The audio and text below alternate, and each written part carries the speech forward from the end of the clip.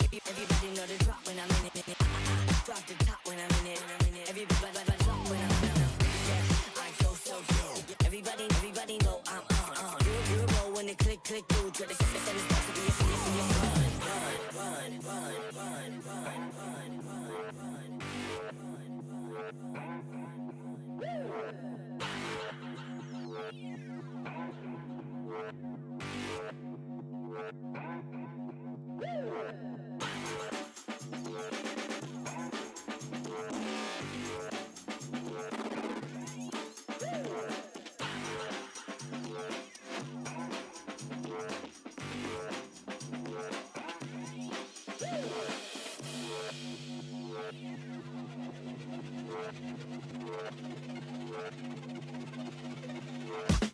I've been coming up hot for a minute.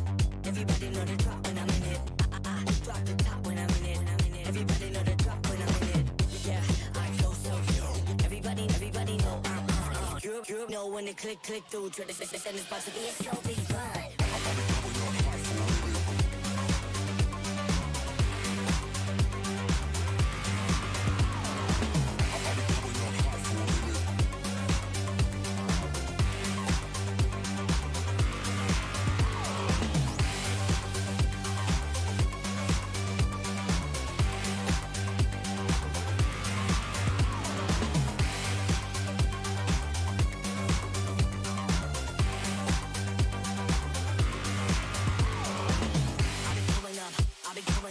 Everybody know the drop when I'm in it. Drop the top when I'm in it. Everybody drop when I'm in it. Yeah, I go so good. Everybody know I'm on. You know when the click through. Try to set the spot to be a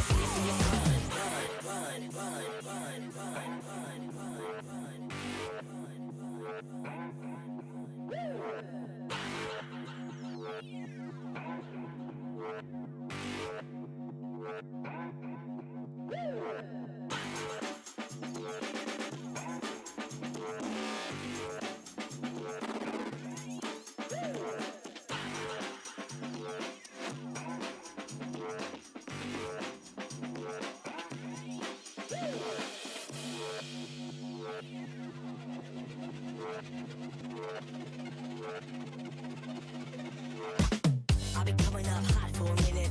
Everybody know the drop when I'm in it. Drop the top when I'm in it. Everybody know the drop when I'm in it. Yeah, I go so good. Everybody know I'm on. You know when the click through. Try to set the spot to be a so big fun.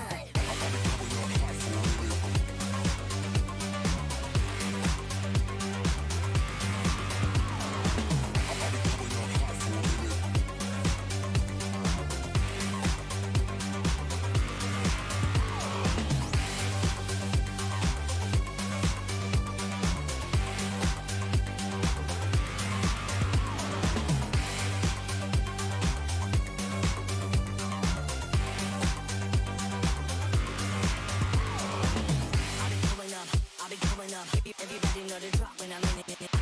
Drop the top when I'm in it. Everybody drop when I'm in it. Yeah, I go so good. Everybody know I'm on. You know when the click through. Try to set the spot to be a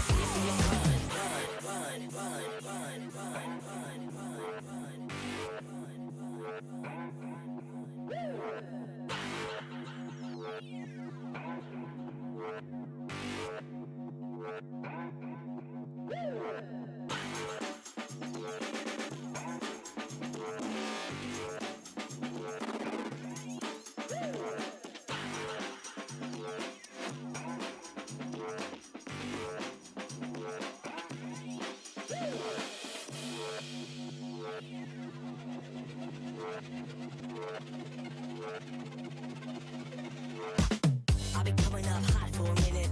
Everybody know the drop when I'm in it. Drop the top when I'm in it. Everybody know the drop when I'm in it. Yeah, I go so good. Everybody know I'm on. You know when the click through. Try to set the spot to be a so big fun.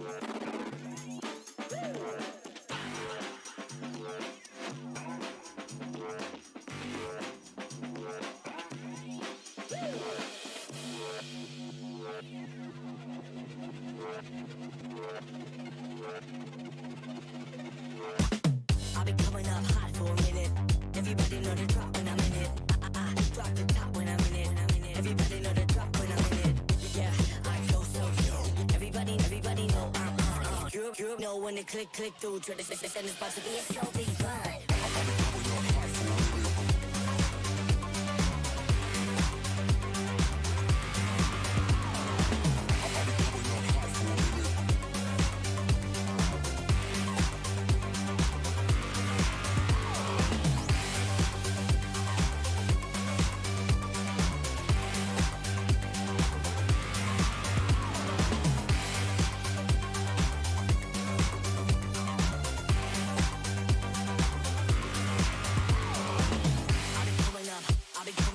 Everybody know the drop when I'm in it.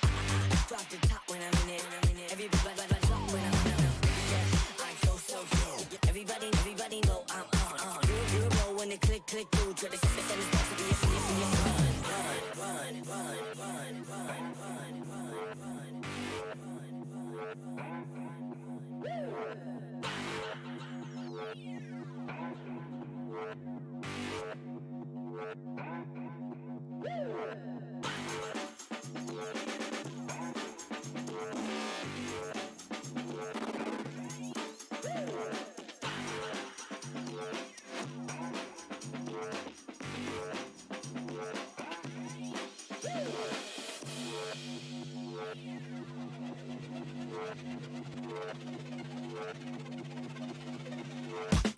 I've been coming up hot for a minute.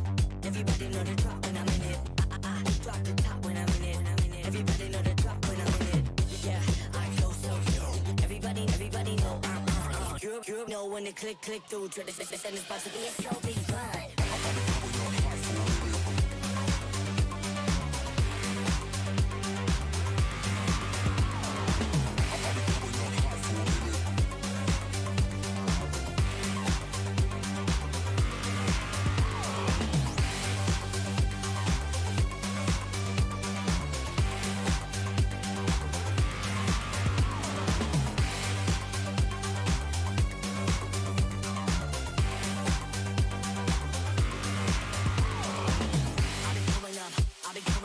Everybody know the drop when I'm in it.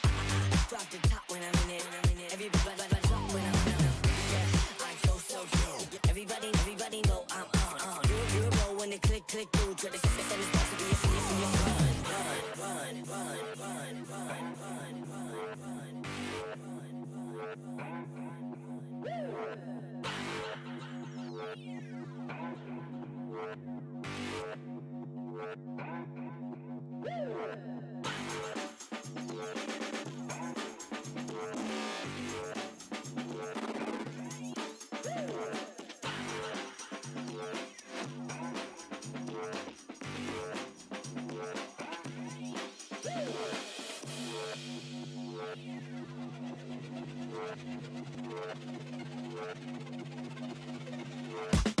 I've been coming up hot for a minute. Everybody know the drop when I'm in it. I drop the top when I'm in it. Everybody know the drop when I'm in it. Yeah, I go so good. Everybody know I'm on. You know when the click through to the system is about to be a slow beat run.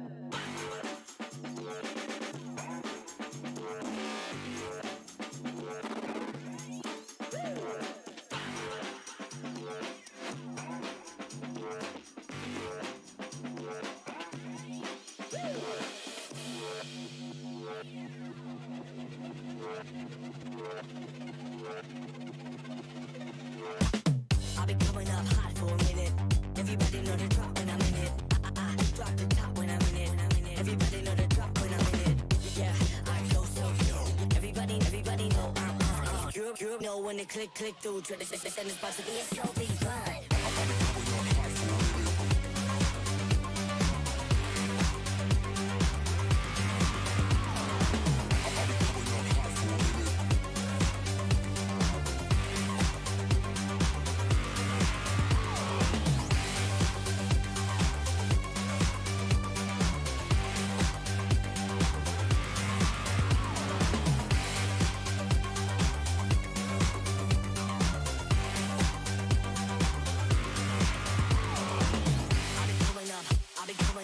Everybody know the drop when I'm in it. Drop the top when I'm in it. Everybody drop when I'm in it. Yeah, I go so good. Everybody know I'm on. You know when they click through to the send it's supposed to be a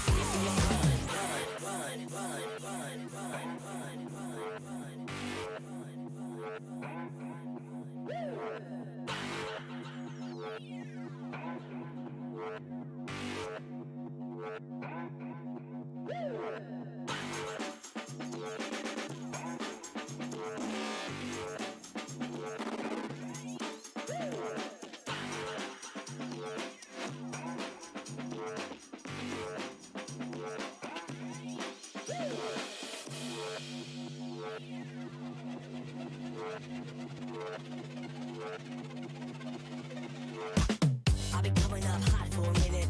Everybody know the drop when I'm in it. Drop the top when I'm in it. Everybody know the drop when I'm in it. Yeah, I go so good. Everybody know I'm on. You know when they click through to the send it's about to be a slow beat run.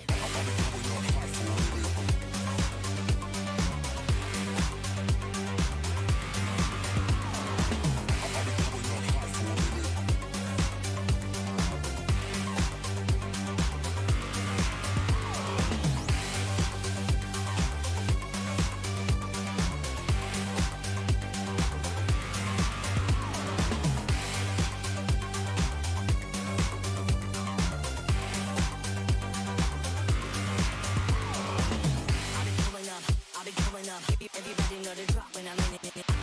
Drop the top when I'm in it. Everybody drop when I'm in it. Yeah, I go so good. Everybody know I'm on. You know when they click through to the send it's supposed to be a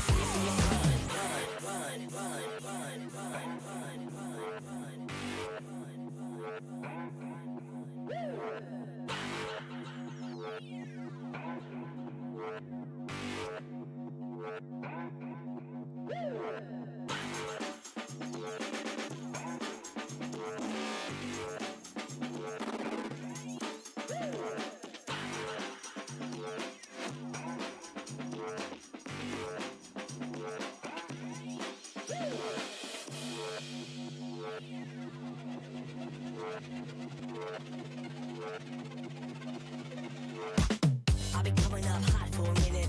Everybody know the drop when I'm in it. Drop the top when I'm in it. Everybody know the drop when I'm in it. Yeah, I go so good. Everybody know I'm on. You know when they click through to the send it's about to be a slow beat run.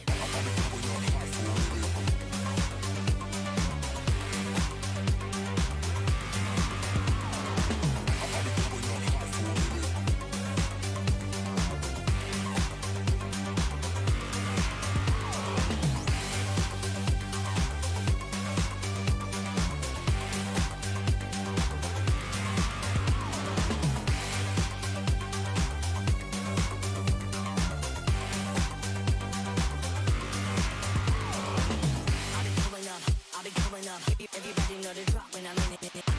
Drop the top when I'm in it. Everybody drop when I'm in it. Yeah, I go so good. Everybody know I'm on. You know when they click through to the send it's supposed to be a run.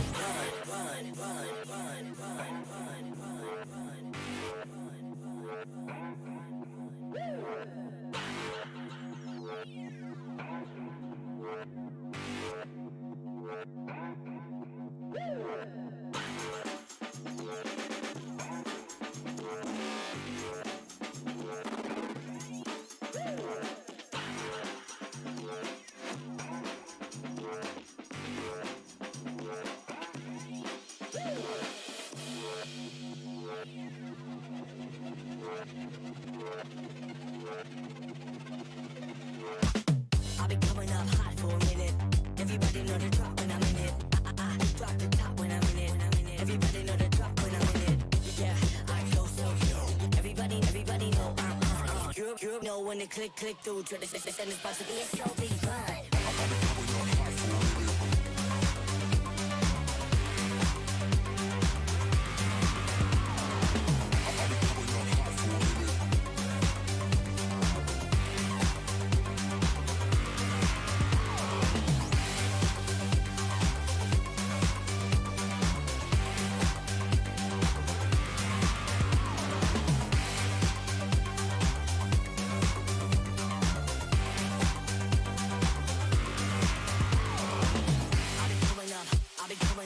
Everybody know the drop when I'm in it. Drop the top when I'm in it. Everybody drop when I'm in it. Yeah, I go so good. Everybody know I'm on. You know when it click through to the system is supposed to be a serious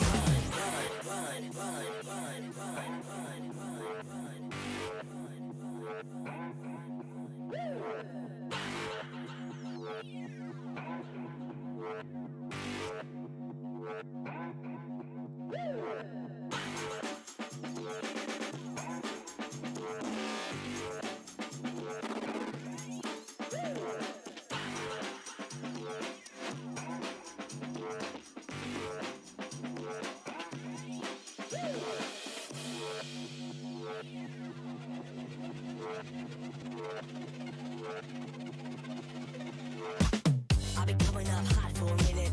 Everybody know the drop when I'm in it. I drop the top when I'm in it. Everybody know the drop when I'm in it. Yeah, I go so good. Everybody know I'm on. You know when it click through to the system is about to be a show be fun.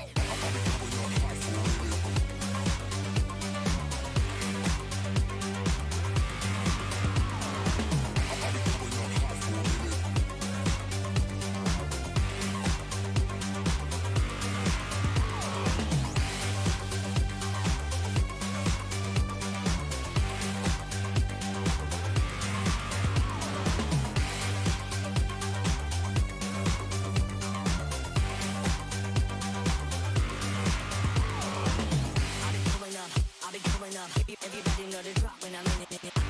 Drop the top when I'm in it. Everybody drop when I'm in it. Yeah, I go so good. Everybody know I'm on. You know when it click through to the system is supposed to be a serious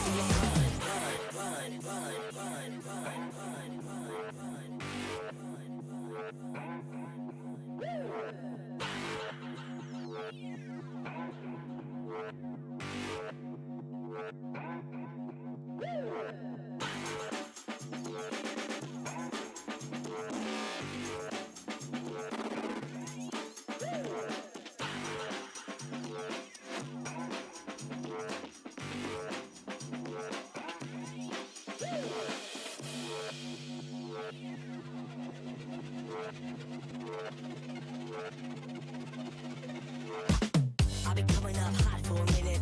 Everybody know the drop when I'm in it. I drop the top when I'm in it. Everybody know the drop when I'm in it. Yeah, I go so good. Everybody know I'm on. You know when it click through to the system is about to be a show be fun.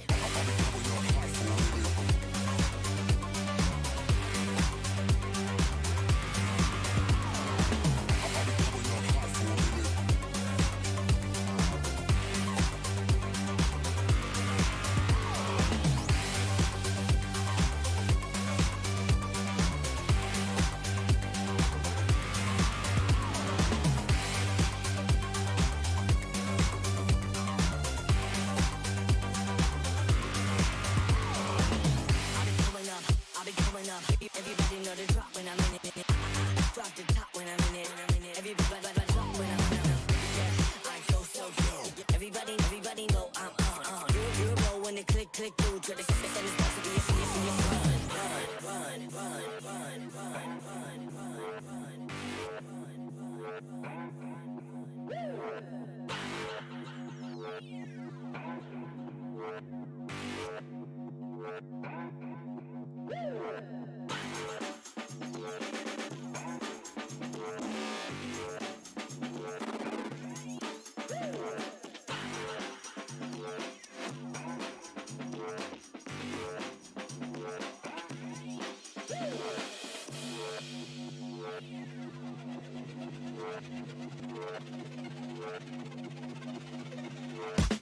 I've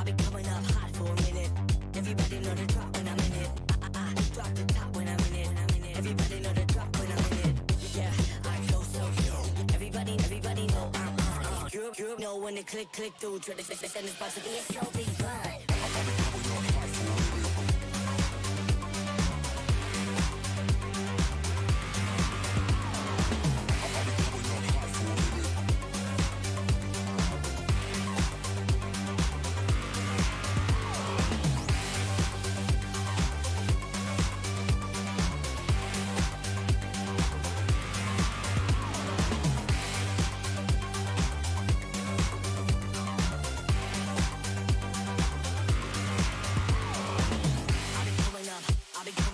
Everybody know the drop when I'm in it. Drop the top when I'm in it. Everybody drop when I'm in it. Yeah, I go so good. Everybody know I'm on. You know when the click through to the system is about to be a serious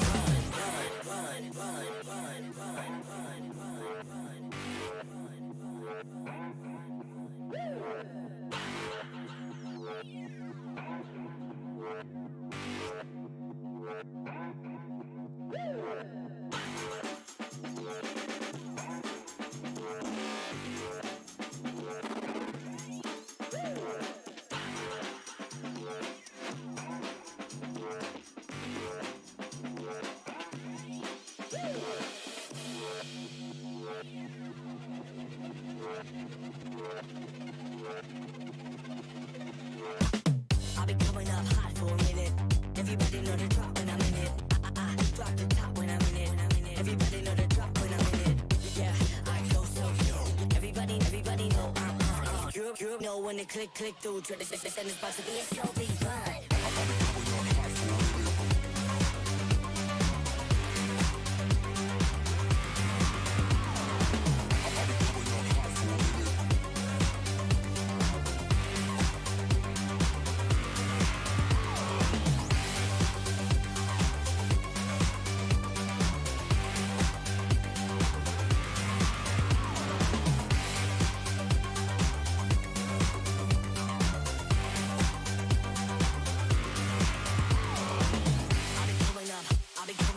Everybody know the drop when I'm in it.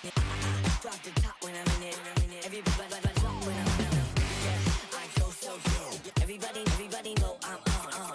You know when the click through to the system is about to be a serious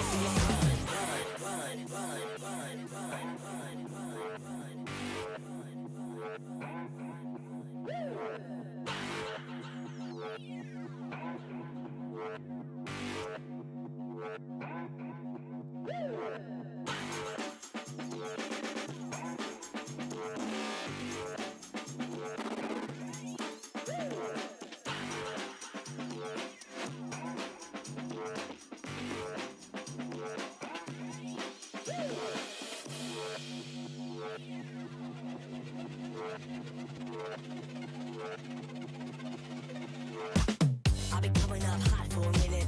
Everybody know the drop when I'm in it. Drop the top when I'm in it. Everybody know the drop when I'm in it. Yeah, I go so good. Everybody know I'm on. You know when the click through to the system is about to be a slow beat run.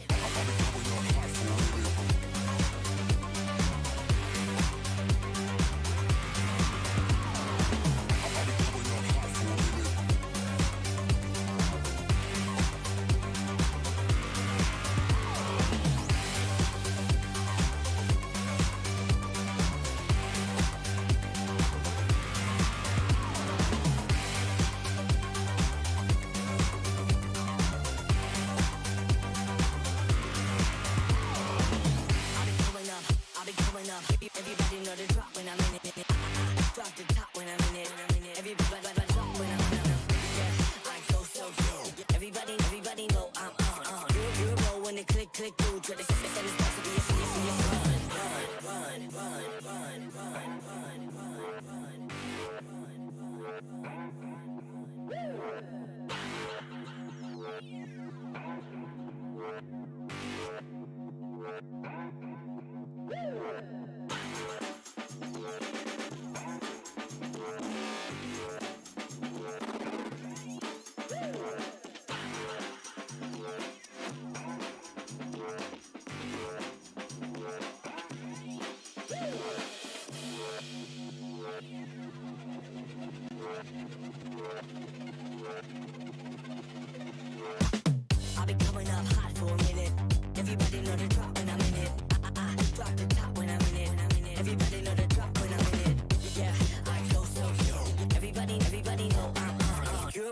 when it click through. Try to send this about to be a slow beat run.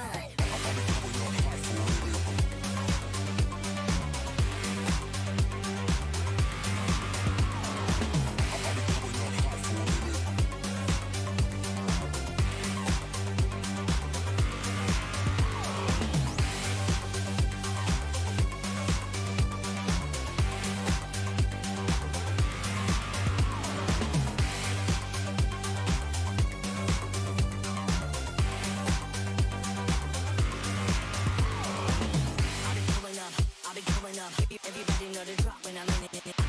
Drop the top when I'm in it. Everybody drop when I'm in it. Yeah, I go so good. Everybody know I'm on. You know when the click through. Try to send this box to be a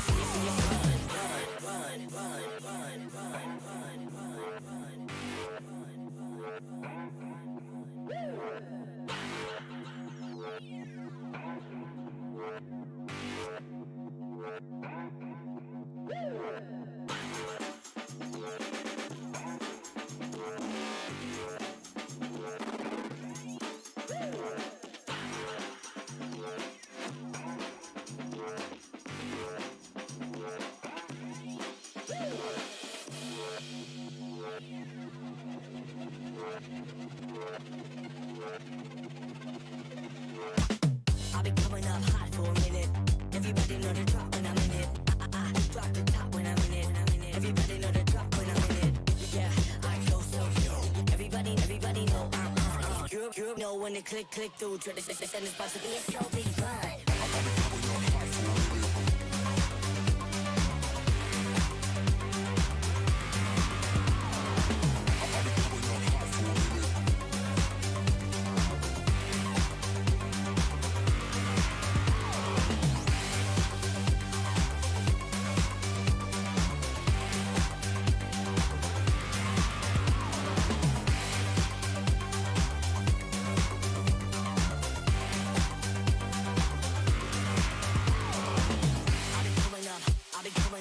Everybody know the drop when I'm in it.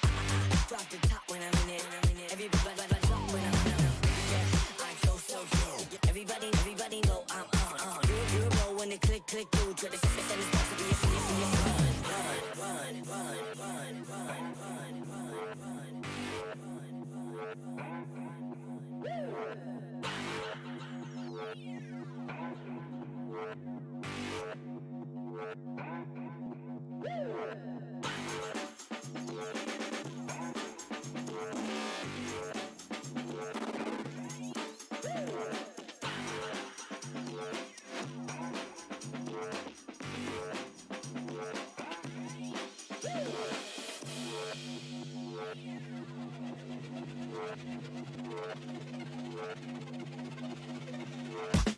I've been coming up hot for a minute. Everybody know the drop when I'm in it. Drop the top when I'm in it. Everybody know the drop when I'm in it. Yeah, I go so good. Everybody know I'm on. You know when it click through. Try to send this box to be a slow beat run.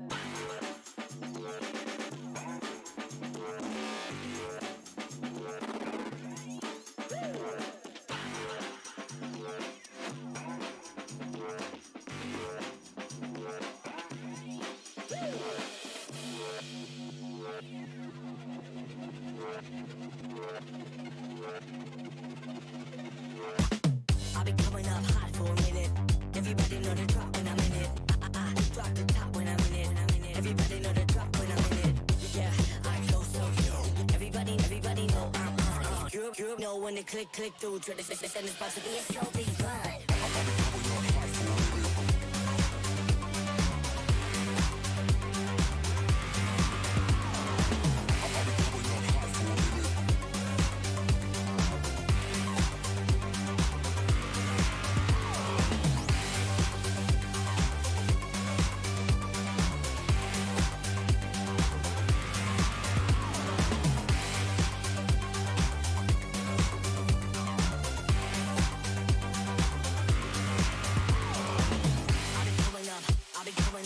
Everybody know the drop when I'm in it. Drop the top when I'm in it. Everybody drop when I'm in it. Yeah, I go so yo. Everybody know I'm on. You know when they click through to the send it's about to be a serious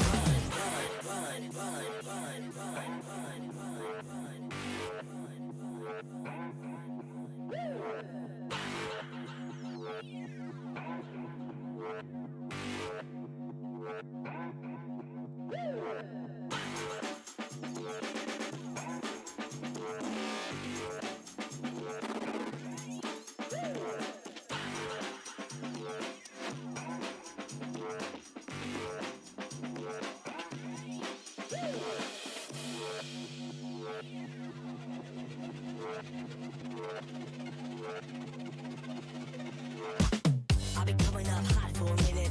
Everybody know the drop when I'm in it. Drop the top when I'm in it. Everybody know the drop when I'm in it. Yeah, I go so yo. Everybody know I'm on. You know when they click through to the send it's about to be a slow beat run.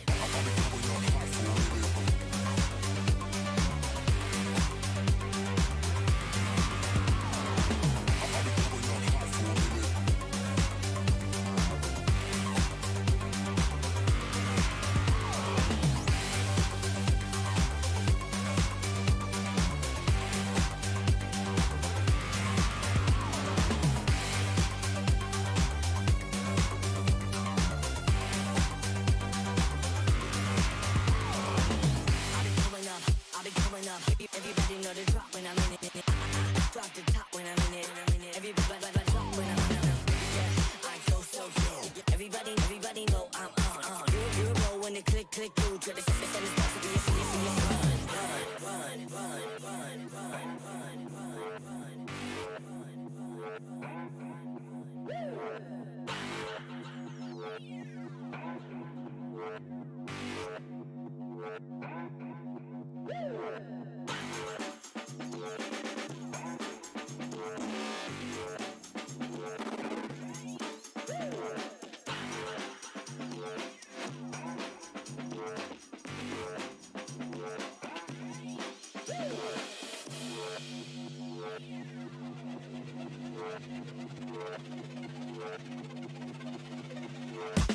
I'll be coming up hot for a minute. Everybody know the drop when I'm in it. Drop the top when I'm in it. Everybody know the drop when I'm in it. Yeah, I go so yo. Everybody know I'm on. You know when they click through to the send it's about to be a slow beat run.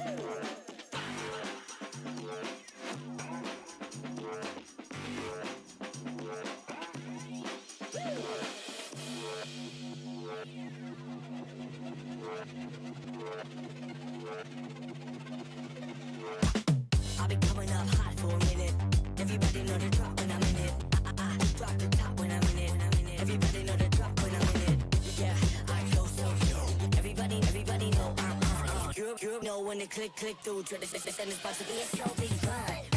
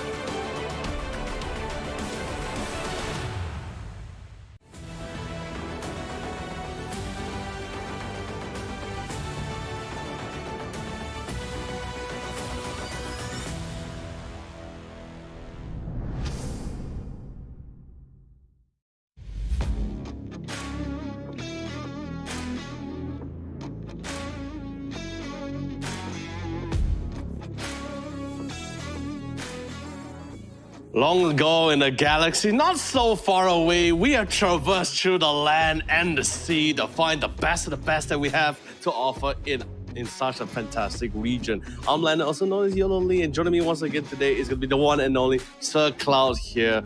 Sir Cloud, and of course all our amazing viewers, welcome to the Samsung Odyssey Cup Campus League for the playoffs. Bro, you're finally here. Glad to see you here. I love the fact that we're both, dressed for the occasion.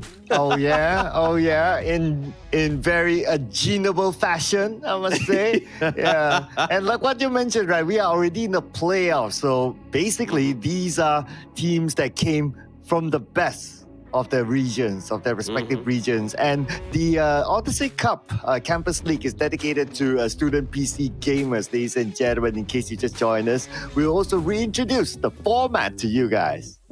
All right, and of course, speaking of which, I have definitely briefed you guys many times 2 weeks before this, but let's quickly get up to the more updated one for the players alone. So during our open qualifiers, we had four regions going head-to-head as you find the best of the team to represent. Only one team can only proceed forward towards the country finals, which actually this is the one which is the playoffs here. So during the playoffs, we are going to be utilizing the best of 3 format here as they slowly advance their way forward here in the course.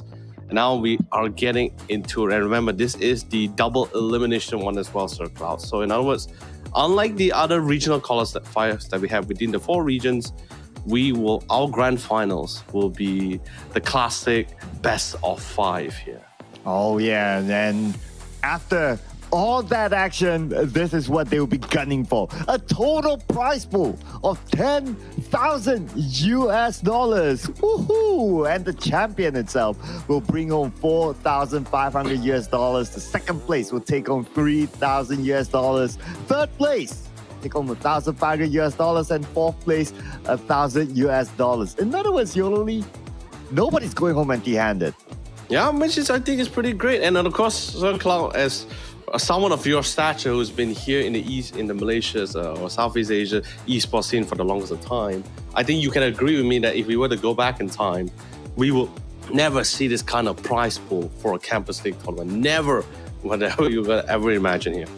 Oh yeah, not at all. But of course, the journey will not be easy for all these teams. Here are your amazing teams here, ladies and gentlemen. Team Victory Pals, Wretch Heaven, Team Tsunami, as well as Team Shudder. All these teams representing their respective regions, and like what we have explained earlier on, they qualified from their respective regions. They were champions in their own regions, and now it will be, in other words, the Clash of Champions.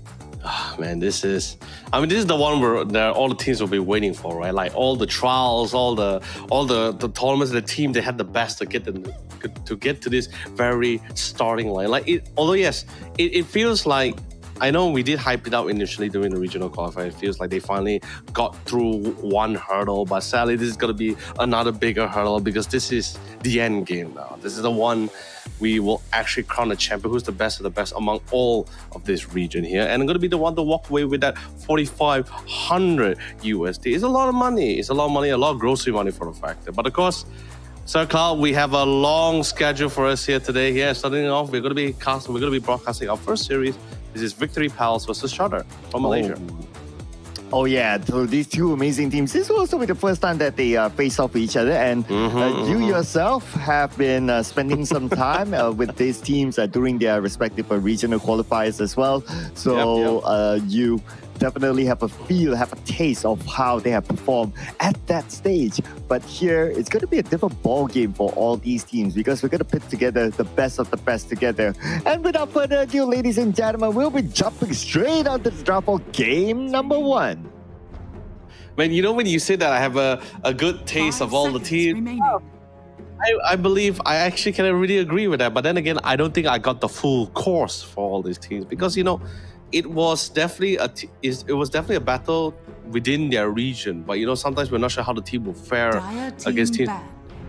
Every region have their their own ideals, their own play styles. Yes, while we will see a couple of similar bans and picks here, but there will be some unorthodox ones, something like Victory Pals like to play, right? So especially after the patch 7.36 63B, right? One would usually assume that we won't see a lot of Shadow Shower, but no. Victory Palace was one of the few teams from the Indonesia side who has been picking Shadow Shower in almost all of their games. But I mean, of course, could have been the drafting, could have been the comfort pick. But this is what I'm saying, like in an example where every region have their own style of taking or how they play out the game. Yeah, and Shadow Shaman is one of the OG heroes in the Dota realm as well. Used to be known as Rasta back in the day. So if anyone says people still call it Rasta. Rasta and Shadow Shaman, you know how old they are. I mean, they're the real OG, not the real the Dota players. Yeah, exactly. But you mentioned about like Shadow Shaman being one of the top picks for Victory Pals especially. And so far, Shudder looks like they're not prioritizing banning that. So we're really going to let this one go. The thing is this, right? Is that kind of thing? Sure, there will be some heroes like. There's not a lot of intel that you can play off with this team. Like the only intel of VODs that these teams have would be the broadcast from these past 2 weekends here. And at times it could be enough and sometimes it may not be enough. But I guess from the Shadow's point of view, from our Malaysia team, they just figured out, like Shadow Shaman is something they can still play around with. And I'm not a big fan of Shadow Shaman either because, you're still pretty sure you got a lot of CC, you got great tower pushing with the Serpent Wards. But Shackle, you're pretty much very stationary. You're like standing in one spot, pretty much begging for punishment at times. So I think Shadow's not too concerned about it. But then again, speaking of concerning post 5s or post 4s, Dark Willow is definitely the one taking the top of the list. Even in the pro scenes, Dark Willow has been like one of the most picked supports here for many reasons here. But of course, it's gonna be a real situation for Victory Pals, even if they want to pick very mobile heroes like the Centaur, Spirit Breakers. Yeah, they don't like Willow. They don't like it with all the brambles. It's such a massive AoE route. Yeah, and Tiny as well is a good pick, and I would say it's a pretty safe pick as well. Like even in pro scene, Tiny is a very popular hero. I mean, it can also come up with a lot of AoE damage, has good balance of stun, and also can go up to the high ground, can take down towers pretty quickly as well. Oh yeah. So this is a very safe pick, I must say. Of course, the only downside with the Tiny is that the attack speed is pretty slow. But when it comes to team fights, because of the AoE damage and AoE CC, Tiny is very effective in team fights. Yeah. He will definitely get better over time, right? That's where itemization comes in too, to give it that nice boost. But and also just to add on top of that, right? It's just him being a strength hero that has much of durability is definitely a very big plus for Tiny. And in drafting, he's very flexible. He can go core, he can go support. So doesn't really give a clear-cut idea of what Victory Pals have. But it's definitely something that Shadow will not really put at the back of the mind, but they will definitely keep it on top of their head. Like, okay, this Tiny could go either one of these roles. Or let's try to pivot in the roles that we like. And of course, a lot of these bands, I love it. A lot of these bands has been bands that's really great in the patch so far, but at the same time, it's maybe direct to a particular set of heroes. But I do love the last band for Dragon Knight. He's too strong in every lane. It feels like whatever lanes he goes to, he's just too powerful. Yeah, and also the Keeper of the Light being taken out as well. A very strong CC hero, especially when it comes to team fights and a very strong support as well. So looks like they're not a fan of it. But we did talk about earlier on about the Shadow Shaman. So looks like for Shudder, up until now, and they only have 2 bans left, they chose not to ban the Shadow Shaman. But your explanation does make sense. It's a very vulnerable hero and it's easily counterable.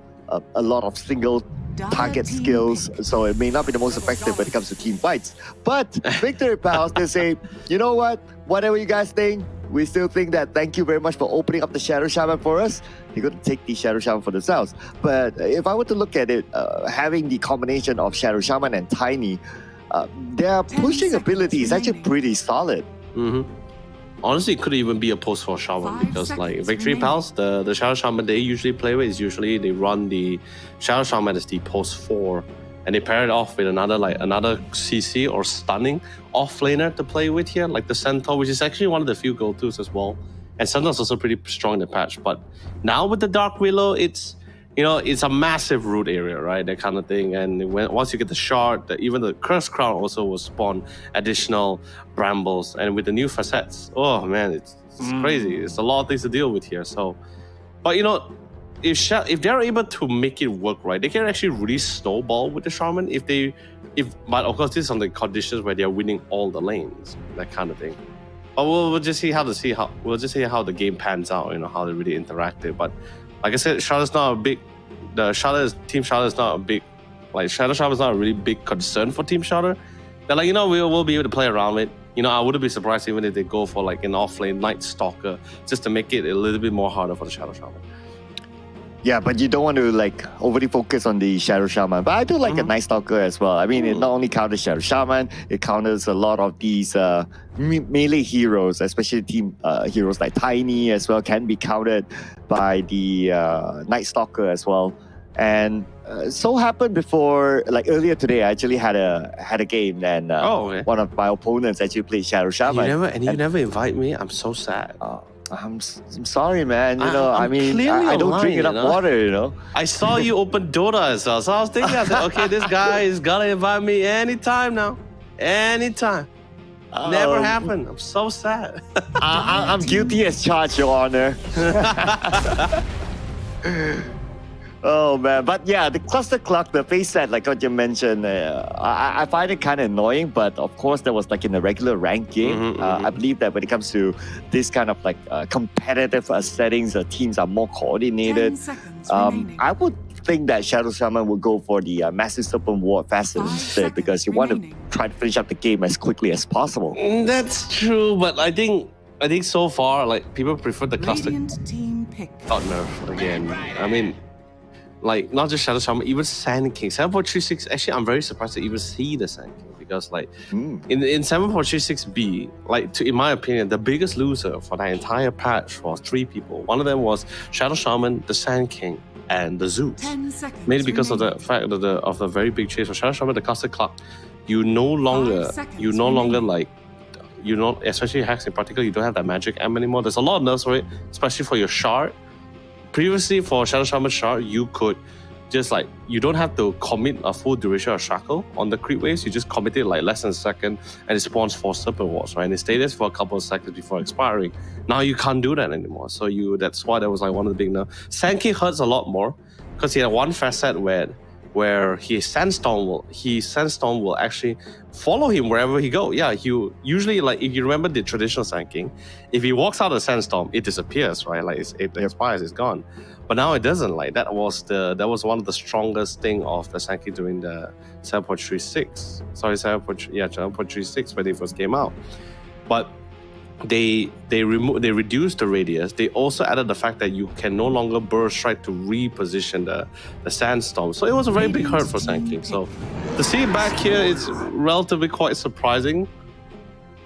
I mean, the Scepter can be quite a nuisance, especially for long drawn-out fights, particularly for the Shadow Shaman, since he's definitely going to be standing still. The Tiny doesn't like it. The Ursa, well, great pick. Sand King's not going to have a fun lane. I can guarantee you this for sure. It's not going to be a fun lane. Ursa just like completely wrecks like melee offlaners, and I love it, right? So to ensure the potential that the Ursa doesn't get countered, they actually locked in the Slaughter. So strong initiator, and also pretty flexible. Can go mid, can go off lane. Works pretty well. Yes, when it comes to 10 seconds remaining. so the strength of Shudder at this moment, I believe, is still 5 in seconds team fights, right? So if you kind of think about it, like Dark Willow, lots of CCs, Sand King, big AoE CCs as well, and you got a Bat Rider with a stick in the Dire palm team that can amplify damage taken by whoever. Especially when it starts to get stacked up. And then you got the Radiant's Morphling team here, back. who also has its own AoE abilities and can come up with a lot of damage at the late game stage as well. So it does seem like Shudder, they're going in for all-out team fights or even pickoffs during the laning phase. Radiant As compared to team back. Victory Bells, how I see it is that Ursa is going to be combined with a Shadow Shaman on the laning phase, and if they can get in a good Shackle, Ursa will need to finish off its opponent really quick as possible. So that will be trying to dominate the early phase. But when it 10 comes to like the mid seconds phases, I see a lot of pushing ability for 5 Victory seconds Pals. remaining. And it seems like Victory Pals, they want to finish off the game fast, especially if you're going up against a Morphling that will be very strong in the very late game. Yeah, I definitely could see the quick switch up as well. It may not even be the it may not even be the Shaman post 4 anymore. It could be the post 5. I mean, depending who they play off with. I mean, Shaman with Ursa, Shaman with Slaughter. You got really like high kill potential lanes on the side of a Victory Palace.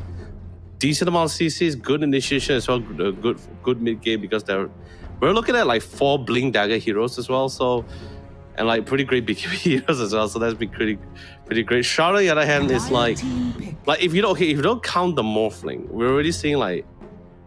You're already seeing like majority is like just magic damage and CC as well, so which is pretty much all counted on by BKB. So like once the Slaughter, once the Ursa gets the BKBs, it's pretty much rendered useless in the face of the Sand King and the Dark Willow. Remaining. But of course, the Flaming Lasso is BKB piercing, but you only can 5 latch onto seconds one. remaining. I mean, that's until you get the Radiant's Scepter, then team maybe you can catch 2 at the same time. Templar Assassin. Last pick here, and I'm actually very surprised that Templar Assassin wasn't even banned out from either side. No, both have respectively different goals here, particularly Victory Palace. They saw the lineup for Shudder. They say, you know what, they are really dependent on a tempo hero, something elusive. 10 They really seconds get in remaining. and get out. They really set the pace here. That's why we see the Storm Spirit ban, the 5 Ember Spirit seconds ban. remaining. I thought maybe they might actually try to go for the Void Spirit if we're going for this path, or even a Your Spirit mid, but no. They saw an opportunity with the Templar Assassin, and also maybe they feel the Choose need your for hero. more damage here. So Shard also gets a decent amount of CC with the Silence. I think that's also pretty nice to have. Or Victory Palace with the Tonison with this damage. This is going to be the mid primal. Tonison is going to be coming to the mix as well. Strong, and if you were to compare between the primal and the Templar Assassin in terms of their roaming potential and maybe their tempo setting, primal does it a lot more better at a much cost efficient timing as well. Not very high cost dependent, not high cost skills like Storm Spirit with the mana cost. Pretty great with the onslaught as well. Pretty devastating too. So we won't see Tampa doing that kind of movement plays in the mid, like in that early to mid game transitioning, as well as the primal. 10 So yeah, pretty like just from the drafting alone, pretty tough call. Any like preference here though, Sir Cloud? Oh man, I kind of do like a faster paced game, so my preference is probably onto Victory Pals, but I do worry on their mid battle because Templar Assassin versus a Primal Beast, Templar Assassin would dominate the Primal Beast in the mid battle itself, but that doesn't mean that Primal Beast needs to stay at the mid, like what you said, right? His strength is on the rotation ability, and he can get to side lanes pretty fast to support his other teammates. So probably again, the idea is for them to win the lanes and try to wrap things fast as soon as possible. Because if you kind of think about it, if you allow Templar Assassin and also Morphling at the late game, you have 2 very strong late game heroes there. I'm pretty sure they must be thinking to themselves that they have to end the game before a certain amount of time. Yeah, I agree. But there is also some limelight in this as well, because like I said, when it comes to like fighting brambles, like fighting into the brambles, like mobility heroes doesn't really like that. So things like Spirit Breakers, things like Centaurs, things like Primal and Ursas, who really needs to like really run down your opponents. The Bramble just really slow things down, at least until you get the BKB here. So maybe some really nice timing Brambles. You could get some saves. You could maybe even make the rotation didn't really worth anything at all. It just be more like a waste of time here. But you know, like I say, it depends on how the game pans out here, and it's very scary because Victory Pals has very dominant lanes. But of course, Sir Cloud got the call. We're finally here. It's the first game of best of 3 of the playoffs here. Not sure who's gonna be taking it this one here. I'm not gonna call it out because I've been proven wrong many times before. So you're not going to tell your preference then? Oh, I mean, preference-wise, man. I gotta give it a Victory Pals, man. That is all the lanes seems very scary. Right? It's very horrifying. Except for the mid lane. I mean, that's my opinion at least. But when it comes to like the side lanes, I think, yeah, Victory Pals, they do have a very solid side lane. And if you kind of think about it, if you break down to the numbers, well, that's 2 out of 3. And that's majority of the side lane. And of course, that would give them a very good edge in the early stage, assuming theoretically it happens that way. And if they can snowball from the early stage to the mid game, well, I mean, Shudder, I'll be a little bit worried for Morphling and as well as Templar Assassin. I worry that if that's going to be the case, those 2 heroes won't have space to farm. I mean, it's pretty tough. I mean, mid, I don't think we're going to be seeing that brawl. I do love a brawl match, and mid is probably not going to be one of the places we won't see much brawls because I think it's going to be a pretty static lane. I mean, sure, we might see a little bit of aggressiveness coming from Tonison trying to get one edge over the Templar Assassins because, you know, in the end, Templar Assassin is still still a range hero, although not the longest of range. So it's still within like the catch range of Tonison. But the side blades is just gonna as he hits the creep waves, the side blades is just gonna naturally just poke out Tonison in this lane here. So, but you know, mid lane, regardless of who doesn't have the best of lane, they both can just easily just have ways to really bring back to the game. Oh man, the aggression comes in already. But let's see what I mean, right? If Barry's not having a good lane, he's a fantastic jungler. If Tonison is not having a good lane, well, he can go to the jungle, but like I said before, the fear of Primal is the ability of mid rotation. So get gang other lanes to support them if anyone's having a little bit of a tight spot. So and you're not necessarily like feeding Barry either way, since you're not even in the lane or dying to Barry in the lane. So but look we'll just see how it goes, you know. Yeah, just look at the level of pressure, right? I think this was something that we kind of expected as well. Like a Barry will be very, very strong in the mid lane just by the side plates itself. Tonison doesn't stand a chance. Yeah. And plus, Tonison is a melee hero. Side plates are direct counter to melee heroes. He can't even get close at all. But the good news for him is that the creeps are being pushed to the tower, so at least that will give him some farming chance. And I don't see Barry really focusing on the knives there at the mid. Yeah, the refraction definitely changed a little bit, so it doesn't last as long. But top side, wow. Especially, you really can't mess with the Batrider. Like, Batrider, we've seen Batrider cores go to the mid lane. You get a couple of stacks on that sticky napalm, and you just get those right clicks in, and it just hurts. It ridiculously hurts. Doesn't matter if you're the tankiest hero in the game. If you take too many stacks of sticky napalm and take additional right click damage on top of that, yeah, you will melt and burn away. So, top side, yeah, but definitely the early phase, not gonna be easy for sure. Like the slaughter and tiny timing definitely pops out a little bit later. Maybe around, we might see a little bit of contention around level 4 for sure. But for now, level 1, Batrider just totally overwhelms. And the Morphling is just there, you know, just to give moral support, you know, for now. Right, okay, I realized that Mango Rose is playing.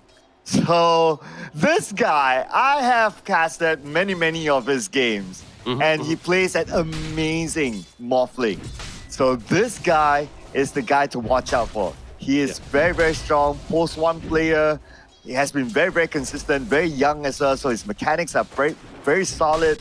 So just by looking at him, and for me knowing him from the many games that I've casted, this is the guy that we need to look out for. Yep. Here we go again. 6. Oh man, 6 stacks of sticky Neva. That hurts. Yeah, the trade is not gonna be easy. Can he get the burn off? Oh yes, he can. 6 stacks. That's a little bit too much for him to deal with. Baltus on the other hand, Got nice brambles to go for the setup too. Had to really play around it, yeah.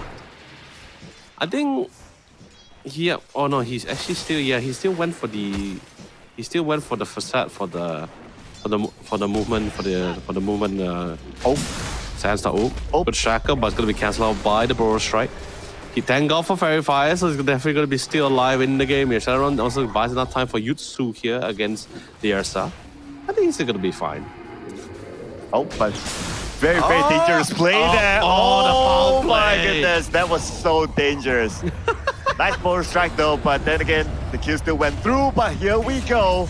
This is what we talk about, the rotation by Tonison and his capability of going through lanes really fast. And with that, I would say that the Victory Bells, they won the bottom lane. Yeah. I mean, for that fight, sure. Like, I think bottom side will see the most brawls, but the top side, yeah, because it's range against melee as well. So definitely the range will have the harass advantage here at least. Especially it's a Bat Rider who just loves the long throw brawls here. Sure, support for a core, not really the best of trades in my opinion, but hey, they thought they could try to equalize it. That was until Tonison comes in rotation here. So like I said, right, Primal doesn't necessarily have to dominate the Templar Assassin. It's already expected to know that Templar Assassin is such a strong hero in this meta too. So he's fine with it. His goal is just to try to aid into the rest of the lane here. Slada and DP, the Tiny, well, they just need to buy the time, really buy their time. Just get the levels in, get the levels out. Once they do, then Tonison try to go for the rotation. Then we might see a couple of action here. I will admit, it's not going to be easy to get on top of Mango Rose, who's the Morphling. Definitely not easy. Maybe need the Shaman for a fact there. I mean, don't get me wrong. There's a lot of CCs from the Tiny and the Slada, but they still need to get within range here. And dude. Oh, that's it. Yep. DP. and the crazy thing about it as well, Sir Cloud, is that if you try to outrun the Bat Rider, you just can't because of the Flame Break cast rate. It's just so far. And then an attempt right now at the bottom lane onto Mel this time, but a counter shackle onto Yuhang.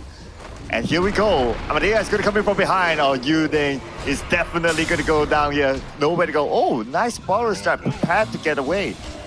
Not enough damage. It's just a level 2 Tiny, so the amount of damage you can output from your Toss Avalanche combo is just really not enough. No way. It was a little bit unfortunate. Yeah, level 2. And I thought that he was a little bit more higher level than that. But anyway, I guess it was at least a good attempt to shoo away their opponents from Shudder. He died like 3 times at the top side, and twice from Bat Rider alone. So it's rough. It's really rough. It's because okay, I don't know about you, but I categorize a Bat Rider in the same category with Viper and Dazzle, which is just dumpster heroes. Like heroes designed to just destroy the lane. I destroy the hero in the lane. You just can't 1v1 these guys in whatever levels because it just hurts. It's just too much to deal with. Sure, I mean, of course, Dota is definitely not a solo game. It's still a team-based game. So we'll see the DP. I'm pretty sure DP and the Slada will get their revenge later on. Oh, check this setup up. Okay, Yutsu shows himself. The Bramble Mace comes in. And it's 1v2. Do they have enough damage? But the counter from Yuhang came in from the other side though. And now Loomis is in trouble, comes in with the shackle, but what can he do about it? Not do anything, not enough damage. Has to TP away, will be able to TP in time. Malaya is safe, but they lost one player in the process. They just really wanted to try to get the wow. EXP. Yeah, you see, I mean, this is the problem, right? It's not very easy to get on top of Mango Rose, but then again, he doesn't have enough mana. Right. He did manage to switch into the strength stats, but just enough to really get the pick off here. And I think if he had a little bit more money, he probably could have tried to gotten away with that too. But it's fine. They managed to at least give some breathing room to the top end here. That pick off is pretty it may not seem like a lot, Sir Cloud, but it's just enough EXP, right? It's finally a break, for the constant harass, the constant pokes here. Finally trying to catch up with the level race here. Yeah, because they have to break the momentum of Mango Rose as well, right? Because he was lacking up a lot at the top lane. So they have to cut him at some point. So great work there. I mean, they commented 3 players to go get him, but that's okay because he is quite way ahead in terms of leveling and experience. Yeah, but with this kind of situation for the Tiny is from DP, who is the Tiny, don't think we're gonna be seeing that Blink Dagger at minute 11 here. It's definitely gonna take some time. It's like second last. He's definitely second last in the network. So he's only like 50 goals. So definitely not a really fun game for the Tiny as he goes up against the Bad Royal support. But eventually he will get the Blink Dagger, and then he will really come to strike. Ooh. Oh. Nice timing with the strength switch as well. He managed to get the corrosive haze off and try to get some couple of CC down in. Push back here and then trying to go for the hunt as well. And anyway, he does have the waveform, so I wouldn't be too worried at this point. Yep, there you go. Yeah. Quick getaway for him. But look at the bottom lane. Looks like a Mel is going in. But we got another kill. Wait a second. How did that happen? Oh, that was a backstab by Loomis. Wow. He definitely eat the shocking when he actually was in that G forms for sure. He's definitely a dead man. Anyway, now Donaldson has a little bit of a backup from Amalia. I mean, he definitely needs it. If not, the mid lane is definitely a lost cause, like what we discussed. But that also means that, you know, right now Mel seemingly all alone. But hey, surprise, surprise! Yeah, so dead. But I'm happy, you know. I love brawling lanes. I don't like really static ones. You know, I love combat. So, and in this patch, actually, like we've been seeing a lot of lanes that's actually seeing a lot more combat than usually. I mean, this game in particular, unfortunately. I mean, of course, based on the drafting, of course. It's a little bit more passive for some of the lanes here. Shutter, of course, bottom side, definitely. I guess you could say for both teams, the safe laners are actually having a really good lane. Oh, all right. Definitely not going to be enough damage here. So Tennyson is running trouble, but oh, nice checker that came in from the other side from Loomis. But then again, can they get a kill? Oh, there you go. Oh, yeah. Beautiful comeback here. Loomis showed himself just at the right time. Yeah, man. The comms was fantastic, Sir Cloud. Like, they didn't want to take any chances. Any big fish, even at the smallest of skirmishes, just commit the ultimate, commit for the fight, commit the TPs here. Because I mean, sure, you're definitely slow down in terms of the farm, but hey, you know, the EXP you get out of it, especially when you're quite behind, so it's quite a big bonus for sure. Definitely got the big break for them here, and this is gonna elevate it even further. Oh, Mango Rose, just tanks it out so well, Circle. Well, comes in with waveform as well. Very necessary stun onto Mango Rose to try to save Amadea. Amadea makes the U-turn, and look who's coming in from the side. It's gonna be Mel to finish up the job. Like I said before, this team just love the brawl. And even if losing the early game in the lane, they still group up. They say, like, we are pretty sure. If we talk about like a 2v2, sure, you guys might dominate us. But when we come together, there's the stacks of CCs, man. It's insane. You know, that's all you. Okay, like if you do the math right, your Slithering Crush, you got hacks on the Shaman, you got the Shackles as well. That's like 6, 3, 3. Tiny's Avalanche. You could almost stun a guy for like 10 seconds. Might even be more. Oh yeah. You're absolutely right. I mean, good math there. But quick math. Not exact, but quick math. Good quick math there. But the downside is that they might be heavily dependent on Ursa to come up with the damage. Yeah, Slada, sure, but there's a limit to what Slada can do. Now, Ursa is going to be the main guy. But what they're doing is great because they're pulling away the attention from Ursa. So Ursa has the space to farm. We'll just see even the itemization coming from the primal beast as well, because even primal beast can actually dish out the significant amount of damage, and if they're able to keep up this momentum with this, like winning all these skirmishes and slowly garner the lead, let me tell you something. Even the primal beast will just like snowball over the heroes of Charlotte, because if you think about it in another point of view, one item BKB pretty much like mitigates all of that majority of that damage, except for the Templar, as I said. Here we go. Oh. Overrise into the middle, Yusu. Okay, that should be safe. Oh, wait a second, no. Yeah, sorry, man, Yusu. Like Shadow Realm, yeah, you can't be hit physically, but no one said about AOE magically. So yeah, the trample still put the damage through to the Dark Willow. That's how he still died there. But yeah, like I said before, right? BKB, once Victory Palace gets the BKBs, a lot of damage output is pretty much gone from Shudder. And like, yes, Temple Assassin, well, we sure you're dishing up the damage, but once your BKB times out, then you're in the face of a lot of CCs. A lot. But she's happening at the same time in the middle. Looks like Lomis is in trouble. Lomis, last tick of health, should be taken out. Mango Rose will be eliminated from top lane, and Lomis, nowhere to go, nowhere to hide. And it went on to the opponent's side, so definitely will go down. Dude, I would take a safe lane core trade with the support anytime of the way. That's such a good trade. Definitely slowing things down for the Morphling now. Early game he was pretty great, but now all these rotations, all these gangs is slowly overwhelming them eventually. And trust me, we're already seeing like already aggressive warding coming from the Radiant team. Like you can already see from the minimap, you see like aggressive wards from the Dire side. Now, if they win out another team fight, like not even a skirmish, I'm talking about like a team fight, right? You're gonna see Victory Palace getting the confidence and the momentum to start like even like shutting out Shudder, despite the name, from their own jungle here, cutting them out from the source of their financials. But look at this, keep an eye on the rotation at the bottom. So looks like both sides, they're trying to open up space for their cores Blink Dagger, up on the yeah. top lane. But expect a surprise soon by Shudder. He's interested. Sankey, especially now with the Blink Dagger, this is definitely gonna help. This is definitely gonna aid him a lot more better. Their initiating will be a lot more solid, a lot more choreographed here in this case here. Barry, he has refraction, pretty confident in standing in the front line for as long as possible. I mean, they did get the intel that Ursa's pushing at the top. Still no idea where's the primal. I think he did walk under their ward, under the cliffs here, so they decided just gotta try to smoke out, try to go for bigger fish here. They didn't want a shaman, they wanted something bigger. Spot the primal, and I think the primal will initiate on top of the Morphling here. What? Oh, what? Mango Rose. Yeah, you do. man. You do need to remember that strength.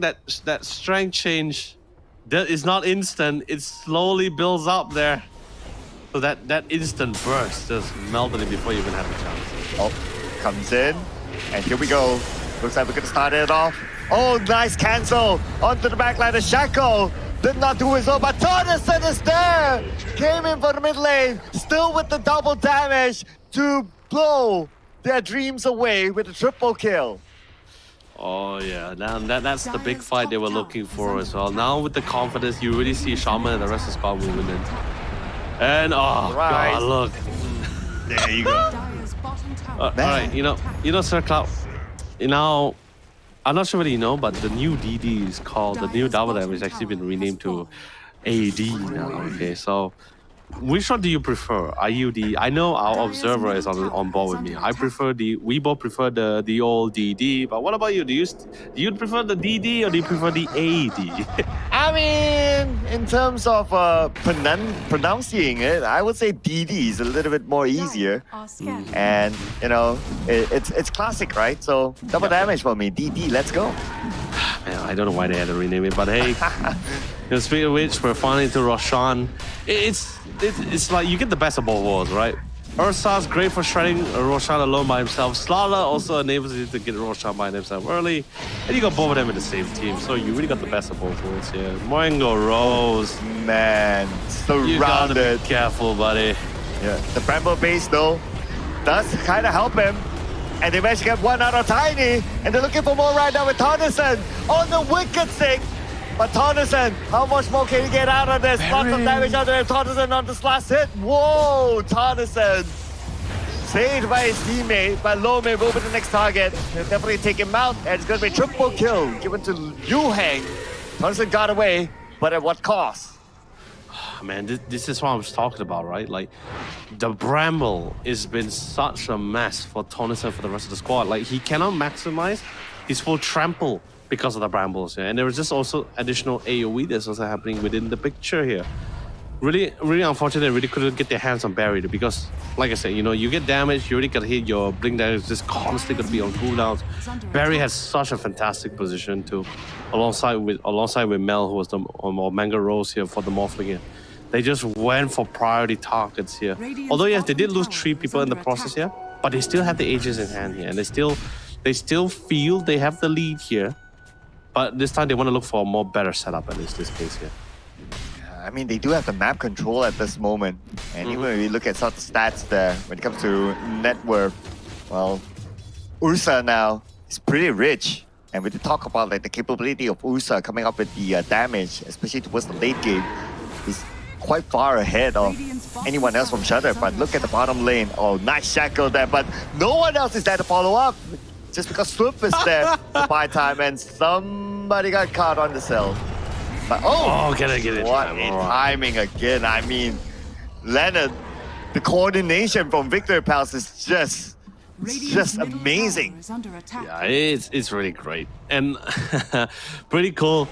Flaming Lasso dragged the Ursa all the way on top of the cliff as well. Try to, like, I guess that's one way to isolate one player from the fight temporarily. I mean, he can get off the cliff by himself, but you know, they still, at least Victory Power was able to get 1 kill out of this whole contention. They couldn't really get their hands on the Morphling. Like I said, it's really not easy here unless you really caught them in a really precarious situation. And it feels like Tonison is just able to find those moments where you really could actually get the Morphling between his transitioning of Agi to strength stats. So, been pretty great so far. Yeah, nice rush in there. Came in with a polarize, not allowing Mango Rose to switch up the right timing. But now rotation onto the top. Smoke is still active though. So I guess they're looking for the next pickoff. Yeah. Right now, Victory Palace is just looking for pickoff after pickoff, not allowing Shudder to farm at all. They're definitely on the hunt, and that scan, that defensive scan, they were able to pick up the Shaman too. So they're like, all right, defensive maneuver, boys, fall back, no more flee. We do not want to take this fight. Because now it starts right now. Oh no. Beautiful toss to the back line, and Tonison's there to pick up the kill. But Jutsu cannot engage further, so they have to let this one go. I mean, you gotta play it safe, right? Can't find anyone else, and I think this is one of the few scariest things about Tiny, the ability to just displace your opponent in the most disadvantaged or unfavorable positioning too. But yeah, so this is what I'm saying, right? Like, Cloud, like you see the Sandstorm moving around. Previously, you could burrow strike and it just reposition on top of the Sand King. Yeah, but it doesn't happen anymore. They actually removed that factor. So, and the radius, it was not that small. Trust me, it was way bigger. That Sandstorm was way bigger, and it works so well with the Scepter as well. So, it hurts with the radius reduction. I mean, yes, we see people going back to the other facet, where the Sand King will get back his invisibility, and the radius is a lot more larger. 800 radius, by the way, so it's massive. But it's a stationary Sandstorm, so yeah, and we haven't seen Sand King a lot after that patch ever since. So this is actually, it's been a long time since I see this Sand King's facet build, at least in this tournament. Would you have preferred the other facet then? I prefer the current one. I mean, it's nerfed to hell. Like, if you're asking me before the nerf, which facet I prefer, then I'll say it's this current one, because that was just too good. Your Sandstorm able to follow you, it doesn't disappear. Sure, you lose your invisibility. But the fact that you have a Sandstorm that will always be positioned to wherever you go, and it works with the Scepter. And by the way, with the Scepter, you have an opportunity to just constantly stun the person within like 8 seconds of that duration. So it's insane. It was just that good. And this also shows that Valve is very quick on the Ice Frog, and Valve is very quick on the update. So it's great to see that they're very quick to do the necessary. I mean, yeah, no one likes nerfs, but some things when you see like game changes in such a very swift and quick manner, you just be picturing like, oh man, they really are working hard at the game, and I think that's fantastic. Speaking about a quick update, right? Look at Primal Beast. He has an AD or a DD, whichever it is, right? And now he's leading the charge. Yeah, we're just gonna call it DD. See, it's still called double damage. I know, right? Man, let's just call it double damage then. Ah, man. No, don't rename that. Oh, okay. There you go. Comes in. He has not popped the double damage just yet. Then again, Lasso cancelled out, and immediately they have to retreat. And that was a close pick up there. But thanks to the lasso, Tonneson had to let go of the pulverize. But it did hurt. You have no flaming lasso for the fight, nor do you have the terrorize here. So, not really the best situation. Yu Heng makes the good call, makes the safe call actually. Just TP out. It's bad as it is that Victory Palace has been succeeding a lot of these skirmishes, especially from the last fight as well.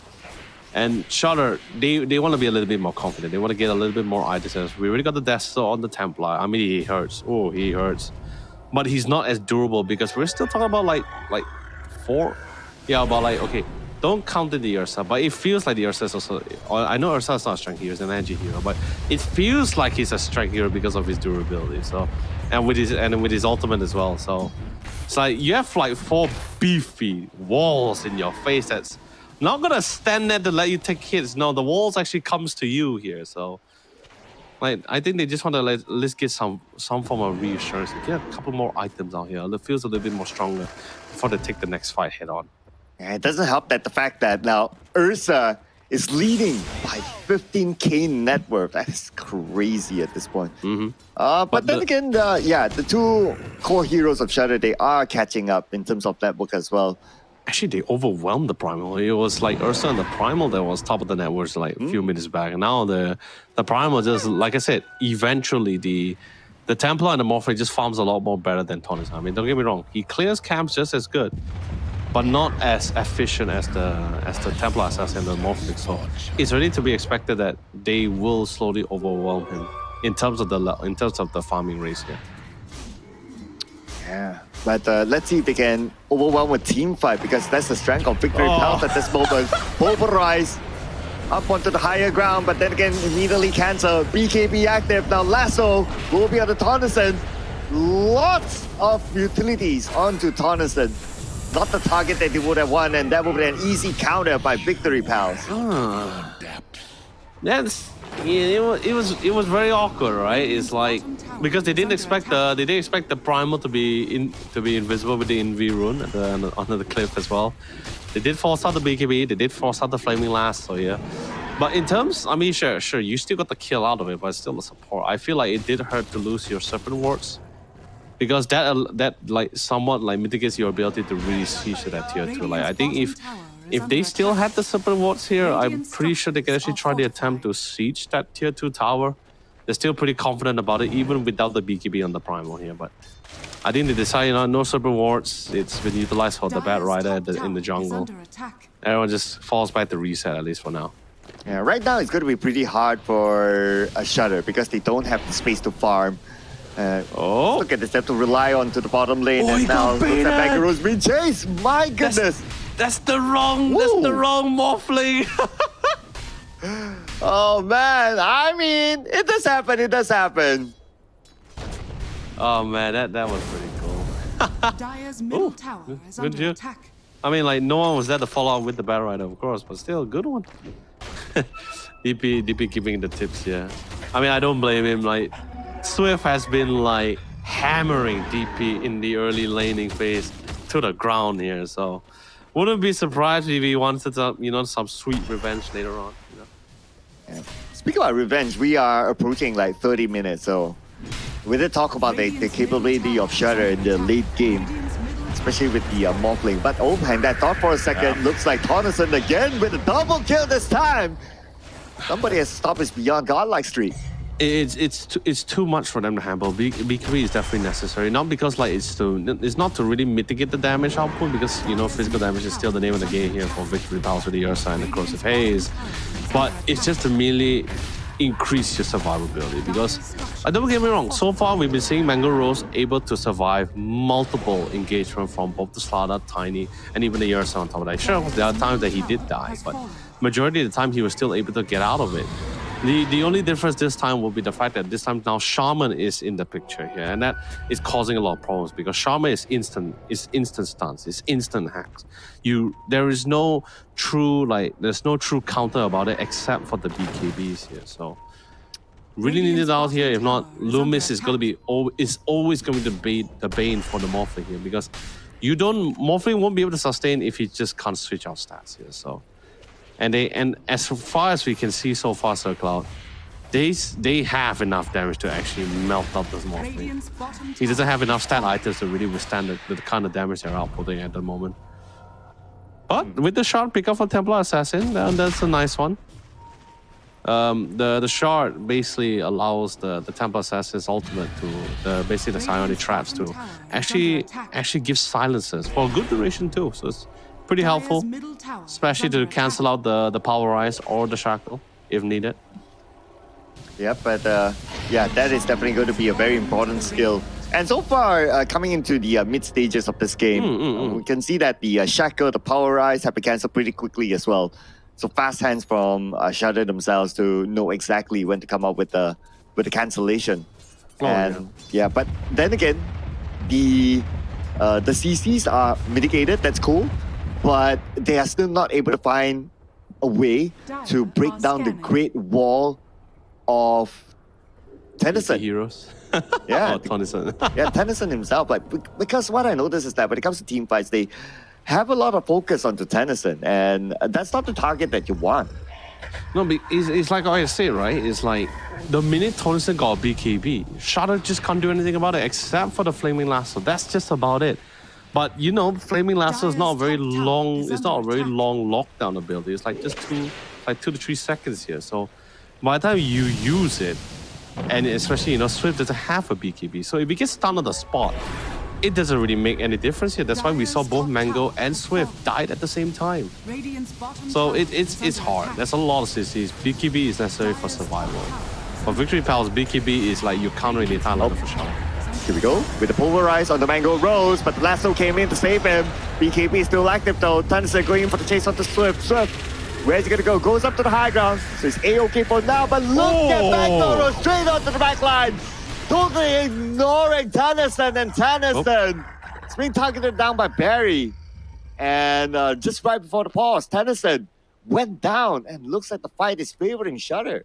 This is a very organized fight. Very organized. The entire team was positioned on the higher ground. There is no like defensive wards coming from the Radiant side. It's mostly just the Dire's warding.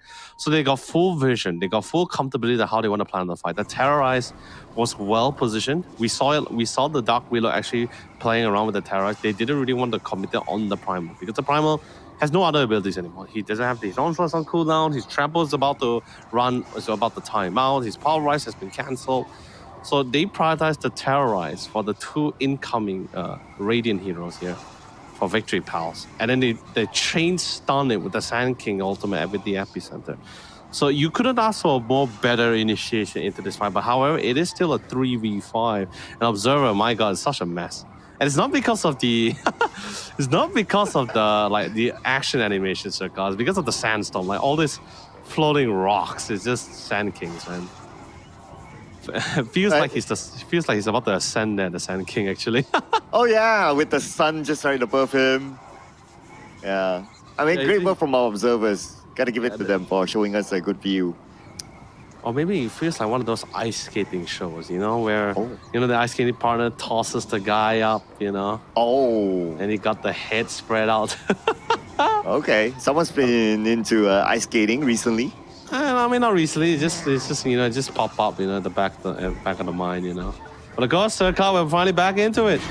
All right, so the fight continues on, ladies and gentlemen. It looks like the focus will be still onto the back line. And Slaughter immediately goes down. Now the chase is onto Mr. Ursa, Mr. Mel. And there goes. He'll be definitely surrounded by the members of Shudder. Nowhere to go. Oh, okay, he does still have the blink, so that will save him by going up to the high ground and back onto his base. Oh, a much needed win, especially with Team Shadow. Like Enslave, just from winning that team fight alone, right? Shadow was able to reduce 3,000 of the gold lead from Victory Pals. Now they're just stuck with 2,000 here. Might even actually still dropping as well. Lot of damage output, and that's just coming up from both the Templar and the Epicenter. You got a lot of damage out of it. Morphling, I mean, like majority of them is just mostly hitting the Primal here. So because it was just him and the Primal here. So just AoE burst. It's just both the Sand King and the Templar Assassin. Don't get me wrong, even the Bedlam stacked on top of the Templar Assassin was such a big bonus too. But yeah, this is just one of those situations where Victory Pals, I think they're just somewhat, humble. I guess they were humble for a second there. Saying like, hey, we yeah, sure, you guys were in the lead, but not too far ahead apparently. We managed to turn things around. Yeah, just put aside like the kill numbers, right? Like when it comes to objectively the net worth, like it's less than 1,000 gold difference. Yeah. Yeah. But we gotta check out the best moments from the previous fight. Yeah, this one hurts a lot. This one really hurts a lot because one, Tonison got a little bit too eager. I felt like he was very eager for the fight here.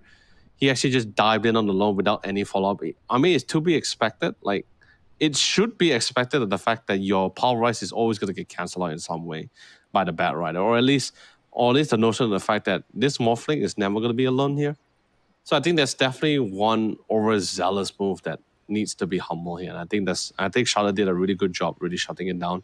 Living up to the name, I guess. And I really like the initial bait, right? Like they were chasing down Mango Rose and a couple of other plays for Shudder, and the U-turn. The moment the U-turn came, Mango Rose straight went to the back line, totally ignoring Tennyson, and he took out the core CC heroes at the back. Shadow Shaman was taken out quickly, and that was pretty much it because you don't have those CCs, then the rest of them could come later. But it's still good. I feel he should have just backed off, like especially. I mean, I guess maybe he felt the need for engagement because his BKB was still active, and he thought he could catch on to the Bat Rider. But I feel like his team is also a little too far for him to really reassist him there. So it's a little unfortunate, especially you didn't have Loomis there. Loomis wasn't there to drop in the support wars in time, or nor was he there to help control or at least control the situation. It's a lot of big damage output. Victory Palace didn't have any control of that fight at all. No, they did not. So good. It's a good win. Good win for Shudder. Game's definitely not over yet. The Templar is still wrecking it. He's got Daedalus this time. Jesus. He already hurts with the Mel, and now he's gonna hurt even more. Or Creed even more. And it's still 50-50, right, between the two. I mean, Victory Palace, they do have their strength in terms of CC.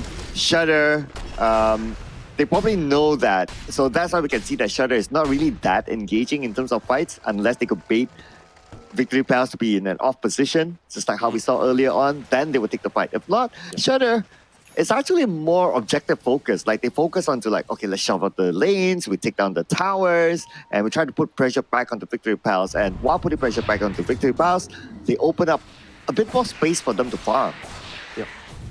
They definitely didn't want to let Victory Palace to get the initiative anymore. Like so far, Victory Palace has been having the initiative because of all the Blink Daggers and then the BKBs and so on. Makes it pretty hard for Shadow to really get control of the round.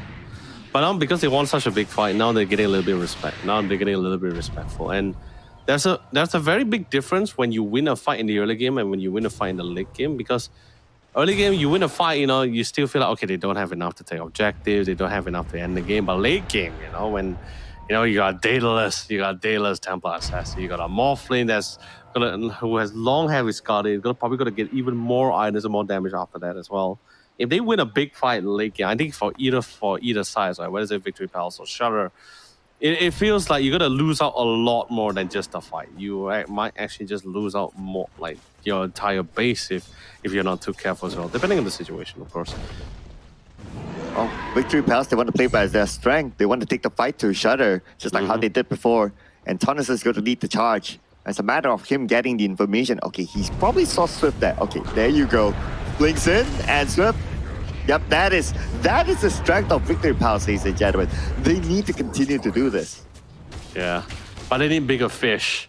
Like small fishes like Bat Rider is, it's cheap. It's like, don't get me wrong. Okay, I mean, no, he's a good player, but the supports are considered cheap change at this point. They need like bigger fish.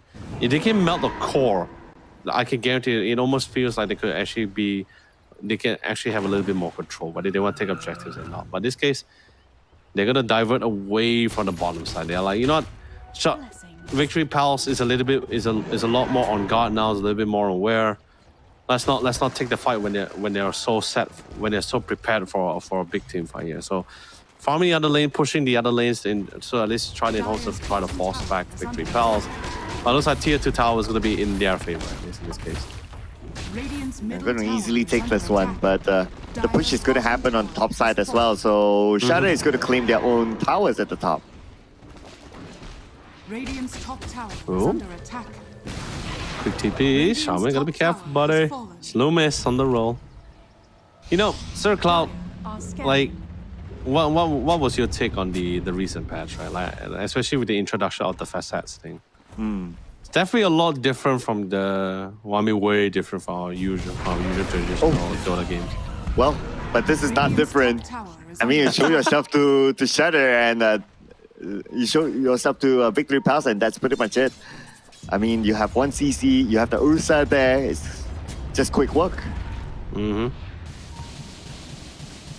Yeah, but coming back to your question on the facets, it's definitely a big game changer. I mean, the whole 20% increase of the map, that was a huge game changer by itself. But the moment the facets were introduced, it's like, man, it feels like a totally whole new game.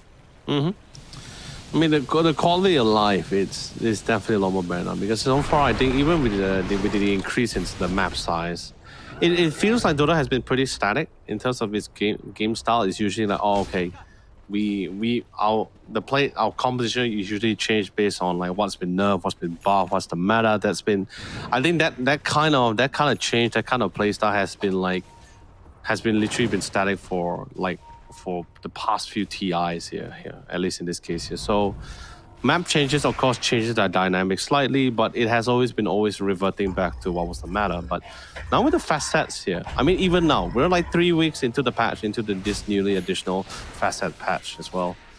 It still feels like we're still in the early phases, because sure, there are some heroes facet which is a little bit more clear cut. We're like, okay, this is definitely the facets you want to go for. The other facet definitely doesn't make sense. It doesn't feel that great. But there are some heroes facet where both is actually pretty viable. Like, you still think about it, you'll be thinking like, you know, I think I could make this work. Like, both are pretty great. It's just a matter of which one feels better on our hands here. We're still learning as we feel learning. Oh man, Spider Sense just kicked in so quickly for DP there. Man, that was quick moves there. I thought he would have been picked off. So, great work there, not gonna lie. But there was but even though if it didn't blink away, I would say that maybe the Burst Strike would not be able to connect. Yeah, but the Shivas would have hit him and the blink would get cancelled here. Right. So he would have been a dead man regardless. Dire are scanning. Right. So it's more of like hitting the Shivas then, just to like I think keep if it anything grounded. hits, the Tiny would have died. Right, so anyway, got to give it to him. Quick moves there to blink back and save himself. So that leaves us with a 50-50. But keep your eye at top now. Oh, there you go. All Like what alone. you said, right? Another small pickup here by Shadow. Pretty straightforward, I must say. But not the target that they really want. Dude, I love what Loomis did as well. Like he knew. Okay, I don't know whether is it comms or just like coincidence. But it feels like in that situation, right, they figure both Tonison and Loomis figure out like, you know, if they stick together, then they're both gonna die together. So he decided to allowed Tonison to just play within the jungle, and then he showed himself in lane to someone just try to bait out anyone who's coming in, because they did have a radiant ward at the side. So they did spot them coming. So pretty cool, you know, saving yourself for your cause, you know. Sacrificing the many. Dire's middle tower Very is calculated under attack. gameplay by both sides now. Okay, they saw Tennyson.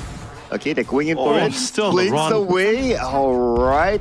But now he puts himself in a, Dire's bottom I tower wouldn't say is awkward under position. I attack. mean, backup can arrive anytime soon, but then again, it's going to be him against the world right now. 1v4. Pretty much nowhere to go. He'll definitely be taking out the Eel just to buy a little bit more time, but Shivas will not allow him to get that far. And with that, Barry secures the kill. Oh man, that so much delay. It took like 3 people to really like, not to say really kill him off, but basically just like bought so much time, man.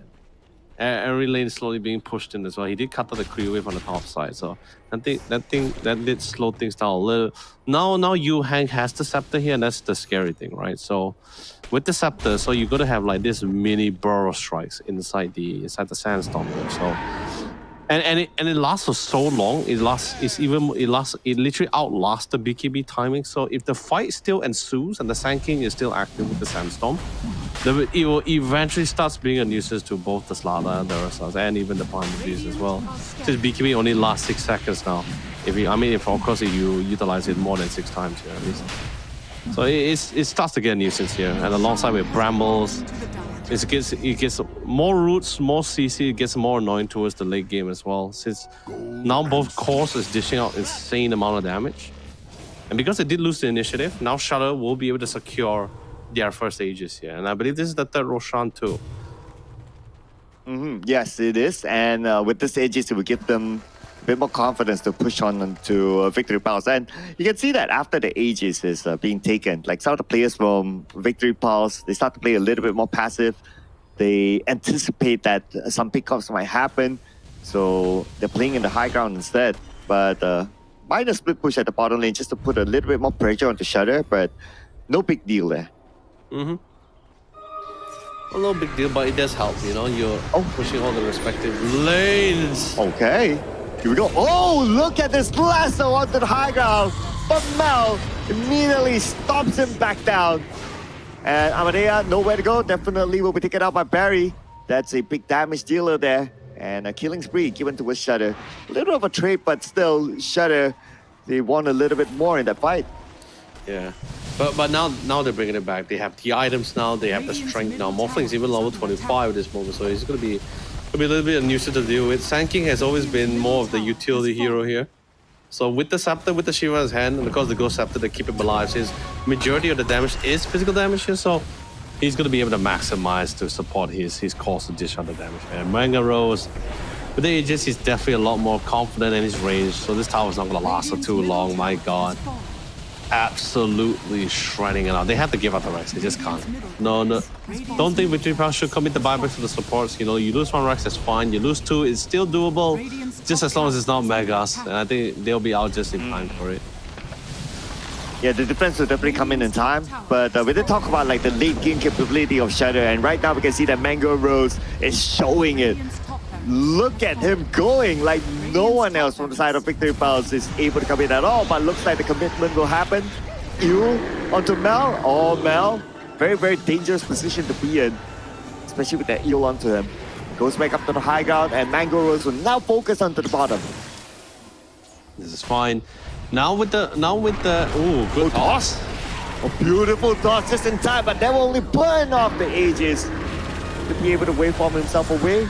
Not going to be a big issue, but the counter came in from the other side as well. So it looks like it's going to be an all-out fight here. Check out the back lane as well. A little bit of time of board. Tiny was ill at the time when they were fighting. And now the counter will come in. Victory Pulse loses 2 players. Back-to-back, they might lose the third one. Watanabe is in trouble, taking a lot of damage. But the tag for Watanabe, he is still alive. Tennessee came in the right timing as well. But the fight's not over yet though. Mango Rose is still alive. Pulverized on the Mango Rose, but nothing is working. Mango Rose, double shackle on him, but still, they're not able to take him down. They have to call all in on the Mango Rose. Mango Rose is still holding it strong. What does it take to stop him at this point? It's not a shackle on the Mango Rose. 4 on the 1. This has to be Mango Rose going down, but no! Mango Rose says you're not going to be able to take me down that easy, but still. It took them like what? A whole 3-4 minutes to take down Mango Rose. Oh, dude, I can tell you this for now. Loomis is a menace. Not because of the amount of damage he's outputting, but just constant chain stunning and locking down the Morphling. He couldn't even do anything about it. Dude, Morphling almost feels like he was not able to output as much damage as he hoped for. Yeah. Sure, the Templar Assassin was dead, the Shaman. But once Templar died, because, you know, thank God for Corrosive Haze and the CC coming from Slaughter, they didn't manage to kill him in the end, but Morphling was supposed to be the final boss, but you can't be the final boss if you're just constantly been locked down. You just can't. Lumens needs to be stopped here, but you just don't have anyone else to assist you, right? Like, I guess the only person that could really ensure a perfect stun would be the Sand King here. But okay, anyway, let's just recap on the base of the fight again, right? I love the Terrorize is there to prevent the Shaman to just constantly lock it, but nice timing with the BKBs here. But unfortunately, Ursa got stuck between all the illusions and the brambles as well. But I think what's more important is just to see what into this fight, right? So Slara is just taking this fight head on, right? He also has his scepter, and they just prioritize main damage on top of him, right? And I love the position coming from Loomis already. He already anticipated a wave fall coming in, so he blinks on top of the cliff first to cut off the route of escape here. So, man, it feels so telegraphed and it feels so back and forth here, especially that last team fight here. Because you just saw like massive amount of damage. You force out Aegis, force out Cheese. I think there was only one buyback committed for Victory Pals, and that was just the Shaman. No one else actually had to commit buybacks, and I think only Ursa and Shaman died in that entire fight. Yeah, so Such a massive Loomis pull. was the one. But he needed to buy back because they needed his lockdown. They needed his shackle. Lucky for him that he was not taken out the second time. If not, it would have gone all the way down south. And thanks to his buyback, thanks to his positioning as well, they managed to take down the Shudder, the entire team. Oh no! There's a hard out here. Looks like it's going to be a straightforward kill. Not going to be able to do anything. And Mango Rose want to go down. But not only Mango Rose, Swift caught out as well. Oh, man. Okay, thank God. I thought for a second there that was the Templar assassin. I guess we okay, from our observer point of view, we actually saw the Templar before we switched to the Morphling, right? So I thought the Templar got in close to try to give the Lincolns on top of the Morphling. So at least try to mitigate some of the targeted skills here. But then no, thank God it's just a bad rider. So if you lose both the Templar and the Morphling in that situation, I mean, I'm pretty sure they got buyback. Actually, no, the Templar has no buyback. Sorry. Yeah, but they most likely if you lose your two cores, that would just mean like probably a Rax on that side here. So Yeah. man, that was so nerve-wracking, I have to say. Dire's middle tower is under attack. But at least they have like this decent pairing, right? Like, okay, if another one goes down, then it's going to be one of the supports. There's not a two-core pairing together. So that kind of mitigates the risk in case one of the sides got lost. But looks like in the middle, they're going to take down the Rex, like what you mentioned. 30 more seconds before Mango Rose shows himself. But then again, they do have the Templar Assassin. Dire's middle But the Templar Assassin is doing his work at the bottom lane. Keep your eye on there. All alone. Hex. But there's nothing much that Loomis can do. Instead, they're going to focus on the fight onto the mid lane. Swim now will be taken down immediately. Just like that. Look at the amount of damage that came out of Wanzo Watanabe. Now they're looking for their next kill onto the mid lane. But the counter came in as well. The double BKB comes in straight onto the back line. Taking out Yuhang. Just like that. Tortoise is on the killing spree. Looking for the next target. Trying to go in for the chase. And where is he gonna go? Barry 9C will not see the light of day. No, with three people out of commission, they do still have one more cliff. Thankfully for that, so they did force out the buyback coming for the Templar Assassin here. But they still wouldn't mind taking the fight head on. But they have to be aware because there's no Loomis with them this time. There's no CC here.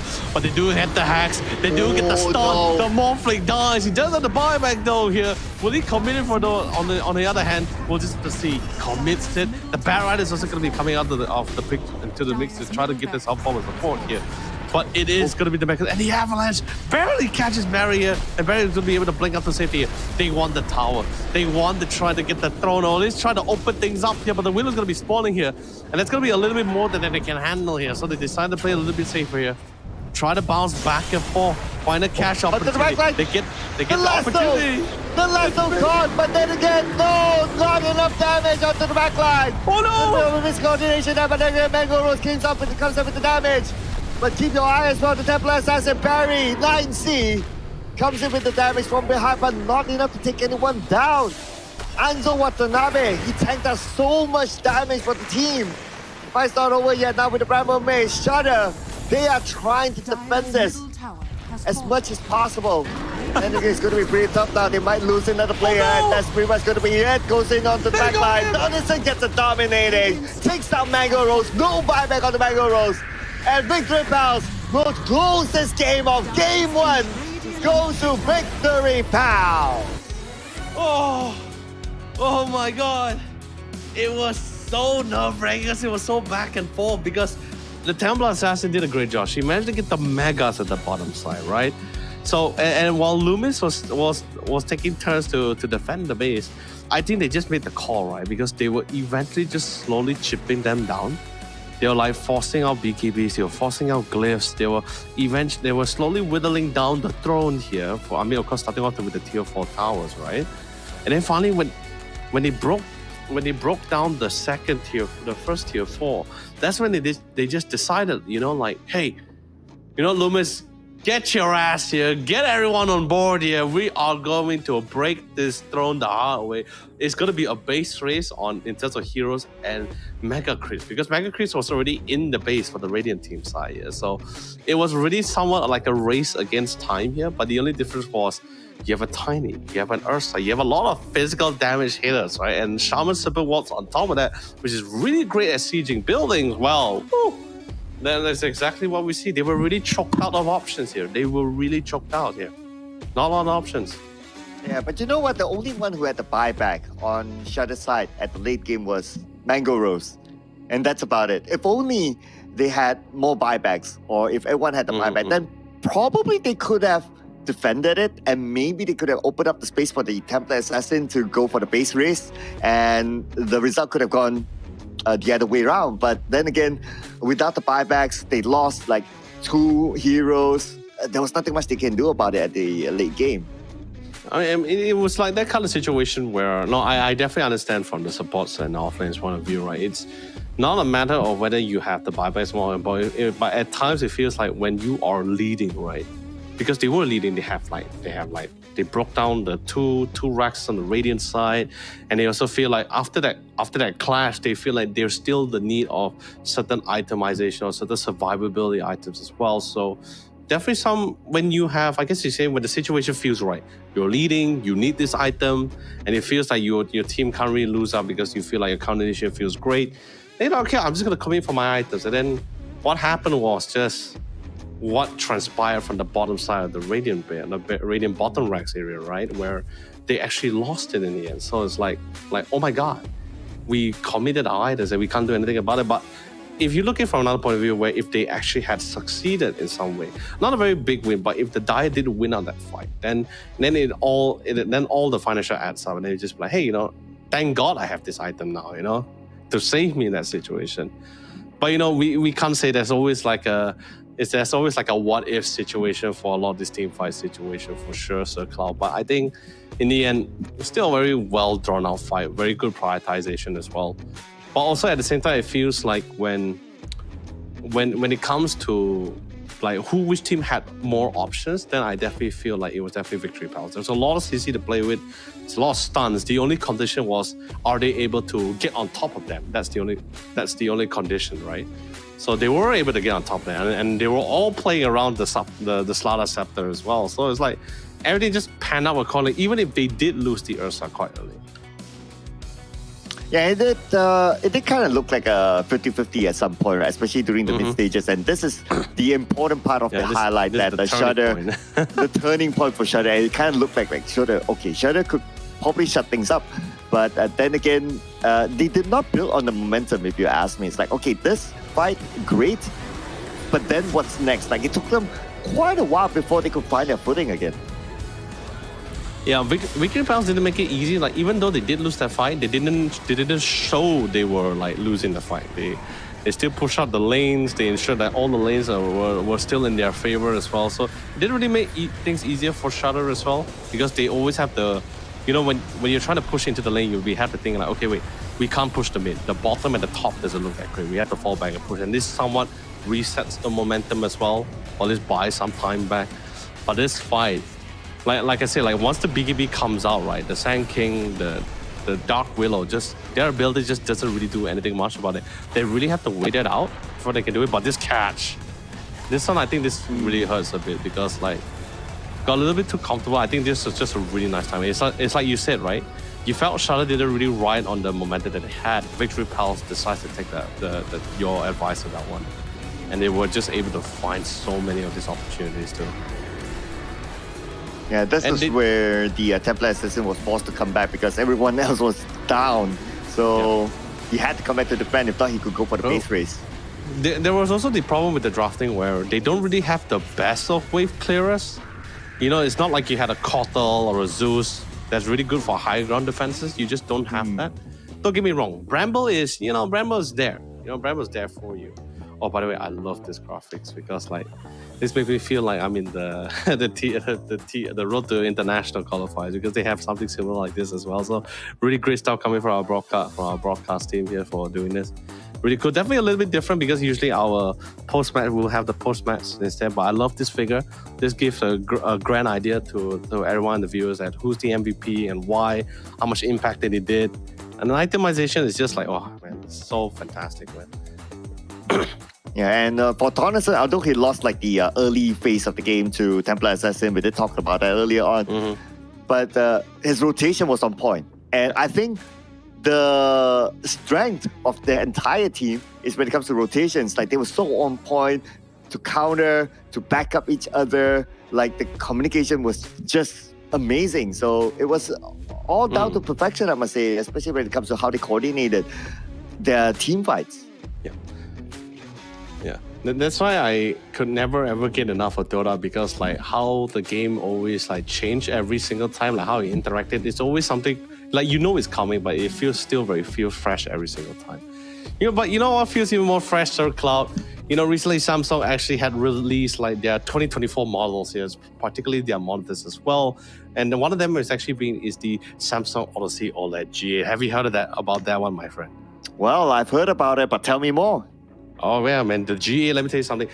Just like its predecessors, is their previous G series for the Odyssey series here, in this case here, the G8 comes in with a beautiful 32-inch, 240 hertz response with a response time of 0.03 ms. That's insane, because like before this even came out, we had the highest response time was usually 1 ms. So 0.03 is absolutely insane, right? That kind of thing. And the difference between all of our previous, like our existing gaming monitors, which is LED monitors, the Odyssey OLED G is actually just like in the name itself, it is utilizing the OLED technology as well. So you'll definitely be getting a lot more stunning colors, smoother gameplay, a lot more immersive gameplays in your gaming session as well. So it's definitely something really nice to really pick up as well. And the best part of the G8 as well, if you're not too much, you want to be casual, you don't want to always just play games all the time. Guess what, Sir Cloud? You also got the G8 also provides you with smart TV functionality. So that's also something really nice to have. Yeah, that's a very smart information there. Thank you so much, Leonard. And amazing stuff coming in from Samsung Odyssey, introducing us all these amazing monitors. And for you guys out there, do check it out as well, because I can say, based on the previews that we have seen, good stuff, amazing stuff. Definitely, for sure. Well, anyway, ladies and gentlemen, with that being said, hope you do take this time to check out the release 2024 models for the Samsung Odyssey OLED G8 and also the G6 if you're also seeing one of their entries. But of course, we're going to be taking a quick one here, so don't go for too long. The conclusion for our first series of our Day 1 of the Players is going to be continuing right after this.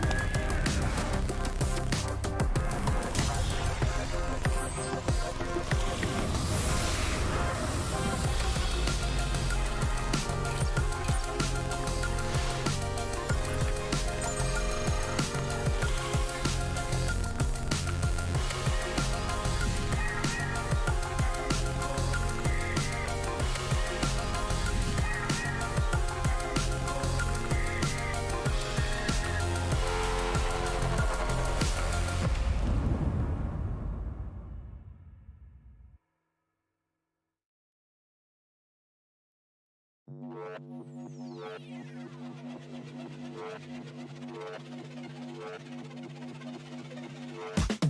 been coming up hot for a minute.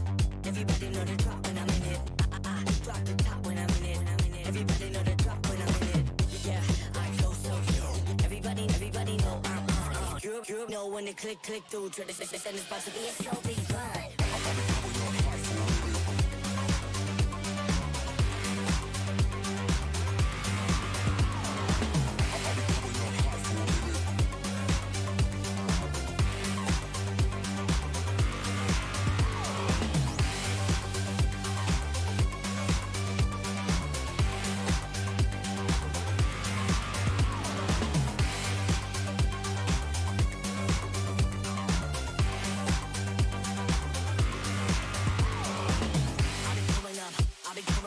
Everybody know the drop when I'm in it.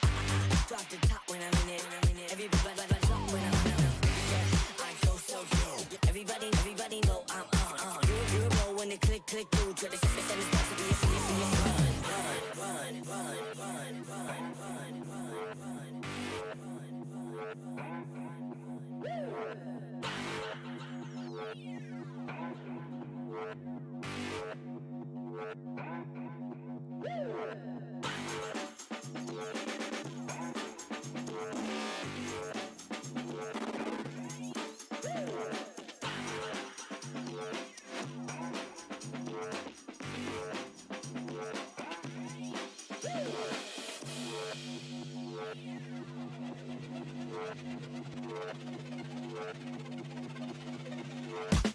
I've been coming up hot for a minute.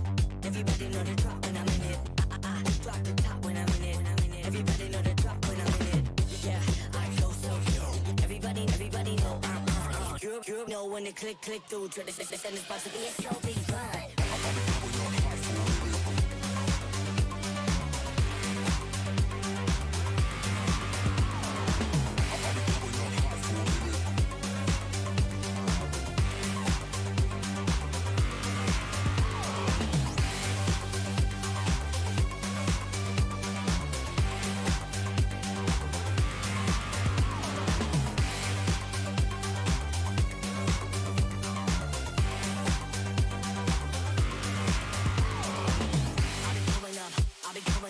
Everybody know the drop when I'm in it.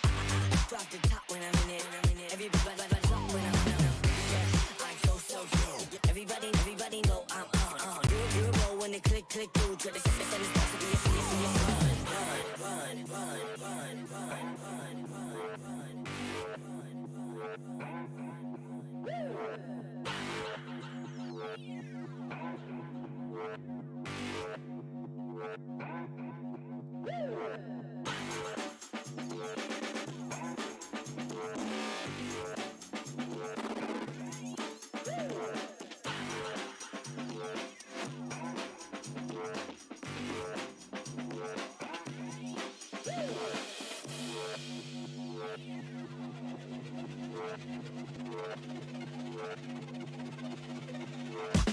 I've been coming up hot for a minute. Everybody know the drop when I'm in it. I drop the top when I'm in it. Everybody know the drop when I'm in it. Yeah, I go so cute. Everybody know I'm on. You know when the click through. Try to send this box to be a so big fun.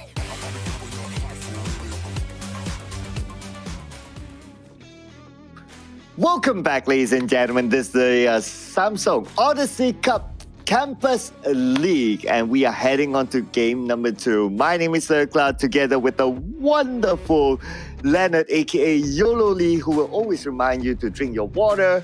And looking forward to round number 2. What do you expect might happen? Shadow Shaman ban? Okay, the thing is, I don't think the Shadow Shaman was an issue here. Like, feels like, I mean, the thing is just right. There are ways to play around the Shadow Shaman. So I don't think Shadow Shaman is an issue for them. I mean, sure, I won't say that he didn't play a major factor. He definitely did play a factor. But I feel like with the drafting that Shutter had, I think they really need to be having a little bit more less greedy draft life. When you have both Morphling and the Templar Assassin in the same lineup, that just means like you're going to be having two heroes that's going to be constant. That's going to be definitely off the grid. They're going to be farming. They're going to be farming a lot most of the time as well. So a lot of responsibility does come up to both your support and your off lane to be either creating space or doing damage on the other side of the battle.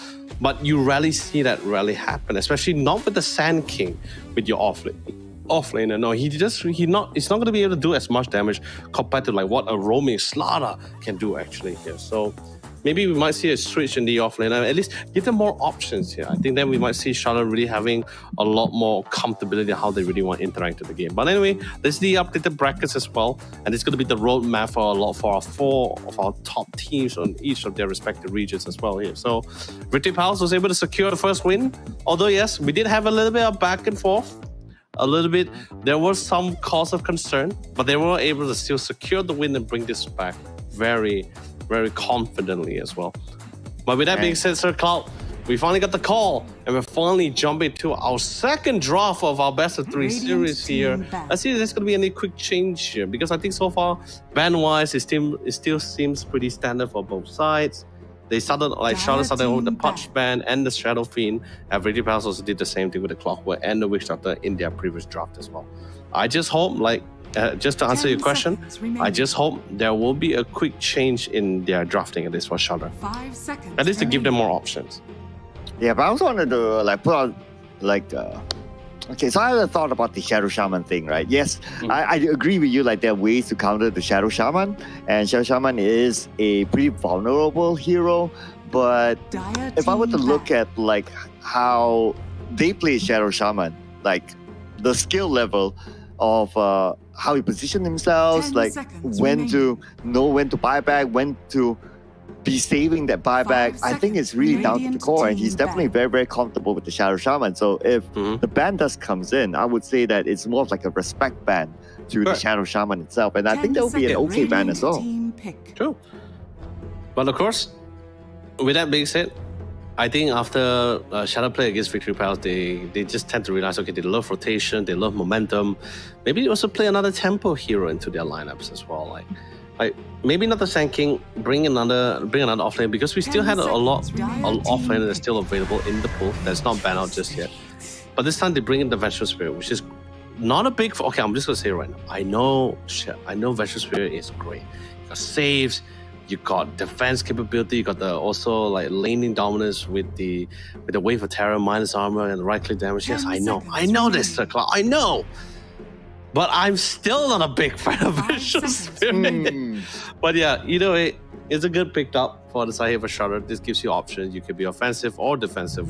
Swap. And like I said, Wave of Terror is always fantastic. There you go. Of course, Victory Palace, like, there's nothing wrong with locking in the Shaman first. It is their comfort pick. There is no problem with it.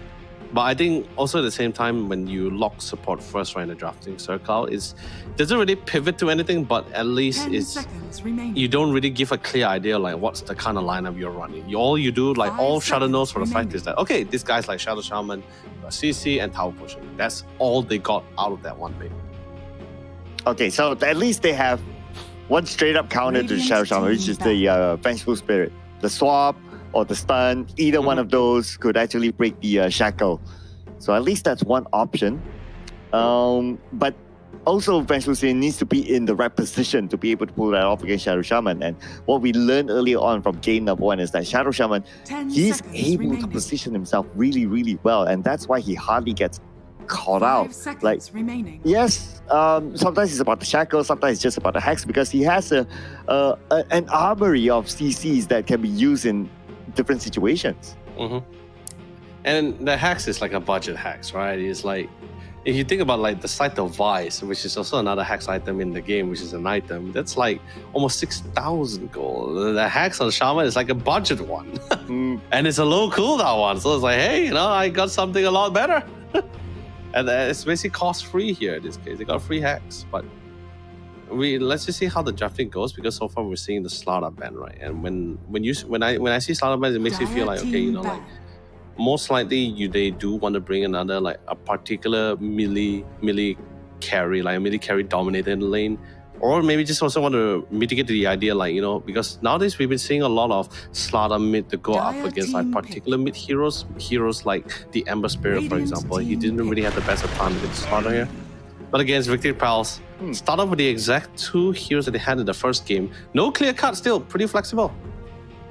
But Yeah, if we do, I don't think we have a mirror match since we had the Vengeful. But hey, same lineups, I wouldn't mind.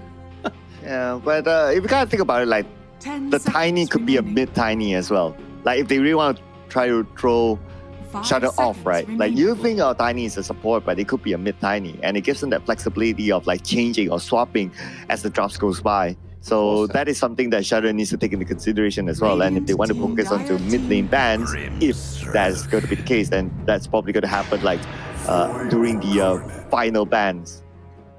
Okay, so you see what I mean? So with the Slaughter ban, Ember Spirits, Void Spirits suddenly become a little bit viable in the lane. They're pretty great as it is, and there's no Shadow Fiend either 10 to really go seconds toe-to-toe with this guy. So it's gonna be a pretty good one for them. You can't pick Zeus 5 either. seconds Even though remaining. Zeus is not banned, you can't pick Zeus as well. Because like Void Spirit just absolutely destroys Zeus players. I mean, just Zeus hero in particular here. There is still a few options, but Bat Rider has been banned now by Victory Pal, so you can't bring the Bat. You could still bring in like other mid heroes like the Timbersaw or Templar Assassin if they want to choose to go for it as well. But with the Grimstroke, it makes me feel like, okay, not only do we what are the other heroes that has like targeted skills that's really great for doubles because of the Grimstroke Soulbind, you get 2 abilities instead of 1. So you get 2 magic missiles. Maybe we might see a Doom offlaner here. Double Doom, that seems pretty cool to me with the Soulbind combo. That'd be pretty fun. Yeah, I do like the Doom though. It's also tanky enough to take in a lot of damage as well. And also disabling like in a mass. Yeah, he loves running down the Shaman, so this is pretty great. But okay, so yes, it is going to be the core Tiny. So core Tiny, safe lane Tiny with the Tusker support. Unless this is a Tusker offlaner, you see what I mean? You see my problem right now, Sir Cloud, is that games are not so 10 as seconds remaining. simple as it was before. It's like there's just a little bit too much 5 flexibility, and at seconds times remaining. heroes that hasn't been Team picked so pick. much are slowly coming out of the woodworks here. So. Ooh. So now you got the elusive hero mids because you already figure out your opponent's mid is definitely going to be the Void Spirit here. So the Ember slowly comes to the light. Now you have to figure out how you really want to control it. Sure, you got the Phantoms to silence him from the Grimstroke. You got the Magic Missile 10 control, seconds but you want a remaining. real surefire way, because there's way for the Ember 5 Spirit to really seconds purge it out remaining. as well. And he's very mobile, great rotation timing. I think Doom would be pretty great if they want to go for it as well. But if they want to play a little bit more safer, there's also other great offlaners who hadn't already picked up yet. Unless this is a Call Venge, So we have seen Call Venge before. Not a big fan. You could go Call Venge with the facet, but I'm still not a big fan. I don't know about the core Venge as well. Like, not a big fan of it too. No one is. And plus, I think in this sort of situation, Radiant probably the team Venge would be more effective using the swap, especially with the Shadow Shaman and the Shackles. And okay, at least you have a Timbersaw who can hold the front line as well. So that will open up a bit more space for Vengeful Spirit to come up with those amazing swaps or like the long range stunts just to stop the 10 CC from seconds Victory Pals. remaining. This is good, right? Because both Tusker and the 5 Tiny seconds are remaining. strength heroes. So the Timbersaw really loves to shred all these strength heroes as well. And he has a really good gap closing ability. So, I mean, sure, Shaman is going to be there to like somewhat keep him in place. But if you look at the existing CCs, it's not really, I can say it's not really enough to really control a lot of these heroes. So, Dire it's team a really back. good, it feels pretty good for the side of a Shadow if they go head to head with each other for now. But going to the mix here, Shadow, they somewhat figure, okay, Victory Pals needs an offlane. Someone that can really get in and out. Banner the Centaurs, one of the few go-tos. There is still, okay, let's just see who else is not banned for offlaners. There's no Slaughter, 10 seconds there's no remaining. Centaur. We still have the Dragon Knight. I mean, Doom feels like a very seconds remaining situational back. offlaner. He is not really the most popular one to the cloud, but he has been just popping in and out once in a while. Who else do we have in the line? Darkseer. Oh yeah, I feel Darkseer would be pretty great. I mean, there's not a lot of like, doesn't really directly counter these guys, but 10 by seconds him remaining. as an offlaner who utilizes aura items actually does 5 give an edge seconds or at least some remaining. durability to his entire lineup if you choose to go for it. It's a great initiator. The wall's great. The surge is great. The vacuum is great. Iron Shell. I don't think they have anyone that can really break the Iron Shell in lane so easily. Unless they go for the Weaver, which Weaver is still in the pool for Charlotte to utilize. also pretty good at getting in and out the fight. It could use a bit more mobility, but I'm still kind of liking the Doom though. So like if Shudder gets a Doom in, Ember Spirit will have a hard time, Yeah, especially but if the not Doom able to comes deploy the in- Fire Remnants. But if the Doom comes in, I don't think it can't be the Doom, right? Because you have your mid and your offlane of Timber. So I mean, I won't be surprised if we see another off pick here, but I don't think they. I think they just want to secure with a better safe lane here, right? Does it feel like Shudder's those kind of Radiant's teams where team pick. I don't think they weren't like Rage Haven. Rage Haven, they were willing to break out the normal cycle here. They were willing to go like really weird off picks here to make things work for the draft. So Doom would have been will be like you said. Doom is great against the Ember. Doom is able to synergize with 10 the Soulbind. seconds. Dire team pick. But of course, oh no, it is going to be the carry DK. I mean, we'll see who picks it up here. If this is the carry DK, I don't think it's going to be the corrosive dragon. It's going to be the fire dragon. You may now select your heroes. And the bring the base, you got a dumpster hero like the Viper, and this is going to be. Oh, okay. So yeah, so it's going to be the mid. It's going to be the mid Ember, and Enzo is going to be the one with the Viper. So yeah, so it's gonna be correct. Mel is gonna be the safe lane Tiny. Enzo is gonna be the off lane Viper. Oh man, Viper against the DK. Yeah, that is not fun. That is not fun. I mean, oh no, wait, sorry. It's gonna be the mid. It's gonna be the mid DK. Okay, so they swap out the roles. They saw the Viper come in, and they're like, yeah, we gotta swap out the roles. So they're it's gonna have the mid DK and Mango, who's gonna be the safe laner, or are they gonna? I'm not sure whether they're switching roles or switching positioning, but we'll just have to see when we finally get into it, right? Yeah, I'm also thinking around like Ember. So how are they gonna catch Ember now? Yes, they do have the Grimstroke, but then again, It's not instant, yes. it's not instant enough, and he can easily remnant away the moment he saw the animation coming in. So it's going to be quite hard to catch the. Ember Spirit if that's going to be the case. I would say the fastest would most likely be either the Void Spirit once he gets the Scepter with the Resonance, right? Then that silence, or maybe the DK with the stun, the Dragon Tail, but not in the dragon form. In his human form. Human form stun is a lot more faster compared to the dragon form one.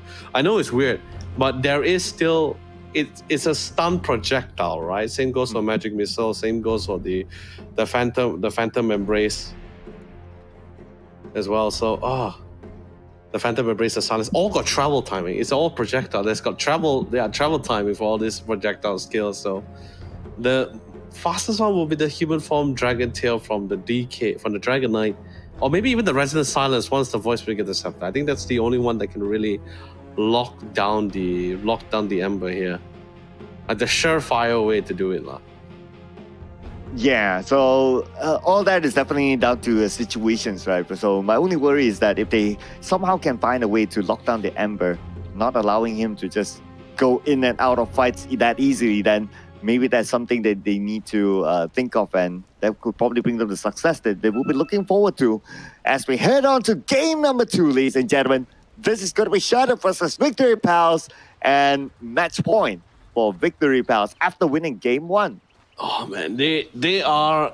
It feels like they clearly have one feet out the door as they slowly make their way up the ceilings of the brackets here. But I am concerned here, right? So. Okay, let's just see how the roles are going to be like, right? Because don't get me wrong, Mango Rose is their safe laners. But just to switch things up here, it's definitely not the most comfortable switch, right? Because it's a Viper. I think anyone who does go up against a Viper would not have the most comfortable lane here. And just thinking about the combo, right? Like Viper with the tag team from the Tusker. Oh god, that is a very nasty. God, that's a very nasty combination. Oh man. You got the slow, the bonus damage, and the Viper poison that also reduces armor time. Oh man, it's crazy. It is insane. But from both sides, they're gonna be respectable. No jungle invasion, which is very sad. I really want to see some jungle invasion. Like you missed out a lot, Sir Cloud. Back in the regional qualifiers, we had a lot of jungle invasion that actually led to like rampages. before the game even started, which was very fun.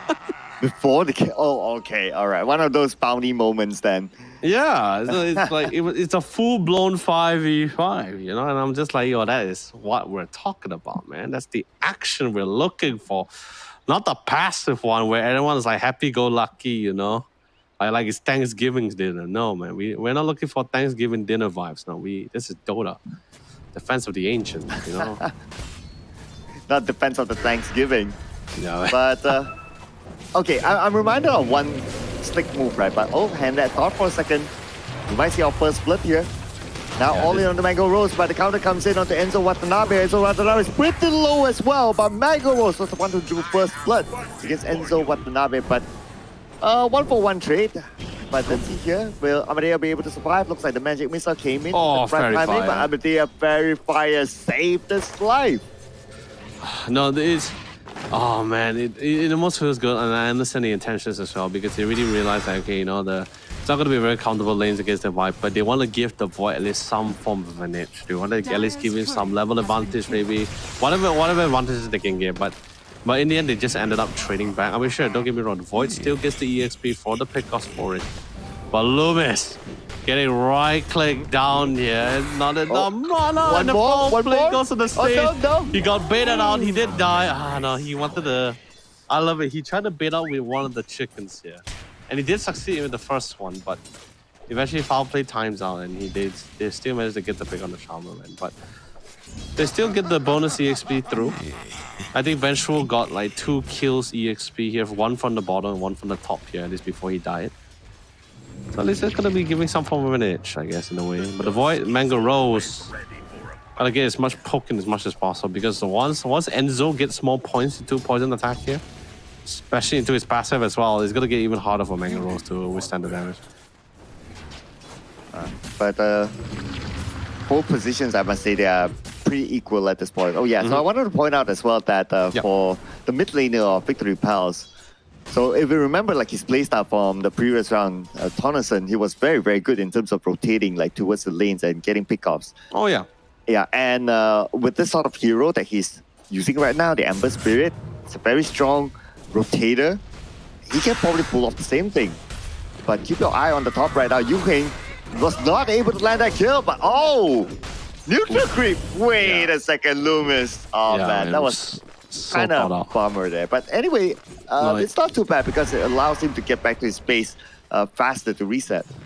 Ah man, Loomis is just so he really thought out the whole situation as well. Like dying to the neutrals, you don't give the EXP to anyone into the arena side. But of course, you get a nice pickup here. Mango gets isolated because of the ice shot as well. So they're not gonna be able to get any pickups here. And I love it. Oh man, that's team play right there. And the tree toss.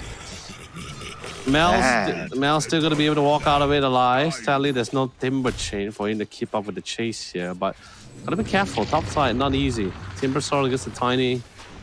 Like, he will eventually whittle down the Tiny for sure. But now in the early phase, I think he should be able to take some form of advantage by getting after the scores.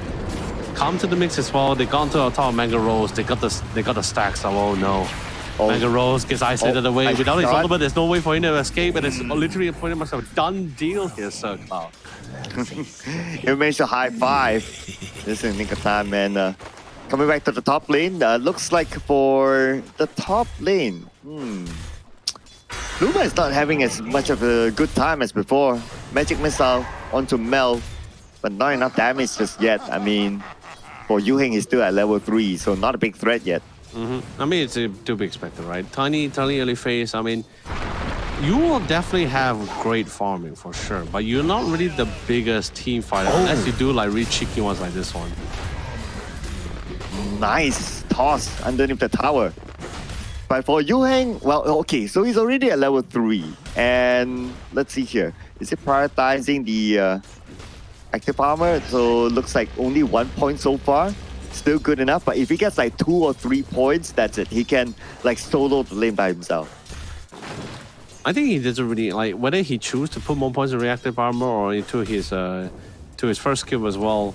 Don't think it really hurts him because like, you know, Tiny he's basically the slowest right click. I mean, he hits hard, but he doesn't necessarily hit as fast.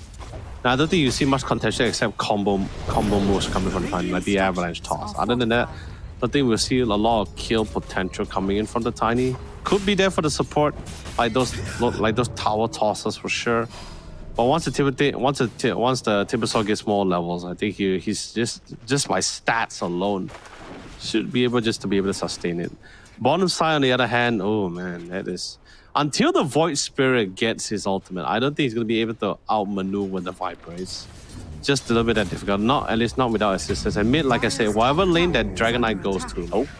Oh, another toss combination. Oh man, you gotta look out for those toss combinations. Toss shotgun under the tower, yeah, that hurts. It hurts. But yeah, seriously, Circle, like whatever for now, as hard as I see it, whatever lane that Dragon Knight goes to, it feels like he just dominates the lane. Like you sure even like his traditional counters doesn't feel like a counter at him towards him at all here.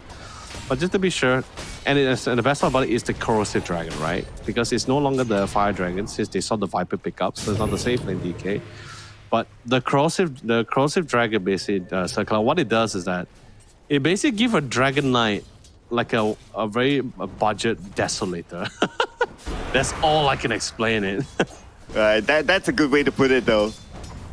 So with that, of course you'll be able to take down the towers a little bit more quicker, but keep your eye on the top lane right now. Loomis is in trouble again, but they try to get a trade off here. Nice shackle just in time, and Yuheng does not have the damage. So Yusu will still go down. In fact, it's probably going to be a support trade, but no trade happened there. Enzo Watanabe on the bottom lane instead. Got taken out 2v1. And we got another kill into the middle, and that's going to be Tennyson getting a kill for himself. Yeah, great rotation coming in from the Tasca as well. He came in to give the assist to Tennyson as well, because now Tennyson, because the Flame Guard, he maxed out the Flame Guard, so he's going to be able to tank out a lot of the damage while also dishing out the damage towards the Dragon Knight as well. But the problem is he still needs a closer. He still needs the finishing blow here. So the Tasca coming in with a nice timing with the rotation really did give a little bit of a breathing room. But that also means it also gives an opportunity for both the Void and the Grimshot to come on top of Enzo here. Oh, I shard, but well played coming from the Void Spirit. Goes to the TP back. If Loomis just arrived like 1 second earlier, he would probably have gotten the shackle on top. Just cancel out the TP, but yeah, that just happened then. So good escape there by Mango Rose. Yep. Radiant's bottom tower So it's been pretty great. Like so far. Although yes, Ember is a little bit slow in terms of the farm, but you know, like I said, that breeding room was just much more necessary. Same goes to the bottom side. Viper, like don't get me wrong, yeah, sure, 1v1 Viper, definitely not the most funnest thing to do. But when you have at least an additional player, when it becomes a 1v2, that's something that the Viper doesn't like. He doesn't really have the best of an escape here, or any way to disengage here. Ooh, Yutsu now being chased down. Okay, I mean it's going to be pretty hard, especially with the Flame Guard. There's not much they can do about that, as he depended a lot onto magical damage. But the rotation's happening down the south under the bottom lane. Oh, just in the nick of time. But now the chase will revert onto another player, and that's going to be DP that went down. Nice switch up there at the bottom, but look at the mid lane. What just happened? How did Tennyson get caught out? I have no idea, man. Like, what in the world happened here in the mid side? Not sure whether he tanked too much towers or not. I mean, he was taking some towers when he dived the Vengeful Spirit. He was like brought down to half HP. But I didn't expect him to get burst down by Yuheng. So that was a very big one. That was a very nice pickup. Interesting, because okay, I was just looking over, right, and he had the remnant. He could just easily remnant out. And as a Timbersaw, you don't have the lockdown, so not too sure what happened there. But what we're sure right now is Tennyson is back. Yeah, probably run out of mana. You know, who knows? But of course, Yutsu definitely falling prey to the huge CC. Not really the most bulky support there. Top side, bottom side. Oh, we got Shackle there. The Shackle's now out. Looks like the counter's coming in. Loomis is still alive though. Look at how Loomis is navigating around the forest. Puts himself in a very safe position. And Tennyson shows himself into the bottom lane. And we did talk about his rotational sense. And again, he's showing it this round by helping his teammates at the bottom. Oh. No, spotted out. Radiant's bottom tower is under Is he attack. gonna be able to get out? Ah, yeah, That should no, be- he's gonna prioritize mid. He sees berries, free food. Rune's gonna be spawning towards the bottom side, of course. Not sure what rune. Oh yeah, it is the DD rune. Oh, That's a good rune, especially for a fight like this. oh. Here we go.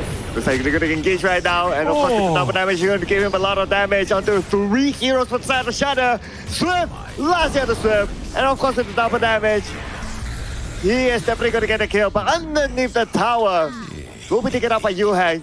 Nice rotation there by Yuhang as well to get a trade into the mid lane. So for Victory Bells, they got a support, but for Shadow, they got the Ember Spirit.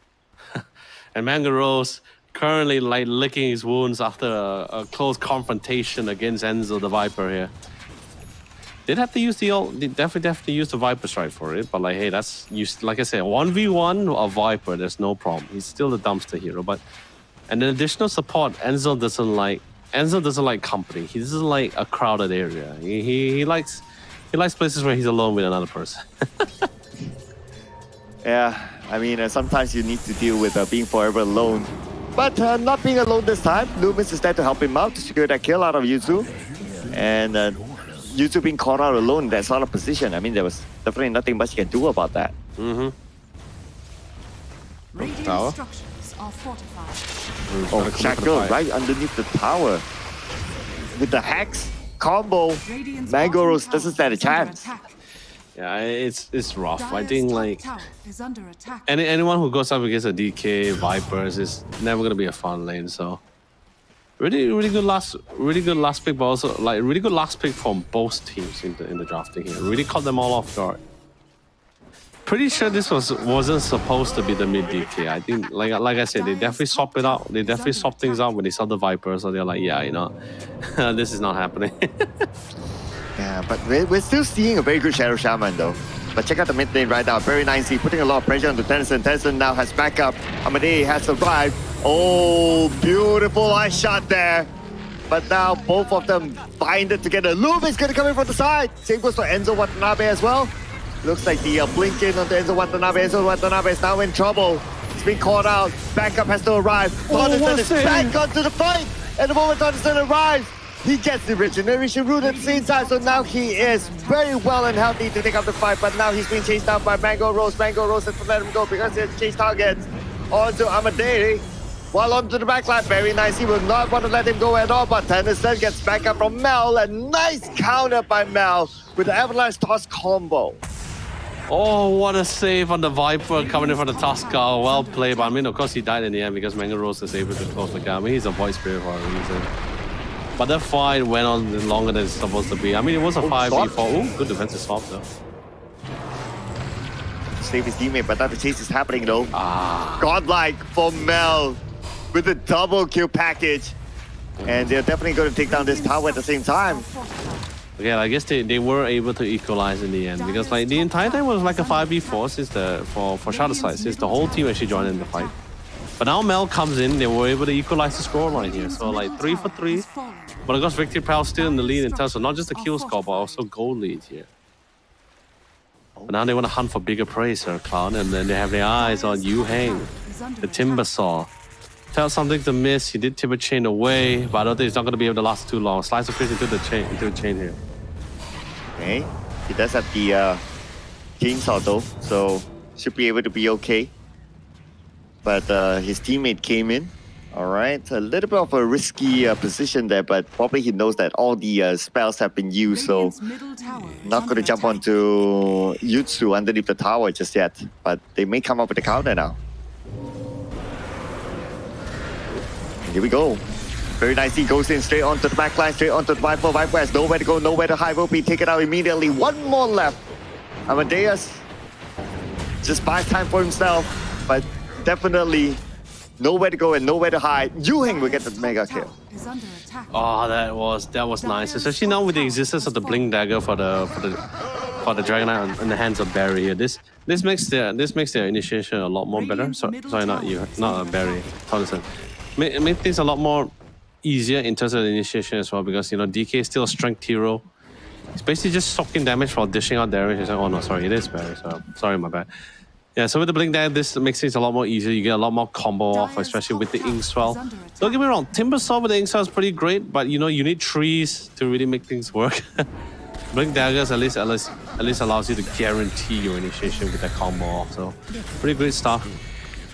Oh man, look at all this. Goal. Definitely gonna be able to get that Shivas out shortly, so I think it's like about 200 more goals before we get that Shivas. But mid-side, I don't think anything too crazy for now, right? Like, sure, you got the Shadow didn't manage to secure the tower. Same goes for Victory Pals. Objective-wise, we did see some aggressive warding coming from the Radiant team as well. They want to get some really clear vision, try to get a clear idea of what's the farming path here. And honestly, there's really not much farming path for the Tiny here. Like, it's a very slow game. I'm very curious of what's the itemization Tiny is going for, because we've seen quite a few. Echo Saber into the Shadow Blade. Oh yeah, this is going to be the Echo Saber into the Shadow Blade. We even seen the one where we saw like Moonshot into the shard as well. So. But regardless, I think Tiny is definitely keeping up with it. He's literally topping the net worth as well. But I think in terms of late game scaling, I think even the Tiny was slowly...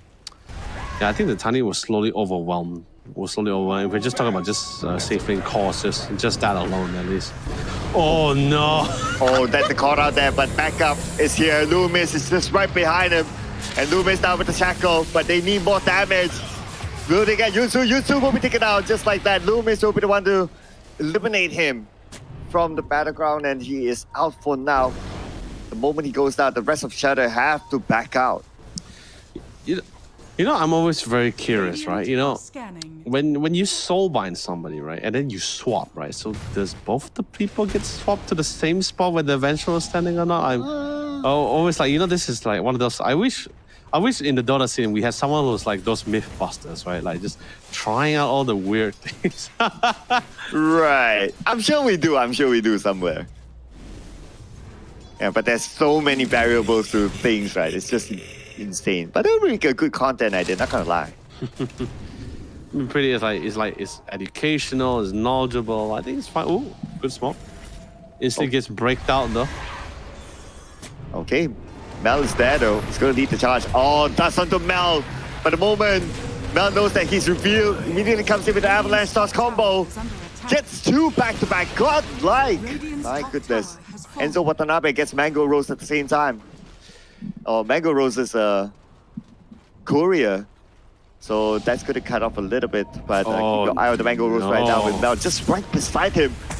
He needs backup though, but I'm going to keep my eyes on to the mid lane. Very nice, he's in trouble as well. Same goes for Mango Rose. Mel tries going for the chase, but he knows that he's not able to chase Mango Rose down. Instead, Loomis will get a kill onto Very Nicey in the middle, and this will open up the space. Not only in the middle, but the rest of the jungle for Victory Pals. Yeah.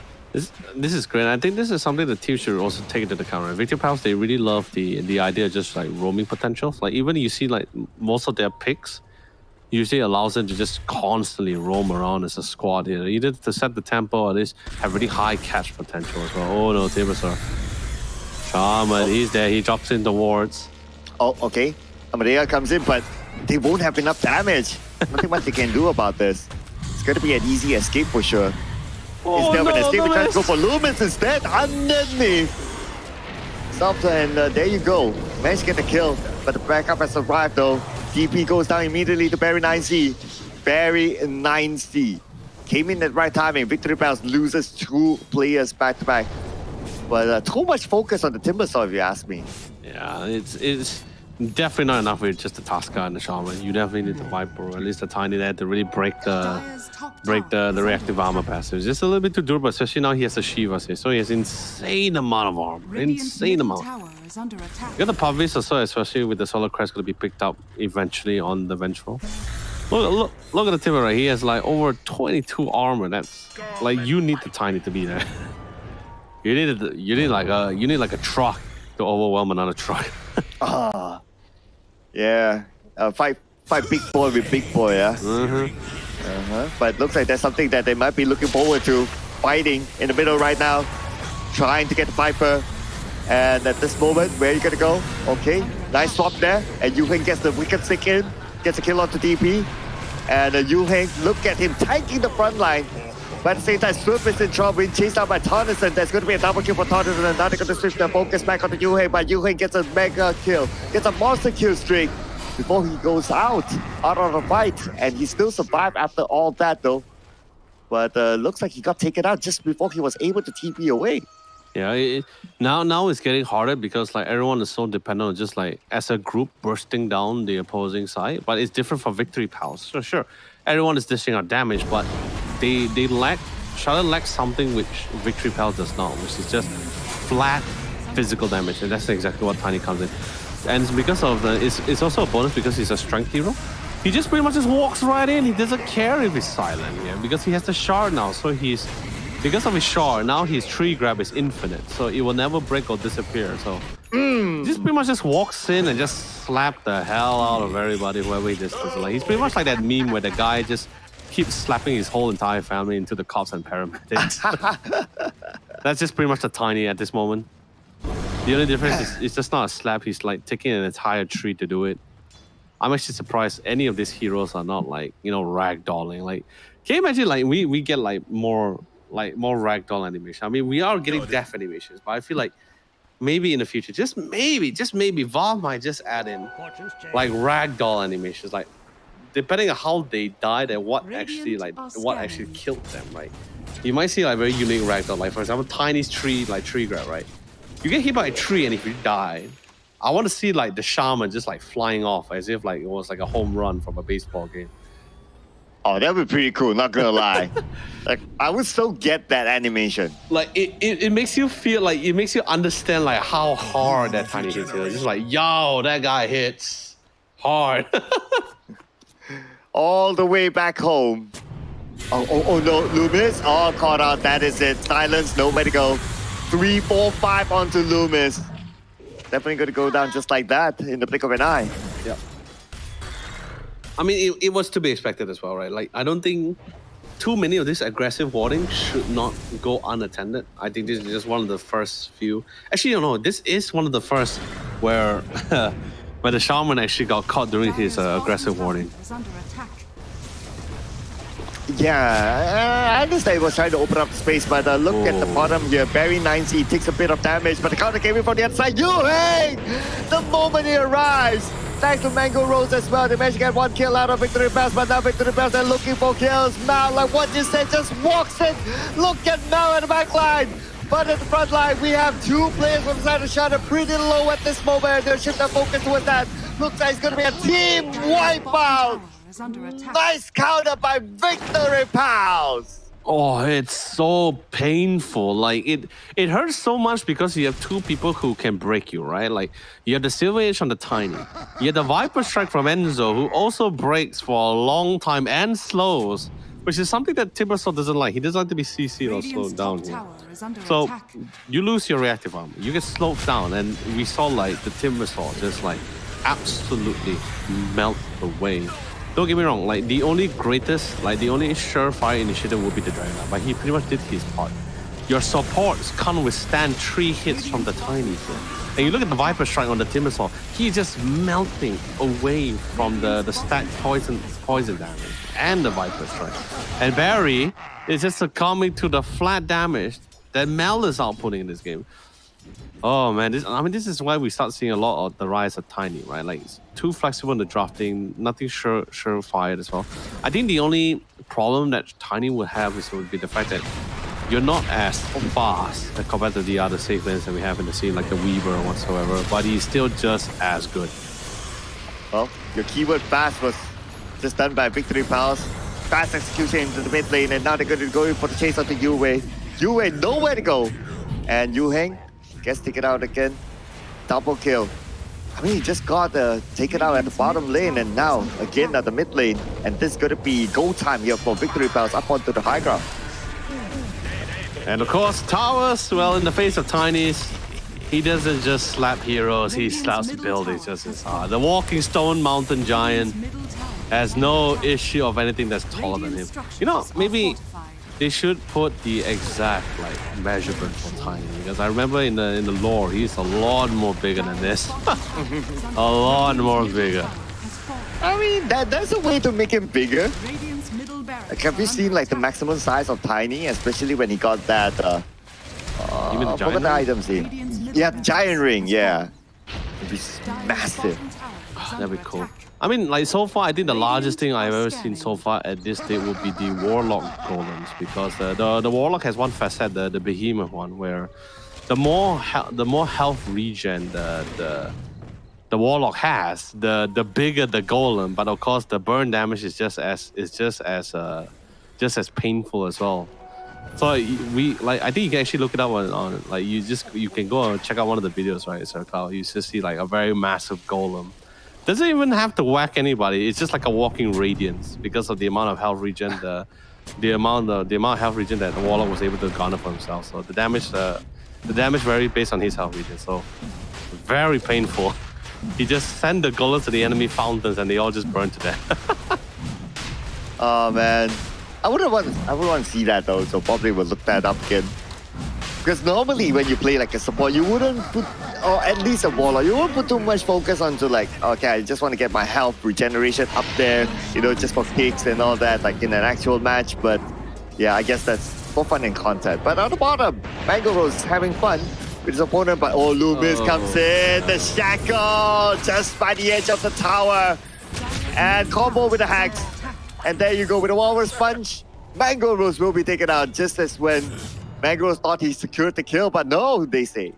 It's so hard for a spirit hero like the Void Spirit. I mean, Void, Ember, and Storm Spirits are all in a similar category where, you know, if you're not snowballing, you're not really doing anything, because it's so hard for you to dish out damage when everyone else can like just out tank your damage, right? The kind of thing. You really need to be ahead and snowballing to really be just that terrifying. So this game, unfortunately, the Void not really the best of lane competitor as you go up against Viper.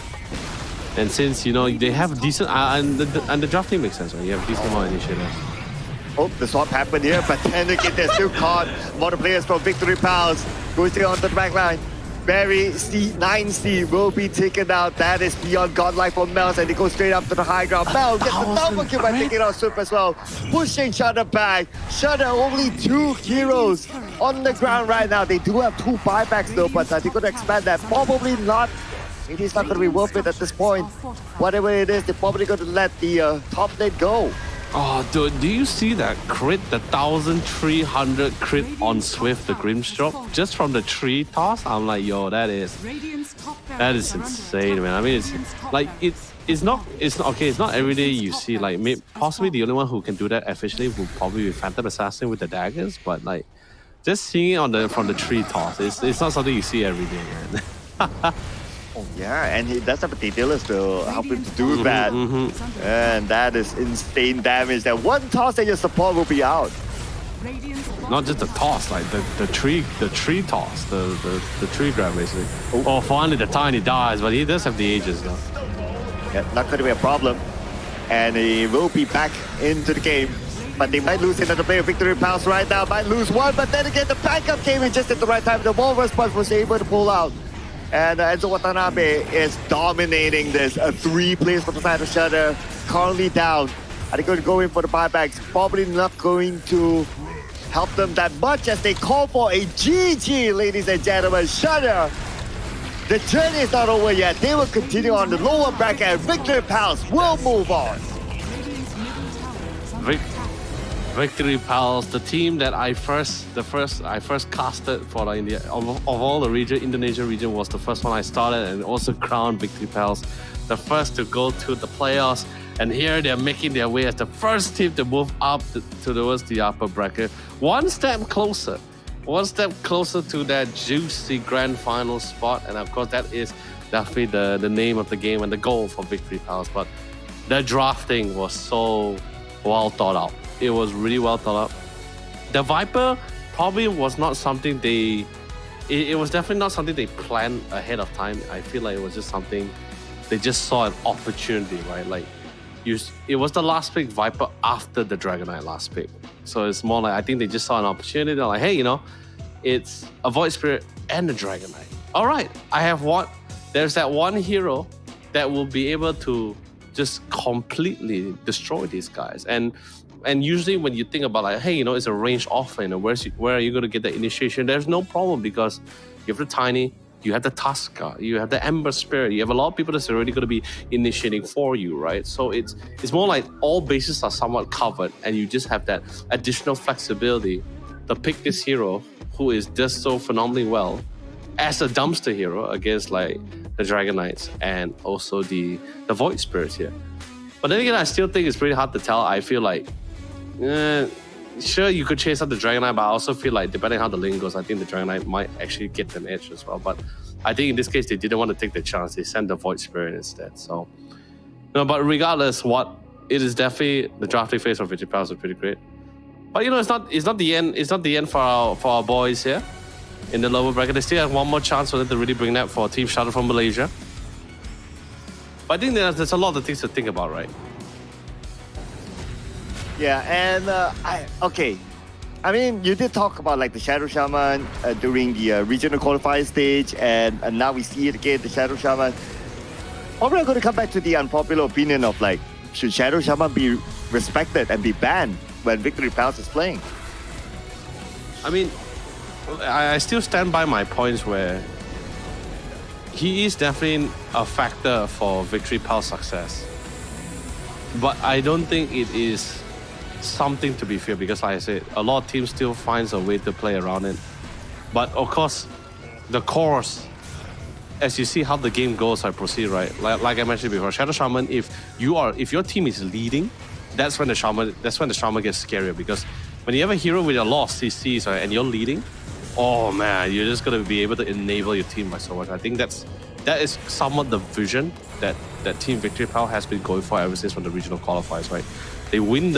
They somewhat win the game. They play off by dominating, by grouping up for rotation here, and they just continues to assert their lead to ensure they will always be dominant at every stage of the game here. So I think that's where the Shaman really starts to shine for them here. But this is just one of the 4 teams that we have in the scene here. We have seen how Indonesia fare against the Malaysia team. But what about when they go against the Thailand teams or the Philippines one?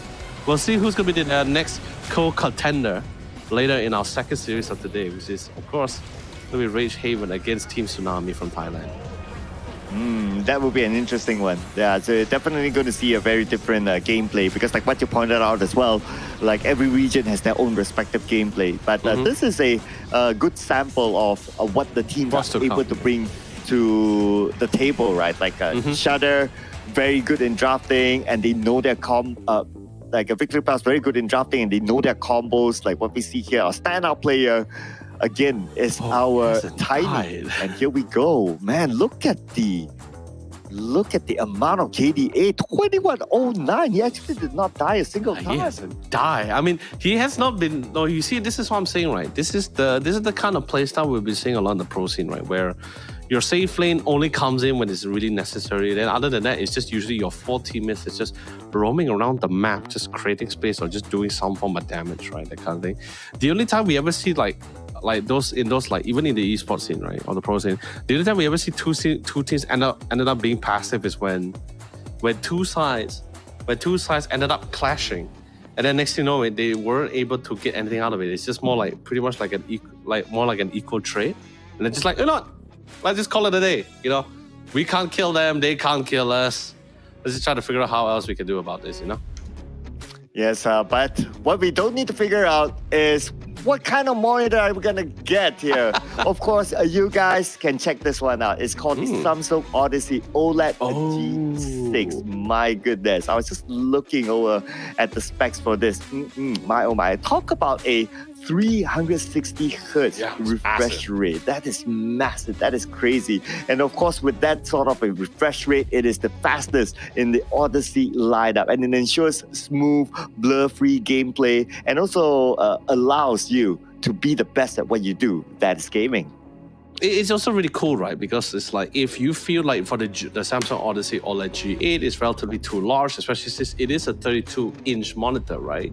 The G6 is coming in to literally answer some of your problems, because if you don't like a too big screen like the like the 32-inch one. The G6 is actually a 27-inch one, and like Sir Cloud mentioned as well, it is packing with a whopping 360 hertz or literally refresh rate, and the response time is just the same as the G8. It's 0.03 ms response time. Although yes, of course, with the clear difference that this will come with the smart TV. So at least Sir Cloud, Samsung comes in to cover bases, right? Like, hey, you don't have too large of a monitor. Don't worry, we got the G6 here covered for you. You want a big monitor with smart TV functionality? We also got the G8. So everything is perfectly fine. And of course, this is the Samsung's newly released 2024 models here. So it's definitely something you really need to check out, as the Odyssey has been showing great history and great monitors of their line here. Yeah, that's something for everyone, ladies and gentlemen. And that's also something for everyone in our Samsung Odyssey Cup Campus League, because we have more action for all of you, ladies and gentlemen. And don't go anywhere, because we have more games to come. Stay tuned, ladies and gentlemen. We'll be taking a short break. My name is Sir Cloud, together with Yolo Lee. We'll see you guys after this one.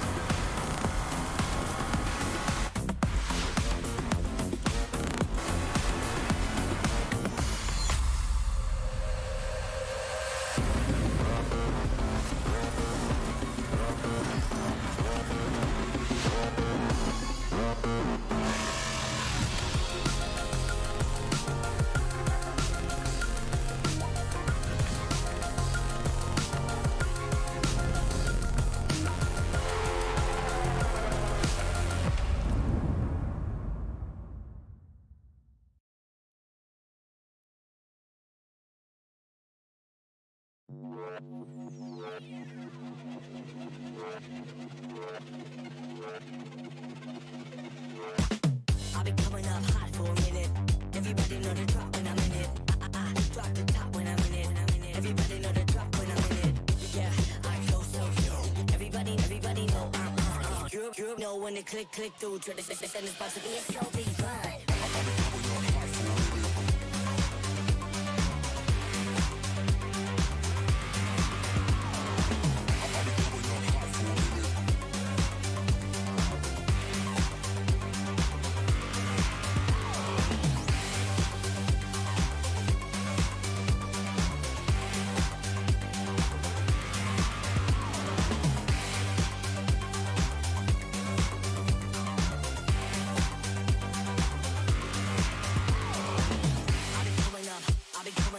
Everybody know the drop when I'm in it.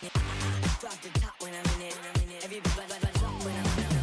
Yeah, I flow so cute. Everybody know I'm You know when they click through. Try to send this about to be a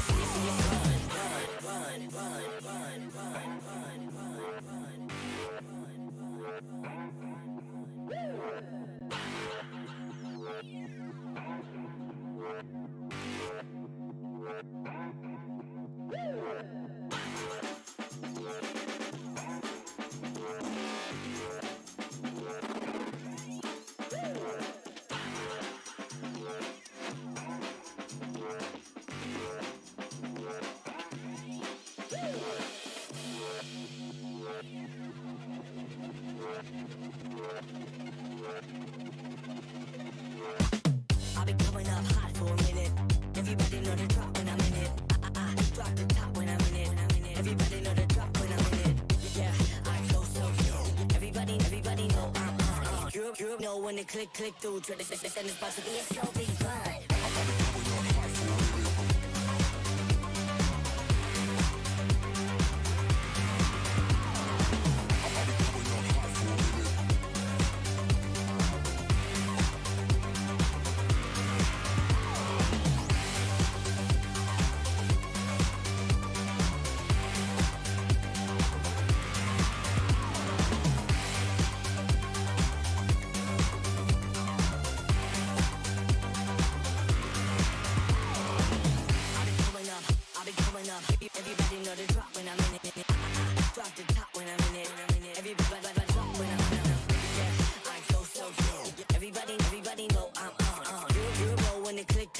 Try to send this box to be a run, run, run, run, run, run,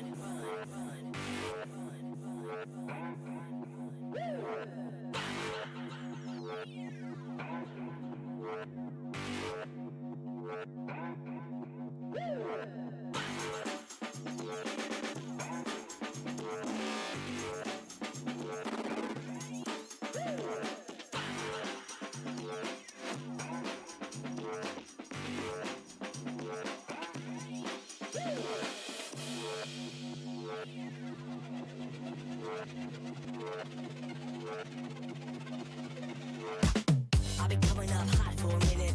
Everybody know the drop when I'm in it. I drop the top when I'm in it. Everybody know the drop when I'm in it. Yeah, I go so cute. Everybody know I'm on. You know when the click through. Try to send this box to be a so big fun.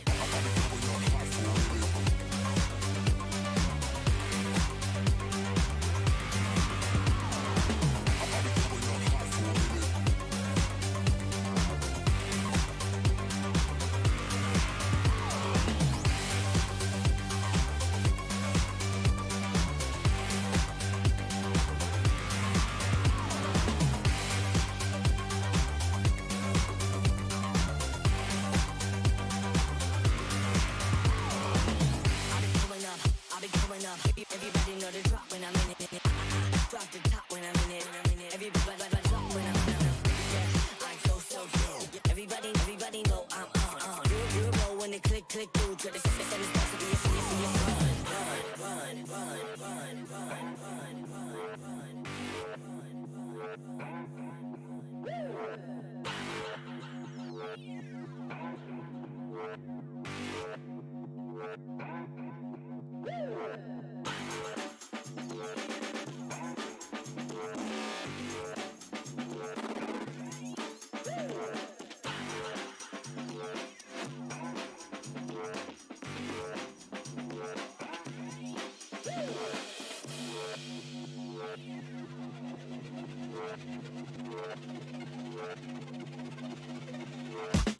I've been coming up hot for a minute.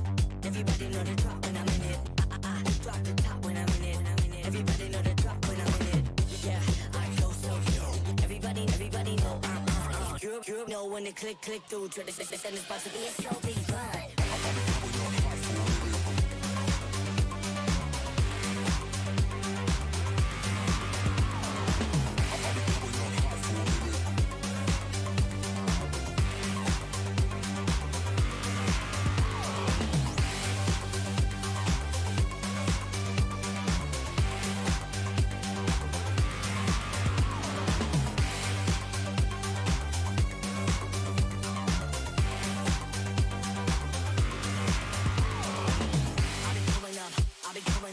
Everybody know the drop when I'm in it. I drop the top when I'm in it.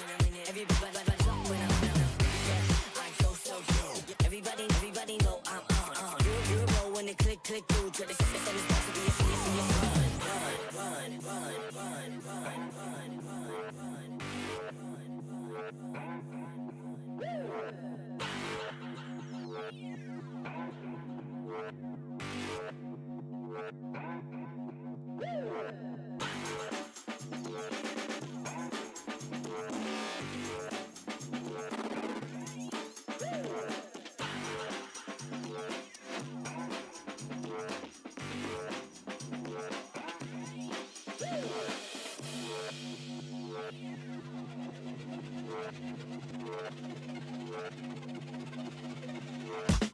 I've been coming up hot for a minute. Everybody know the drop when I'm in it. I drop the top when I'm in it. Everybody know the drop when I'm in it. Yeah, I go so cute. Everybody know I'm on. You know when the click through. Try to send this box to be a so big fun.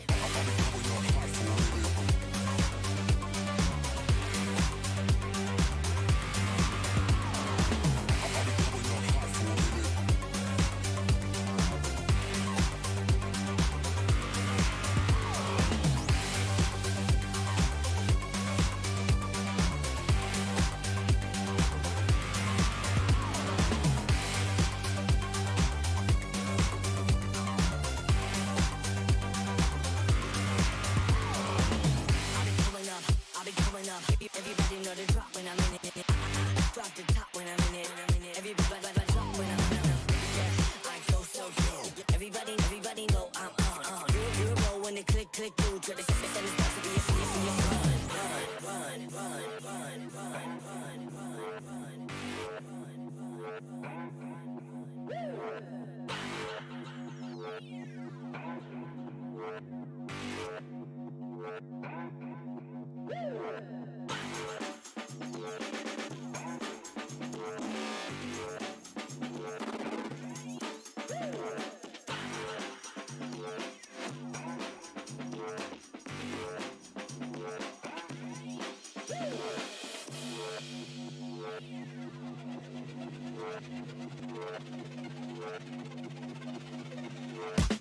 I'll be coming up hot for a minute. Everybody know the drop when I'm in it. Drop the top when I'm in it. Everybody know the drop when I'm in it. Yeah, I go so cool. Everybody know I'm on. You know when the click through to the system is about to be a so big fun.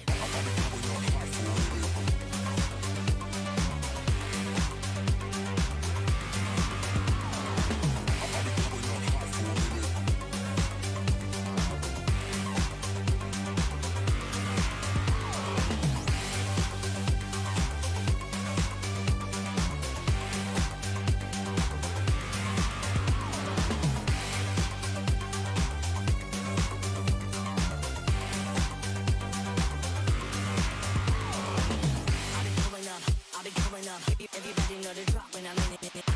Drop the top when I'm in it. Everybody drop when I'm in it. Yeah, I go so cool. Everybody know I'm on. You know when the click through to the system is about to be a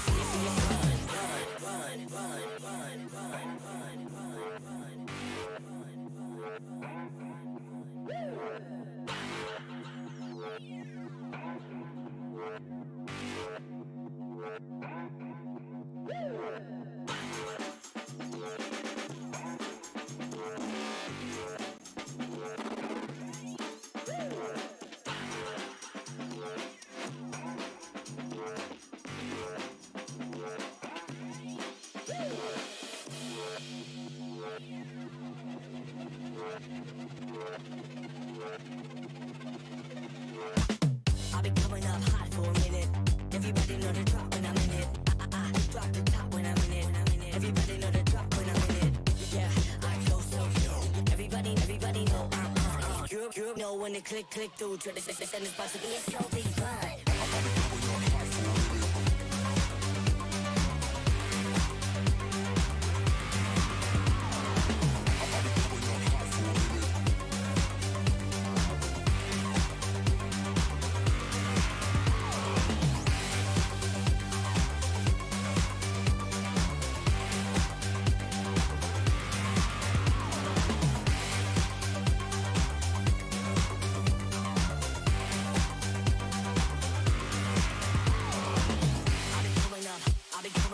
Everybody know the drop when I'm in it.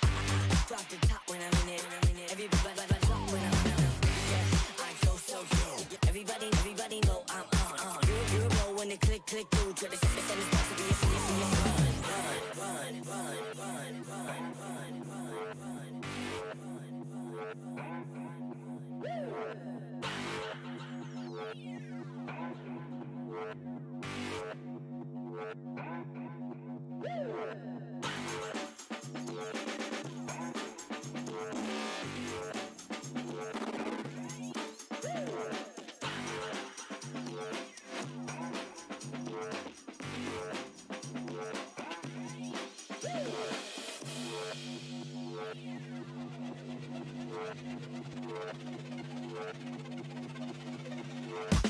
I'll be coming up hot for a minute.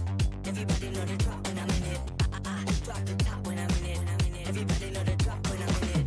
Yeah, I go so cool. Everybody know I'm on. You know when the click through to the system is about to be a so big fun.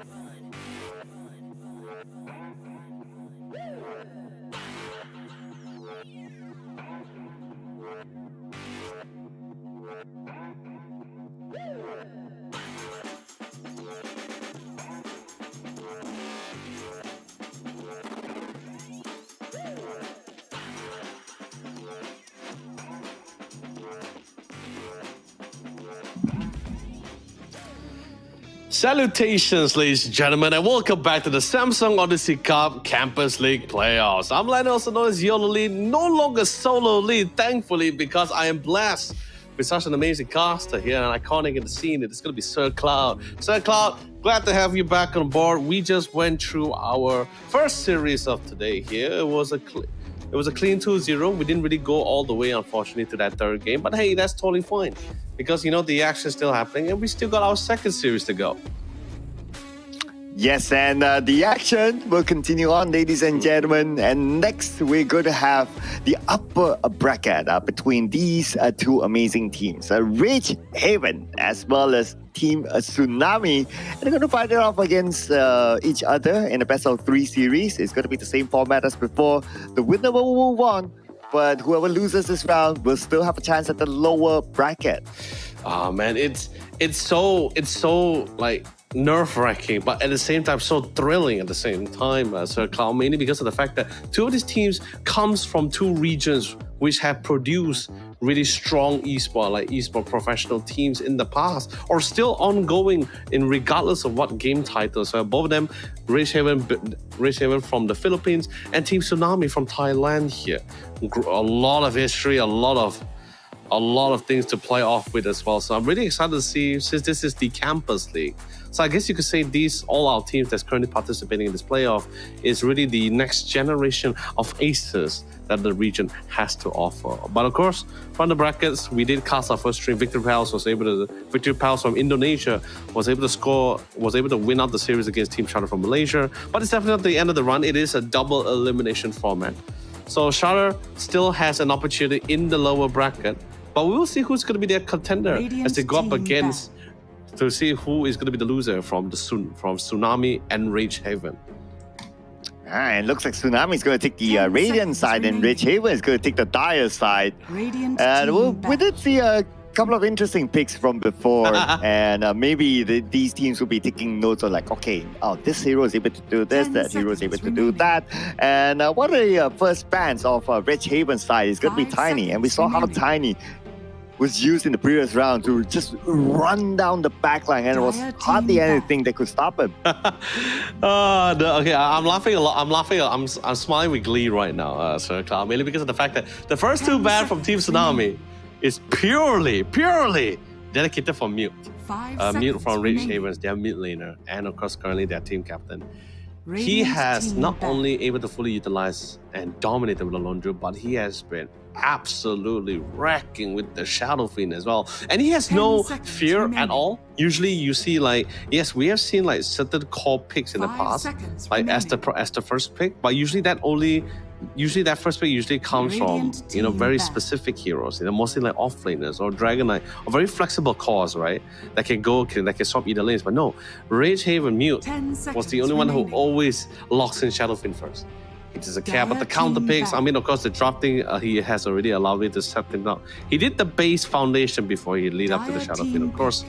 But still, he usually first pick first every single time, and he wins with it every single time. So, first 2 band, being respectful for Tsunami, they definitely have taken notes. They definitely has been doing the research here. And Rage Haven getting rid of all the flexible cores and the elusive mids here. Well, every time I see a keyboard line, I'm reminded of our buddy Flavor. And you did talk about the usage of the keyboard of light as well, the strength, especially when it comes to high ground defense, like wave, easy clearance, able to support teammates as well. This is actually a very solid hero that they picked up. It is great, great high ground defense, fantastic team fight abilities, and it causes Kotal mid. Of course, this is of course with the assumption if it's a mid Kotal, right? If this is a mid Kotal, there's going to be a lot of few mid heroes that are going to be suffering against the Kotal because he's just going to be constantly pushing in the waves here, and then you don't get that flexibility or comfortability to just farm because the creeps will always end up underneath your towers here, which makes it even more harder, especially since understanding if this is Mute playing the Kotal, it's also going to be there to deny your creeps at the same time. So not only is the tower not within your control, your opposing mid laner is also going to make it hard for you to secure last hits as well. So it gets pretty difficult. And team fight wise, once it gets the Will-O-Wisp, such a massive it's like a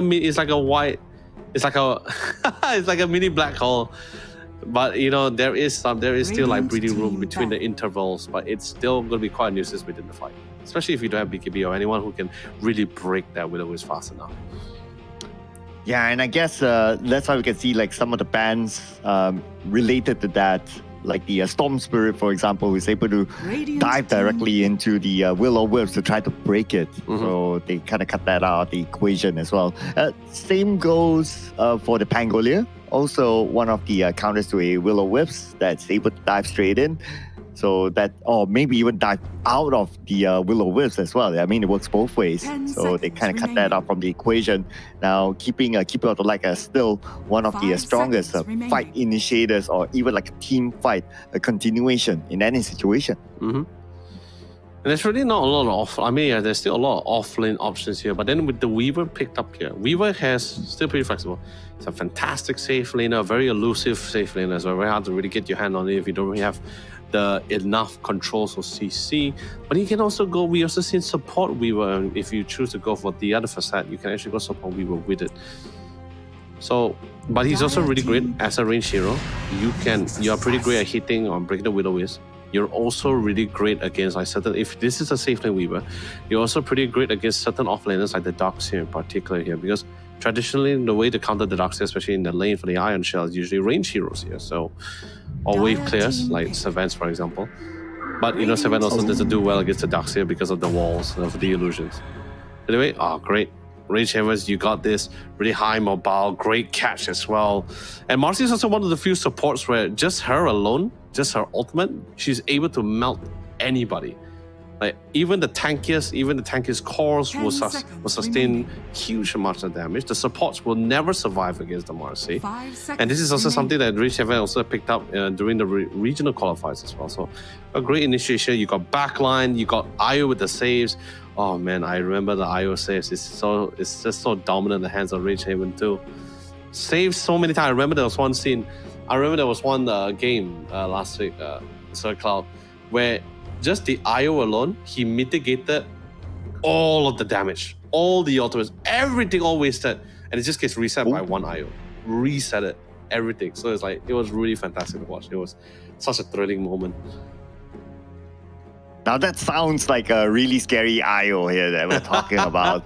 Yeah, and you have that together with Keep Out the Light. Of course, Marcy, at least at this point, was able to dish out the damage. And also, most importantly, is that Marcy is able to go for the backline, whoever they're going to pick, whoever that Tsunami is going to pick. At this moment, it is still Nyx Assassin and Weaver. And Nyx Assassin, one thing about Nyx Assassin, though, I do like this pick because it gives them a lot of information. Now, information is one thing, but what are you going to do with the information?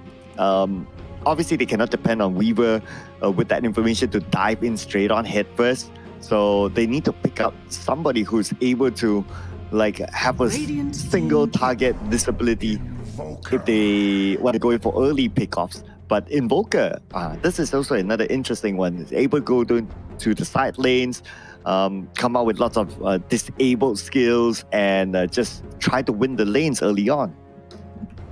I mean, yeah, he's great. He 10 has really seconds fast remaining. tempo as well. He's a good tempo player. He's also really great at jungle 5 evasion if seconds necessary as well. He gets the urn. You can actually just roam around if necessary to give the necessary amount of support in the other lanes. He's also ranged. He's also ranged as well. And if he were to go toe to toe with the Caudle, well, Caudle's not gonna have the best time. Right? Let's just put it at that, right? That kind of thing. A high burst. You can actually melt out the Caudle really quickly as well if you're able to catch it with a combination too. And you got high burst, and EMP is always something great in the fight where when you get up against certain cores who just doesn't really have an insane mana pool, Dire EMP just team completely drain it and you're pretty much out of the fight. But Darkseer comes in the mix, that's gonna be their pick for themselves here. I think Tsunami just makes it pretty clear because like, hey, we have team fight, and also we also managed to secure the Weaver. Like I said, there's not just even in the team fight alone, 10 Darkseer's seconds ultimate the remaining. wall pretty much makes things a lot more harder because if he's able to get a really good illusion 5 of like an seconds illusion of remaining. Savant with his ultimate out, TB, the Terror Blades, or even the Chaos Knight, like you can't even pick Chaos Knight into the Darkseer nowadays, even because with the Chaos Knight innate ability, he has the ability to produce. If he ever produces an illusion, it will always there's a chance for him to produce an additional illusion, which works both ways. Not only for the Chaos Knight with the with the Manta Styles or with his Chaos Bolt or with his ultimate with the Phantasm, it also works against him like walls or disruptions or shadow demons. It will produce an additional Chaos Knight illusion to fight against him as well. So Dire it gets team pretty battle. hurt. Don't think we'll be seeing the Chaos Knight here. Oh. But they are both sides still going to be keeping their safe lane a little bit optional here for themselves. I mean, Tsunami, they could lock in with the Weaver, but I think they're going to be very flexible about it to see where it goes. And I see the combo 10 here, right? By picking up the remaining. Mars, you'll be able to combo with Keeper of the Light. 5 seconds remaining. Able to come up with a good amount of lockdown, but you still need a really, really good finisher. So that's probably what Rich Haven is going to be picking as their last pick after this. For the side of Tsunami, you think about it as well. They have 3 heroes who's able to be invisible. So that will also force Rage Haven's economy to purchase more dust just to try to counter to a Tsunami. Now, that could work for or against, of course. If you purchase it dust, if you use it, you get killed, that's fine. But if you don't get anything out of it, it's just money lost. No, it's totally. I totally get you, right? In terms of money spending, it's going to be a lot more for the side of a Rage Haven because you're dealing with 3 Radiant's envy team heroes, not just of dust, just for centuries alone as well. If the game, especially if for Rage Haven's point of view, if the game isn't going so well with them, Tsunami is able to get the initiative, they're gonna be spending a lot more centuries just to deal well, just to secure the jungles. Because let's be honest, a roaming needs to give in the necessary vision, and you also got that global aspect with the Sunstrike, and the Weaver also to play off with the links. You're actually gonna be able to get a lot of intel and also a lot of kill potential. But of course that's if Tsunami is having the initiative for this.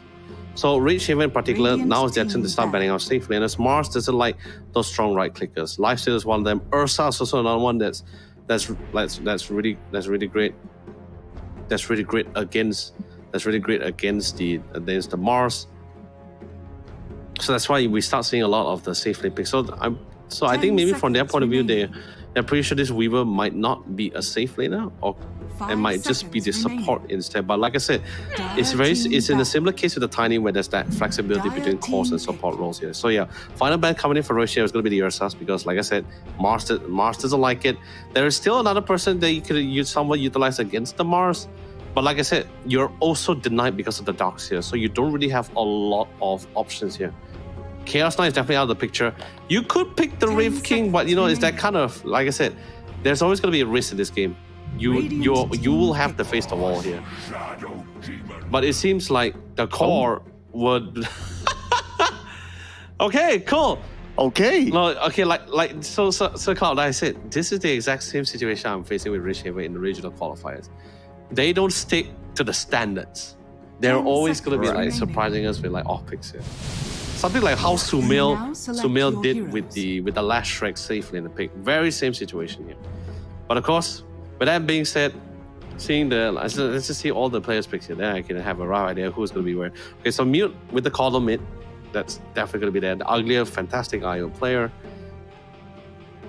And friends, yeah, okay, with the support. So yeah, correct. So the miss is going to be France. Oh, wait, hold on. Was it Jollibee or France? I can't remember, but I think it's France. Yeah, France was their safe laner. It's going to be the safe lane Marcy going up against the Ducks here. Oh, that is not going to be fun. Yeah, that is not going to be fun at all. But I guess I guess they can clear out the Iron Shell, creeps as well. It's not gonna be an easy one, but I think with the Shadow Demon, you should be able to dish out decent amount of damage once you get those decent amount of stacks with Shadow Poison. But of course, ladies and gentlemen, that is going to be the composition decided by both of these two teams. Tsunami from Thailand, Rage from Philippines. So Carl, what's your take on this? With any composition that you feel okay. Don't look at the team in general. Don't look at the players. Just think about the composition and which composition do you gravitate towards too? I kind of do like the fact that the Invoker is in the game, and I think that if we, of course, it's based out of sequencing and what might happen inside of the team fight itself, right? But I would say that the Invoker will be a good counter to what Mars will be able to come up with. Like, let's say Mars comes up with the initiation, Invoker easily will counter with the tornado and every other spell together just to disable Mars, and they might find it that they were put in a difficult spot if that situation sort of arise. But I'm pretty sure they have that at the back of their head as well. So they might want to try to pick off the Invoker first instead. That must be their first target, because you don't want to leave that hero that has all the disability skills, all the CCs to still be alive in a team fight. And if they can do that, then Tsunami they would have, Rich Haven would stand a good chance. But if they don't, then Tsunami would be able to counter in every single team fight. True. But at the same time, also I'm a little bit concerned because they did pick the Nix to. I won't say Nix Assassin is the direct counter to Colo, but the Nix Assassin plays a very similar role to like how you would pick a Nix against the Puck, right? Because Colo is gonna be blasting the waves, and the Puck also pretty much clear the waves with the illusionary orb. And so how does the Lynx player does is that during all this skill output, they use the spike carapace to actually stun the Colo of the Puck during those skill spamming situations. So like I said, it's not really a direct counter, but it is a very nice way to like stagger or set up for the next fights, or mid combat. Yeah, and speaking about setting up though, so both sides, looks like we're not going to see one of those early game rampages like what you have probably seen in the qualifiers. This is the team that actually got the rampage. Right? Rage Heaven was the one that actually got the rampage. Okay. Yeah. Okay. So they would have won. Yeah. So really great to cast their game as well. I didn't handle Tsunami's broadcast. It was actually handled by Cyclops, another great broadcaster. Oh man, I haven't seen. The last time I saw Cyclops was like back in 2018 for the esport, the World Esport Games. Oh man, it was so long time ago, man. Yeah, now he seems to be doing something else as well. I saw him like doing talks about AI stuff and all that. So yeah, just progressing himself overall, I guess, and doing great stuff in Thailand. Yeah, I mean it's expected. Everyone's moving up in life. Everyone has their future endeavors. I just wish the best for not just for my friends, but also for everyone here in this chat and this game in this broadcast as well. But of course, battles begins. Let's see how it goes. Oh. Okay, a little bit of a block here. Oh. So we might see the first blood very, very early on. I mean, it's only level 1. Where is he going to go? And Eno is going to be the one to secure that kill instead of any other core hero. Yeah, man, this is to be expected as well. They were able to get the initial positioning and get the setup for it too as well. Well, no rampage, but then again, it's still the first blood for Red Haven. True. And this is the fastest of first blood that we had so far today. The other first blood, we had to wait for the laning phase to happen. We had to wait for the rotations, and it's a signal that the type of pace that the Rich Haven is going to bring in this game. And I think for them, looking at the fact that Tsunami has a Morphling, Rich Haven, they need to play the pace a little bit faster. They cannot allow Morphling to have that space to farm until the late game. Yeah. So it is indeed going to be the Weaver support here. So definitely we might see the Scepter coming out for sure, as he's going to be able to use the Thailand on any of his allies. And I believe he went for the Skitter step, which is the fast step where if you Shukuchi and hit into anybody, right, you actually slow them instead. So there's like a little bit of CC, like some form of CC with his elusive Shukichi as well. So that's going to be something nice to have.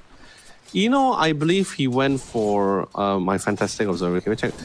Okay, so he went for the other facet where if any enemy oh, that is a beautiful setup for disruption to spears. But then Wen is in trouble though. Last hit, there you go. Yeah, so lucky enough his spear was so you see that long enough. So you see that little Weaver illusion. Yeah, so that's actually the facet for Eno Shadow Demon, right? The Shadow Servant, where if any heroes were to fell next nearby him, he actually spawns that illusion additional. So maybe within the fight itself, you could have an additional. Basically, a fight could suddenly become like a 5v6, or sorry, more like a 6v4, 6v4 situation, yeah. Not the situation that Tsunami wants to be in, though. Oh yeah, definitely for sure. But Connell, you got to be careful. Great, he's also one of the best heroes, not just for clearing waves, but also great for stacking camps, which he can also use to clear it out at the same time. Oh, So here we go. So it looks like a little bit of pressure on the milk, but he won't be faced with that. I mean, he's a very strong early laner as well. Anything that needs him to clear waves, he's definitely the hero for it.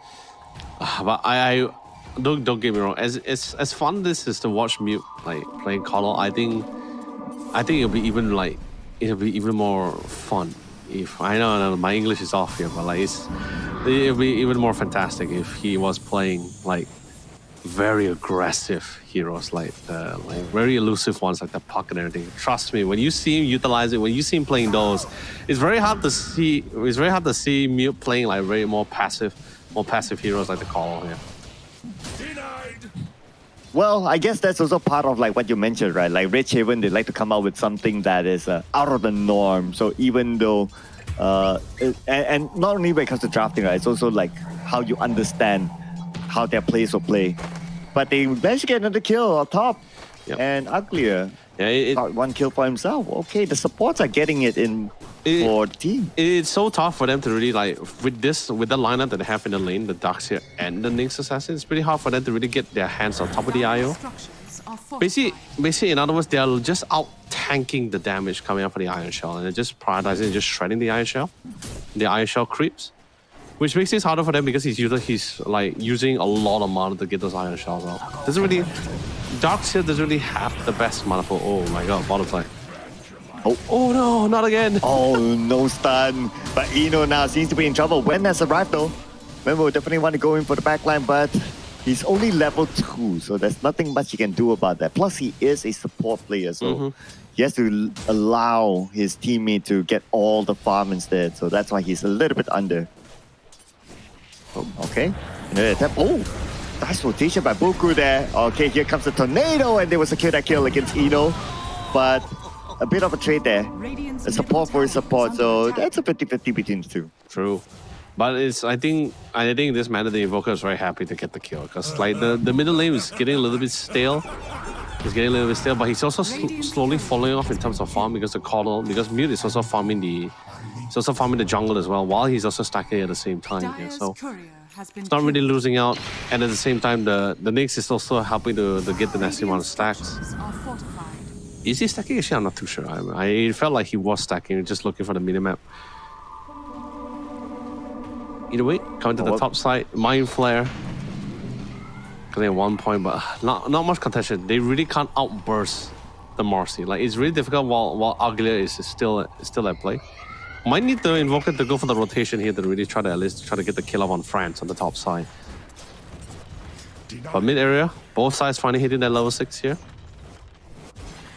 Call, let's be honest, okay, Circle. Have you ever seen a caller who that runs out of mana? Because in my opinion, I've never seen a caller that runs out of mana. Never. No. It feels impossible, not right? At all. Yeah, I mean, like you would have to be so self-sacrificial for your teammate, right? Like just completely chakram for your teammates instead of yourself, right? That kind of thing. Yeah, but even so, it's like, you could spare like one charge for yourself and then you'll be back up again, and that's all you need, right? So, man, it's very hard to see that sort of situation happen. But, okay, maybe the only time that you might see that happen is if there's a mana burn involved. Like you have an anti-mage or something like that. But what we're going to see right here is going to be a 2v1 or make that a 2v2 again. Wen came in from behind, but then again, Wen as a support, level 3, it's not going to be able to dish out much damage. They're coming back to the Caudal without mana. Yeah, that's probably the only way we're going to see it. Mana burn. Yeah, it's going to take time. Bottom side, let's be honest, I think top and bottom is going to be pretty stale. I think this is definitely something I didn't expect coming from the Rage Havens game. But, maybe we will see a lot more action towards mid-game because that's where all the heroes starts to really shine here. Starts to really come online as well. But secure in terms of EXP runes. Yeah, of course. With the Disruption Wall, is going to be the one to be able to secure it. Battle of the right clicks. Do remember, Weaver is still an edgy support, but then again, it's a little bit difficult when you're facing against illusions of your own. So, 3v1 situation, yeah, you gotta back off, man. It's like, yeah, back off my territory. This is my land, my rune. Well, at least he tried, but yeah, I mean, Oh, but I see a Pretty rotation. 50-50 there. I see a rotation coming to the bottom side. Oh, Dire's top tower okay, is gotta under keep an eye on that. So it's gonna be 3v1. Arena being called upon. But where's he gonna go right now? Okay, backup has arrived though. Mule is here. Tornado and Mute is here together with his other teammates. 4v3. They immediately disengage, going for the chase onto Wen. But when he does have the Sakuchi in about 5 more seconds, he'll be able to get away. Shouldn't be a problem. They have to make it fast. But oh no. Okay, that is quick. That is fast. And he falls. Okay, so the thing is, this is one concern that I have for Rich Haven. It would be the fact that the lack of consistent stuns, right? Like, don't get me wrong, disruption is also a fault. Oh, anyway, hold that thought for sure. It's gonna be a beautiful dispost into the rebound here. But 3v1, and he's definitely going to go down. Backup arrived, but not in time. But looks like they're going to find a counter. But at the same time, Baron actually went down. Oh man, 2 for the side of Tsunami now, taken out. They're looking for more right now. Going in for the tower dive. Taking a lot of damage though. Has to back off immediately. But looks like they managed to deal enough damage to take down Boku in the process. Wow! Look at the coordination by Rich Haven. Yeah, now this is the aggression that I've been waiting for coming from Rich Haven as well. After witnessing or casting their games back in the regional qualifiers. Yeah, what was I saying again just now? Radiant's middle tower is under attack. Oh yeah, so I was saying, yeah, my concern for Rich Haven's lineup will be the fact that the lack of like really guaranteed stuns, right, or at least consistent stuns. Don't get me wrong, disruption is a great, I guess it's a stun in the way here. But other than that, yeah, it's just like you got some form of CCs here, but it's not like a guaranteed stun like a Hax or an Earth Spike like the next Assassin as well. It's very difficult, especially when you're having all these elusive heroes, or at least like the Morphling as well, where control is really somewhat the name of the game here, to try to melt it out. I mean, you could try to out damage them, even with the strength stats being changed here, but I would definitely prefer a little bit more stuns, a little bit more control here. But you know, it's Rich Haven's call. They feel like, okay, with the Spears of Mars, as long as they land it, then it's still going to be enough. Or even with the repose here and the dispose. So going to be able to find their ways on top, or their hands on top of the Invoker. Dire's top tower is under Well, attack. there goes another kill there. Tsunami lost another player, and it's going to be Rich Haven. One more kill till they reach 10, and they're probably going to get it now. Barrett in trouble. Yep, there you go. It's going to be a straightforward caught out in the middle of the river. Yeah, so this is where it begins, right? You really need to respect the idea of the global sense with the IO. As long as the IO is around, and now with Marcy with level 6, even the Darkseer is not going to be able to out-tank the damage here. Sure, he has Surge, but he's really staying around. What? I mean, he knows that he can't run away. Really? So I guess what he was trying to do is that, okay, let me try to get as much as possible from the creeps and go out as a hero. I don't know. I mean, okay. Literally. Okay, I get it, right. Like there is the rebound. That's the dispose. Maybe that's why he figured like he just couldn't run. Yeah, I guess he really couldn't run because like yes, he does have the surge, but there's still like the activation timer, right? Because there's like the animation where he actually casts surge on himself before he actually gets the movement speed. So I think take it into account and how instant the rebound is or the dispose. Yeah, I don't think we'll be able to run for too long. Yeah, I guess so. Yeah, so the Marcy is now being the bane for Tsunami. If you kind of think about it, like you can't really run from. Okay, who can truly run from Marcy right now? Arguably Invoker, but it's more like a disabled. And if the Marcy carries dust, then your 3 invisible heroes will find it very, very difficult. Speaking of difficult, it's so difficult to go up against the EMPs here. But of course, spotted out, Sentry set up as well. Oh, there's just so much slow from the Demonic Purge. If that doesn't make things worse, there's also the Solar Bind. Oh man, and not only the EMP from earlier on, Baron, the moment he shows himself up, gets taken out. Mule is going to be the one to take that point away. And if you think about it, like the effectiveness of the EMP, right, is immediately negated by Mule. Yeah, I guess so, right? Because of the chakra magic, right? But I think Radiant's middle but if tower everyone has gets hit by it, right? I think yeah, we're going for sure. You prioritize the one that requires the instant mana, right? But you know, I think it's just I feel like it's a very Dire's situational top spell. tower is under attack. But I think regardless, right? Radiant's This is the bottom pace that tower we're is looking for, under right? This fast pace, you don't see like members of Rage Haven just like farming around. They're just like really fast paced about it. They're like, you know what? We're pretty solid. We're pretty strong. We just got to look for a couple of fights, try to get the objective up. We're not seeing a lot of Mars because Mars is Radiant's trying to bottom tower prioritize is to get that under blink attack. dagger out. I think he should be on the way. I think he should have it by now. I see a courier on the way to the bottom, so I think his blink dagger might just be the courier. I could be mistaken. Oh yeah, Dire's that is middle the Mars. tower Oh, yeah, is there you under go. attack. Because I see this full slot and it's no Oh, cash. I'm like, scam. okay, what did he buy? Most likely the blink dagger, right? Radiant's bottom It has to be. It tower can't is be under anything else. attack. Don't surprise me anymore. Dire's top tower is Rage under Haven, attack. but Yes. So with the blink dagger, then it will be time for you to get into action. Oh, yeah. Come in with the Radiant's arena, bottom tower and then the whole is team under fight attack. happens, and then you can combo with the Caudal. I mean, this is what he's probably going to do coming soon. Now that they've TP onto the top and they're going for the chase, the surge being used, yeah, imagine and getting off tries to get away, but lucky enough for him is down to safety. But look at the backline though. Keep your eye onto that. The arena being called upon. Managed to catch one. The EMP will be used as well, burning a lot of mana in the process. And Hong will go down. Mill will be the one to get the mega kill onto it. Looking for win. Win. Where are you going to go at this point? And looks like he managed to somehow get away to safety. But the chase is continuing on. And they're trying to get Varen next. But Varen being supported by his other teammates from behind as well. But still not able to get away to safety. Mill is the one that is going to get the kill and is unstoppable at this point. Tornado to the back line just to buy a little bit more time. While Wen goes up to the high ground, comes right down with the Saguchi. But oh man, Lemi immediately taken out. We did talk about this. How are they going to run when you have a Master around? Like, but do you see what I mean? Like the fact that how the fight transitioned from the top part of the tier 1 all the way to towards the end of tier 2.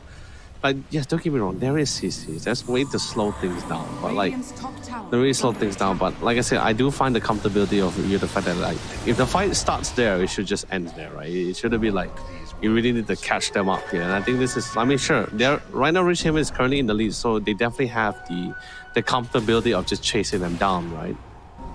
Oh, Spear Mask didn't really connect into the dispose. Not gonna be the fun time for our dear Varen here. We'll die for sure. A lot of focus on the Mars though by Wen. Wonder what was he expecting to get out of that. Oh no, that's not the Wen. Wen has to get away to safety. Still has the Saguchi though.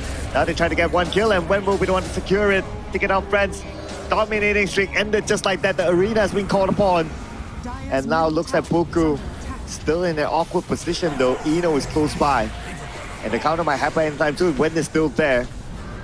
And the fight's not over yet, ladies and gentlemen. They're still trying to find the next target. Uglier. This might go ugly for him, but no! When his teammates are there, Has fallen. pushing Hong Hong away. And Hong Kong has nowhere to run, using the surge to get away to safety. The surge is his saving grace for now.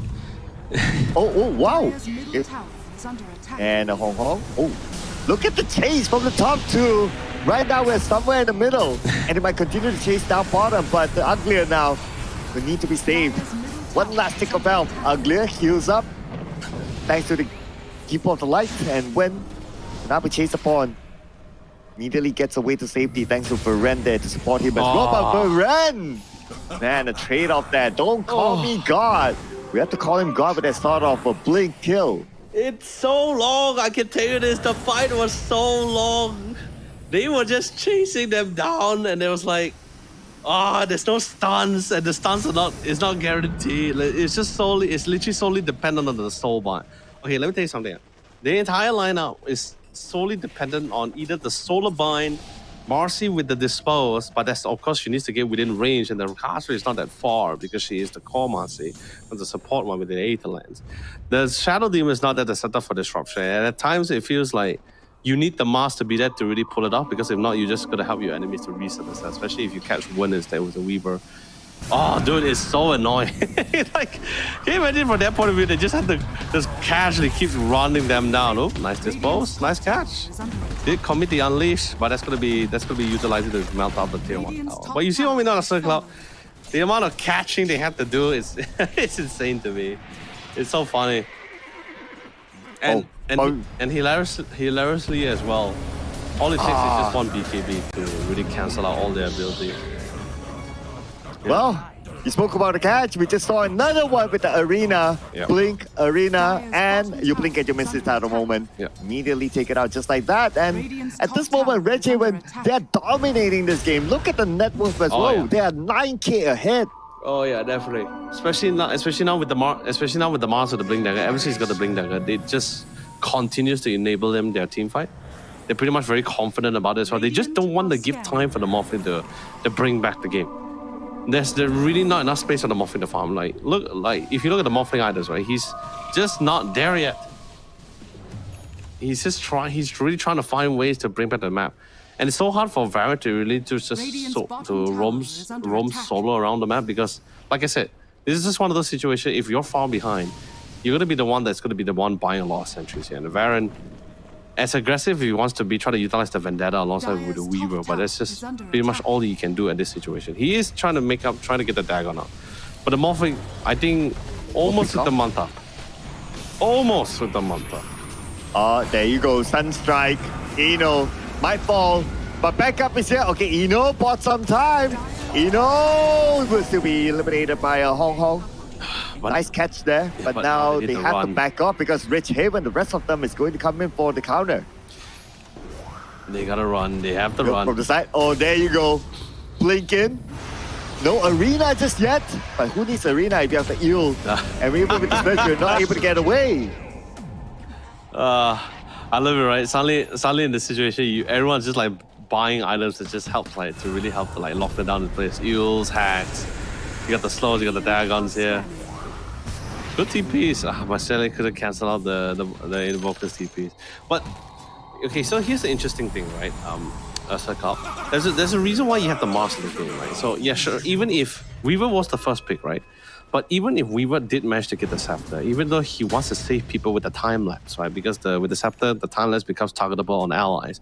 He can't do it because of the arena. The arena, when you see now that if you remember the new arena, the Arena of Blood, if anyone is in the arena, any allies that's outside the arena cannot see or target any allies that's currently in the arena. They are completely blinded here.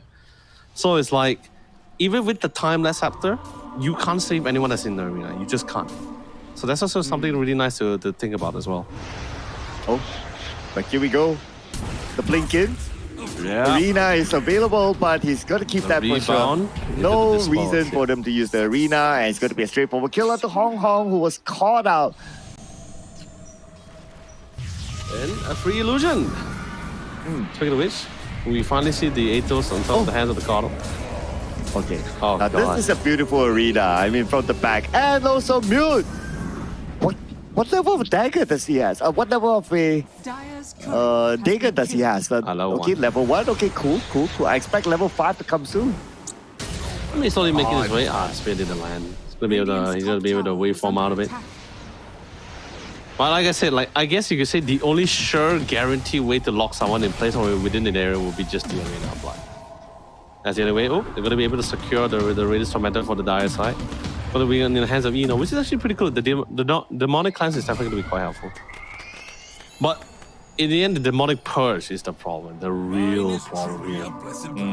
It's BKB piercing. You're basically purging any abilities, and coincidentally, you found word. Wait a second. What is that cast rate for the dispose, man? That doesn't make sense.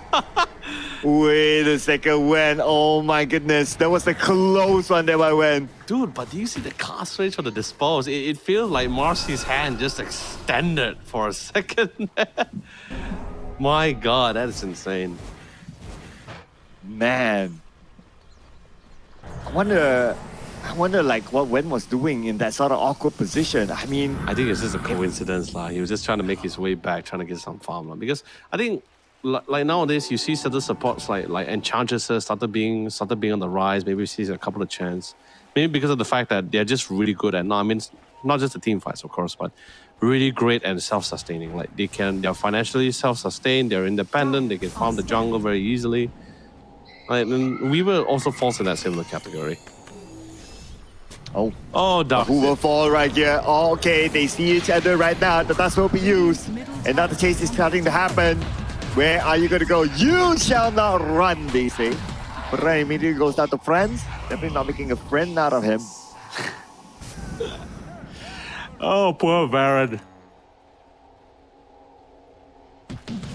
And now with the initiative as well, they're going to make their way to the Roshan. I think this is going to prime time. I think the settings has been set, right? In the fact that, like, okay, great. Tsunami has no means to the clash that's at Roshan. They can try, but nothing's going to happen. Mute is like level 16 against the level 14 Invoker. Of course, it's not too far behind.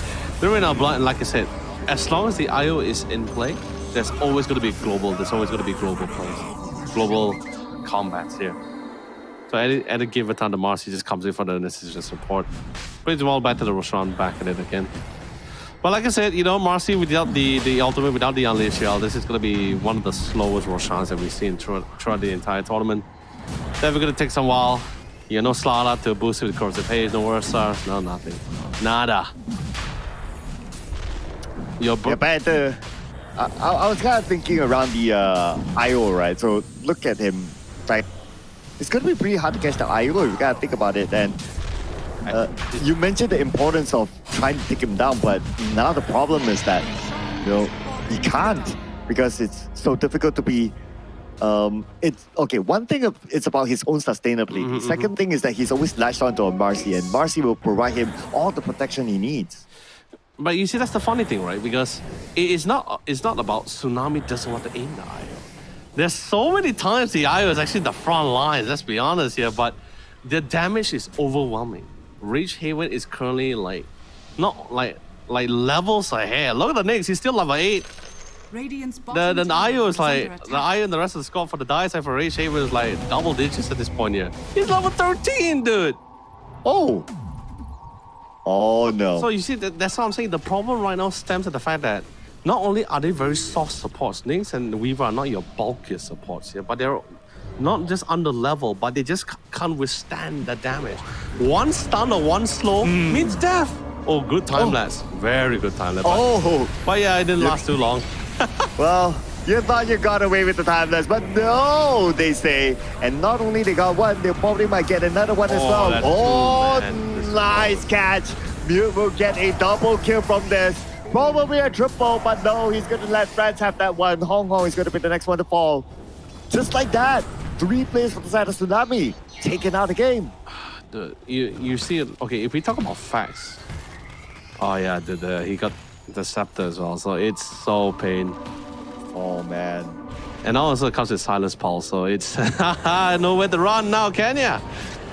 Up, here comes the dust. Oh, and they he spotted definitely out. saw him. Yep, it's just a matter of time right now. Okay, tries to The keep you away, but damage! look at the damage, man. Yeah, bro, one. Oh, this is a beautiful rebound. 2-man too. Like, you know, we were just talking about like lack of stance and everything, right? But it doesn't matter when you're in such a lead, right? And you have so much slows. You got the rebound, you got the dispose, you got the demonic purge. I think the craziest one is the demonic purge. And I mean, solo blind from the corner is pretty okay. Oh, okay, GG is the call, ladies and gentlemen. The game is long and over. Whoa. The scoreline is 30-4. It's not. It's a 26-minute game. They have a 21,000 goal lead. Totally on. They figured out, yeah, there's just no way to come. And there's no space for the Morphin to farm. No way for the Evoker to really bring back the game as well. The supports just can't withstand the damage. The lead is too much. They just figure out, you know, instead of dragging out this game, let's just prep for the next game. Reset the mentality. Figure out how they want to bring this back with the drafting wise. But at least I was actually about to get to the conversation about like, okay, what does it take for them to make a comeback here? But they call GG, and you know, then it's, you know, we don't even need to talk about it then. I mean, we could still talk about it, you know, that kind of thing where, you know, like, it's called going to a new game and get a new mindset. Because like I said, a lot of these teams are going up against for the first time. Like I said, not a lot of intel for you to go off with. Sure, you got votes from the last 2 weekends of broadcast, but that sometimes is not really necessary enough. Sometimes you really need to experience it head on to really get a good feel on like what was the actual state of all these teams that went up against teams like Rage Haven, for example, here. So in this case, a very clear cut, that's the beauty about best of threes, right? First game is always pretty much like maybe for some teams, especially when you're going up against a new team or a team you've never seen before or have any information on. First game is usually like touching the water, you get a good idea, you get a good feel, right? But then now I guess, pretty much they're like, we already like prepared, because it's not to say they weren't prepared for Rage Haven. You already saw from the drafting phase.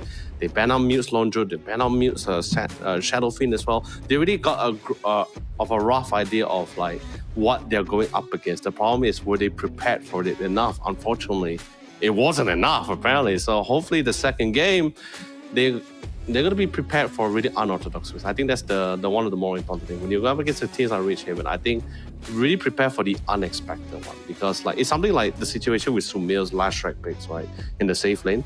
Like it doesn't, like you don't commonly see last strike in the safe lane role, but it just fits because it fits with the whole composition, like with the timings, the play style, the rotation, or I guess team fight engagement as well. It just fits as a whole, it's just circumference. And I think Rage Haven is really strong because everything, they're just playing it as a full team here. There's not going to be that one guy that's going to be overly farming, no, everyone's going to be joining the fray, that kind of thing. So I think that's something that's like one of the few advantages and strength of Rage Haven.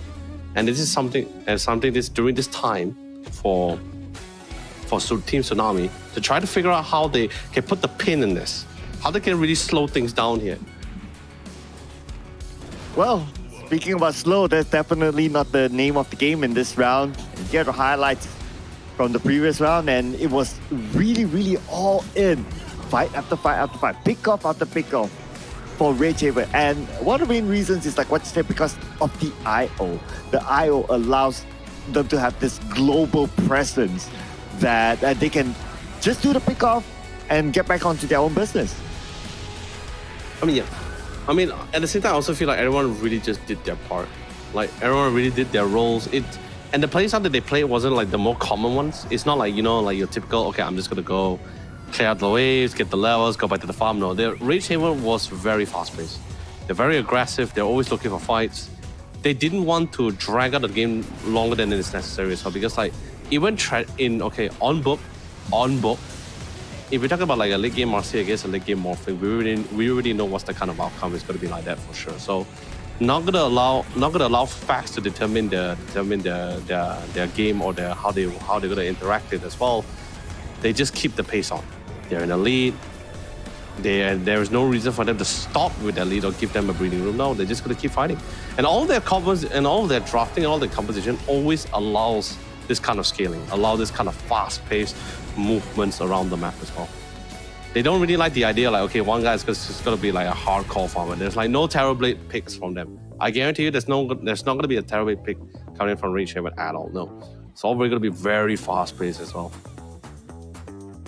Well, and of course, that is because of our MVP this time, which is the Marcy with the 9114 KDA. And I would say that the Marcy is well supported by IO. So the heart of this all is definitely IO. And because of their combination that wreck a lot of havoc, especially at the top lane, that allowed the Mars to have a lot of space.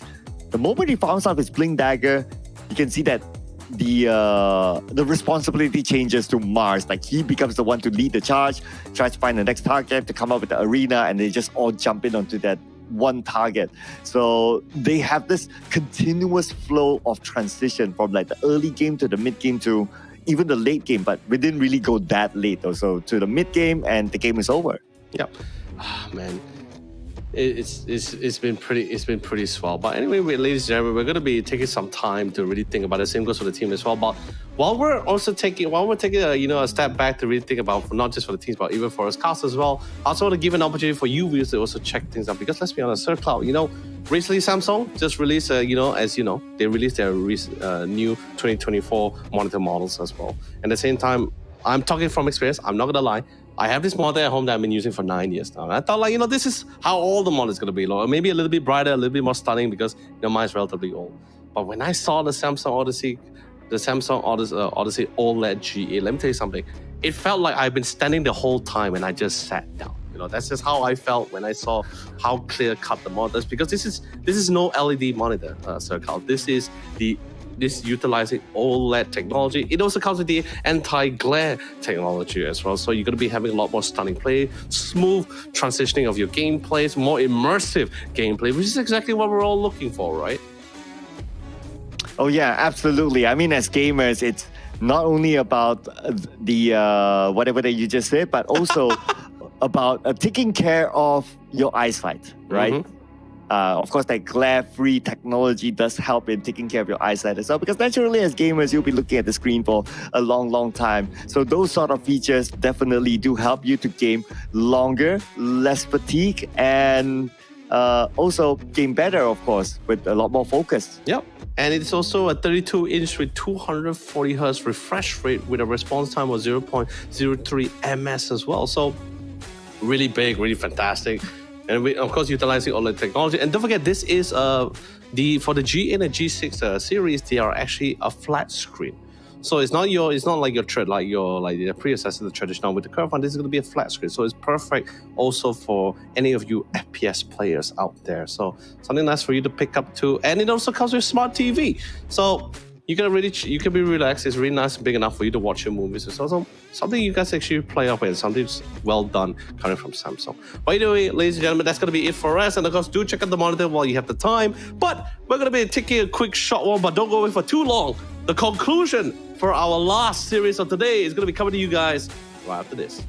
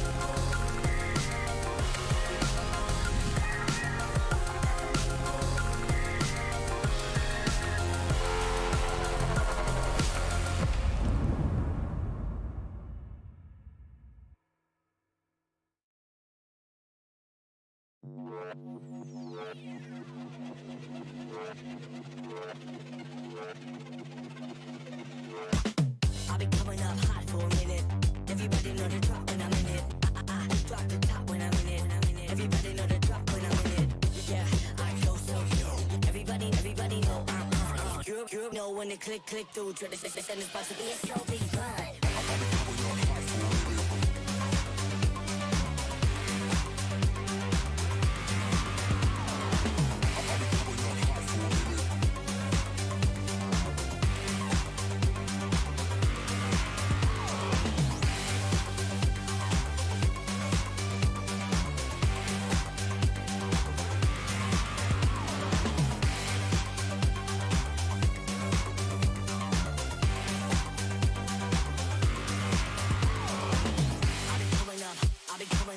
Everybody know the drop when I'm in it.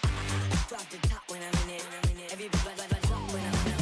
Yeah, I go so good. Everybody know I'm on. You know when the click through. Try to send this back to be a serious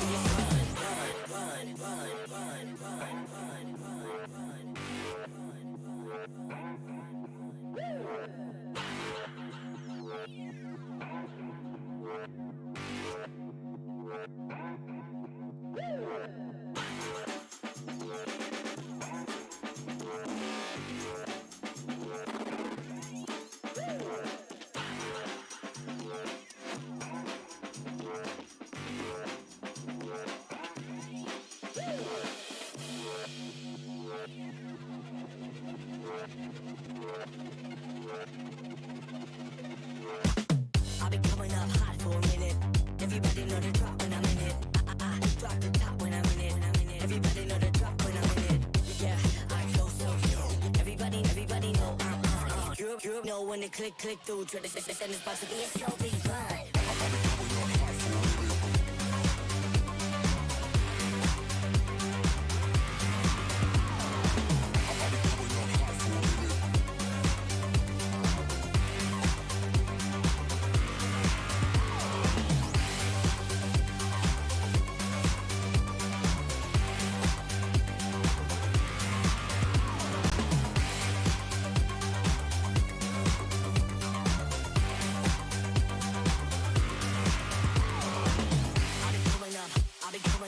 Everybody know the drop when I'm in it. Drop the top when I'm in it. Everybody drop when I'm in it. Yeah, I go so good. Everybody know I'm on. You know when the click through. Try to send this back to be a serious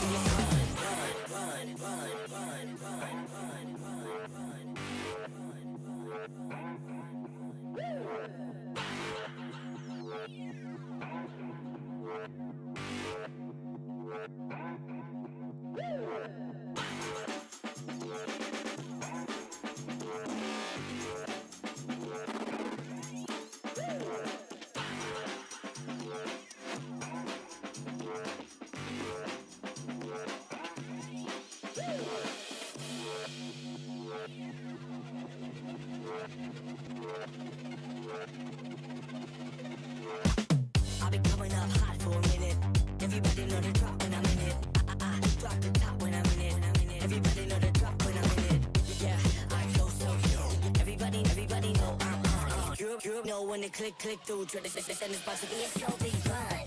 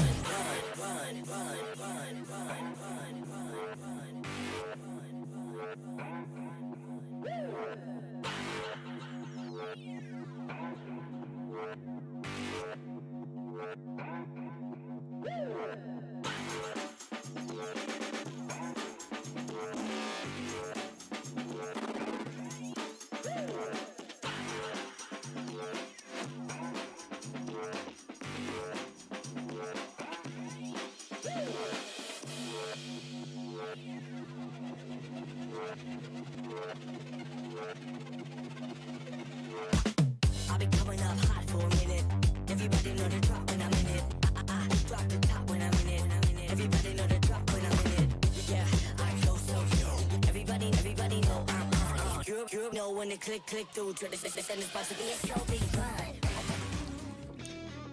And we're back, ladies and gentlemen. This is the Samsung Odyssey Cup Campus Elite. Together with me, Sir Cloud, as well as my wonderful buddy here, Mr. Yolo Lee, aka Leonard. And we just saw the match between Team Tsunami versus Rich Haven. And it was a very dominant game by Rich Haven overall.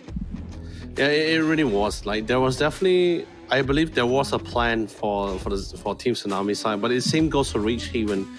I think this has been a long-standing clash between ideals, right? Because we have seen teams who definitely prefer the long-drawn game, right? The kind of thing where, you know, they're able to turtle things out, able to withstand any kind of resistance coming from or any early ganks. But there's also teams who prefer to just be really highly aggressive team competition, just constantly look for a fight, try to set up the pace, and that was something that Rich Haven has been utilizing and has found great success with as well. Even forcing teams to just have to succumb to defeat here, even way before the game has long ended or even passed towards the late game here. So anyway, this is the updated bracket as well. So Victory Pal was the first team to secure themselves in the upper bracket finals. Rage, we're currently casting our last series for the day one of the playoffs here, but Rage Haven is currently 1 point in the lead and only requiring one more point before they move forward to the upper bracket finals. That's only if Tsunami has managed to find a way to stop the bleeding and bring it all the way to that third game.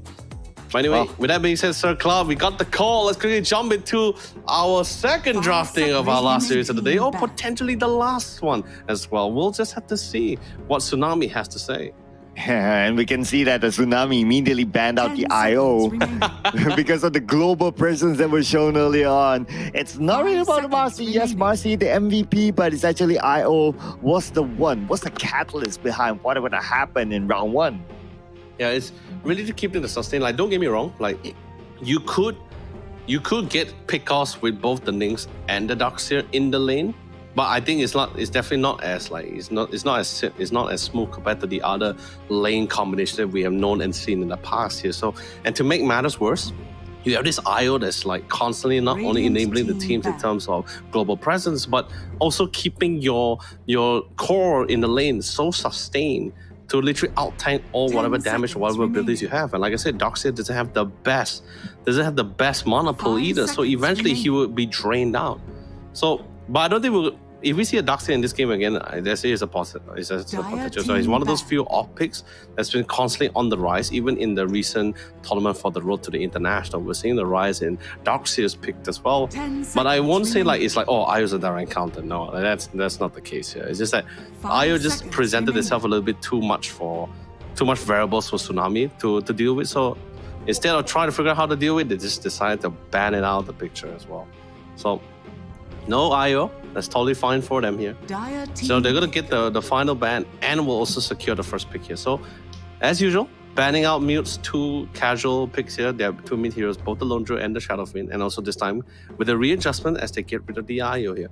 Rage Haven, they don't want to take the chance of the Weaver. I think they were just somewhat reminded like, oh, you know, Weaver is also in the game, we're gonna ban him out here. But that's a very bold start. I'm gonna say it right now. A very bold start as he started with the Storm Spirit. But of course, Rage Haven not too far behind.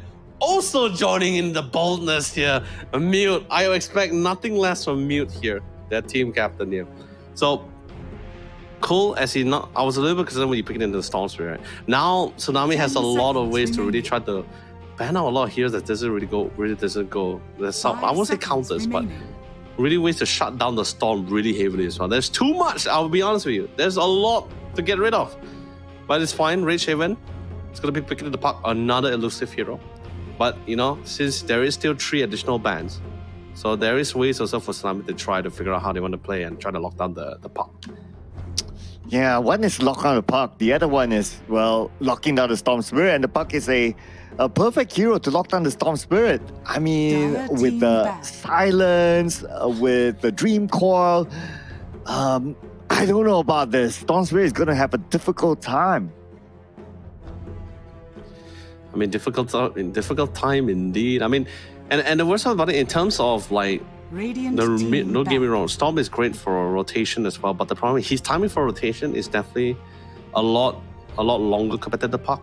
The Puck is a little bit earlier and also a little bit more cost efficient. Because Storm just from wherever his position when he commits his ultimate just to get to initiate into those ganks, right? He's gonna be utilizing a lot of mana here compared to the Puck here. Puck is a little bit more cost efficient here, 5 in this case here, seconds and he's also a lot more faster. So, and if someone meets a Mute's playstyle as well, and then we saw Mute playing the Puck as well. Oh my god, his right click Puck. Radiant team pick. Almost unkillable and almost like does the team most amount of damage in the game. It's insane to me. Maiden. The Crystal Maiden one is a little bit of an interesting pick for me because like there is also like, don't get me wrong, there are definitely a lot more priority or better post 5 in the pool here. And sure, her ultimate is great for team fights. It's a 10 massive seconds AoE. You can remaining. also jungle with the ultimate as well. Her Frostbite is Dire also team pretty great for jungling. And I guess you could somewhat play off with that passive, the Arcane Aura, to give like the additional mana regen to the rest of the team here. But her laning phase, sure, you can get some high kill potential with certain safe lane cores. But also do take into account like Crystal Maiden doesn't really have the best mana 10 pool seconds either. Like remaining. I think just utilizing 2 skills and then that's pretty much she's out of mana here. So 5 seconds you either remaining. really have to max out that Arcane Aura to really get that at least that decent amount of mana regen. But Rubik has always been that traditional post 4 pick, so this has been pretty great so far. Yeah, so the Rubik, pretty flexible pick, I must say, but of course, it's also really situational, right? It also depends on the user, like whatever skills that you're able to steal away, are you able to use it at that situation as well? And at least from between the Puck and also the Crystal Maiden, obviously the Puck would have more useful utilities, especially with the Dream Call. If it's able to steal that away, it will be a good counter towards Crystal Maiden and also any other softer heroes that Red Haven might pull out. I mean the Frostbite is also, I mean there's I just did two heroes, so there's a lot of abilities you can play off with. So like, and Rubik post 4, I mean not just the spell steals, right? Circle is also the ability just constantly like poke down her ass. Right? Even before this patch, Rubik has like been one of the like few go-to post 4 picks as well. So it's been pretty standard so far. And the thing is, it's not a bad pick either. It's more like a safer pick. Radiant team And usually if there was no Storm Spirit, one could usually assume like, okay, this is gonna be like, could potentially be a mid Rubik depending how the game goes. But now we know there's a Storm, so it's gonna be a mid Storm. It's gonna be a post 4 Rubik. Could be a post 5 depending who's the next hero pick. Nice Stalker, I love the pick. It's been on the rise for one of the top offlaners as well.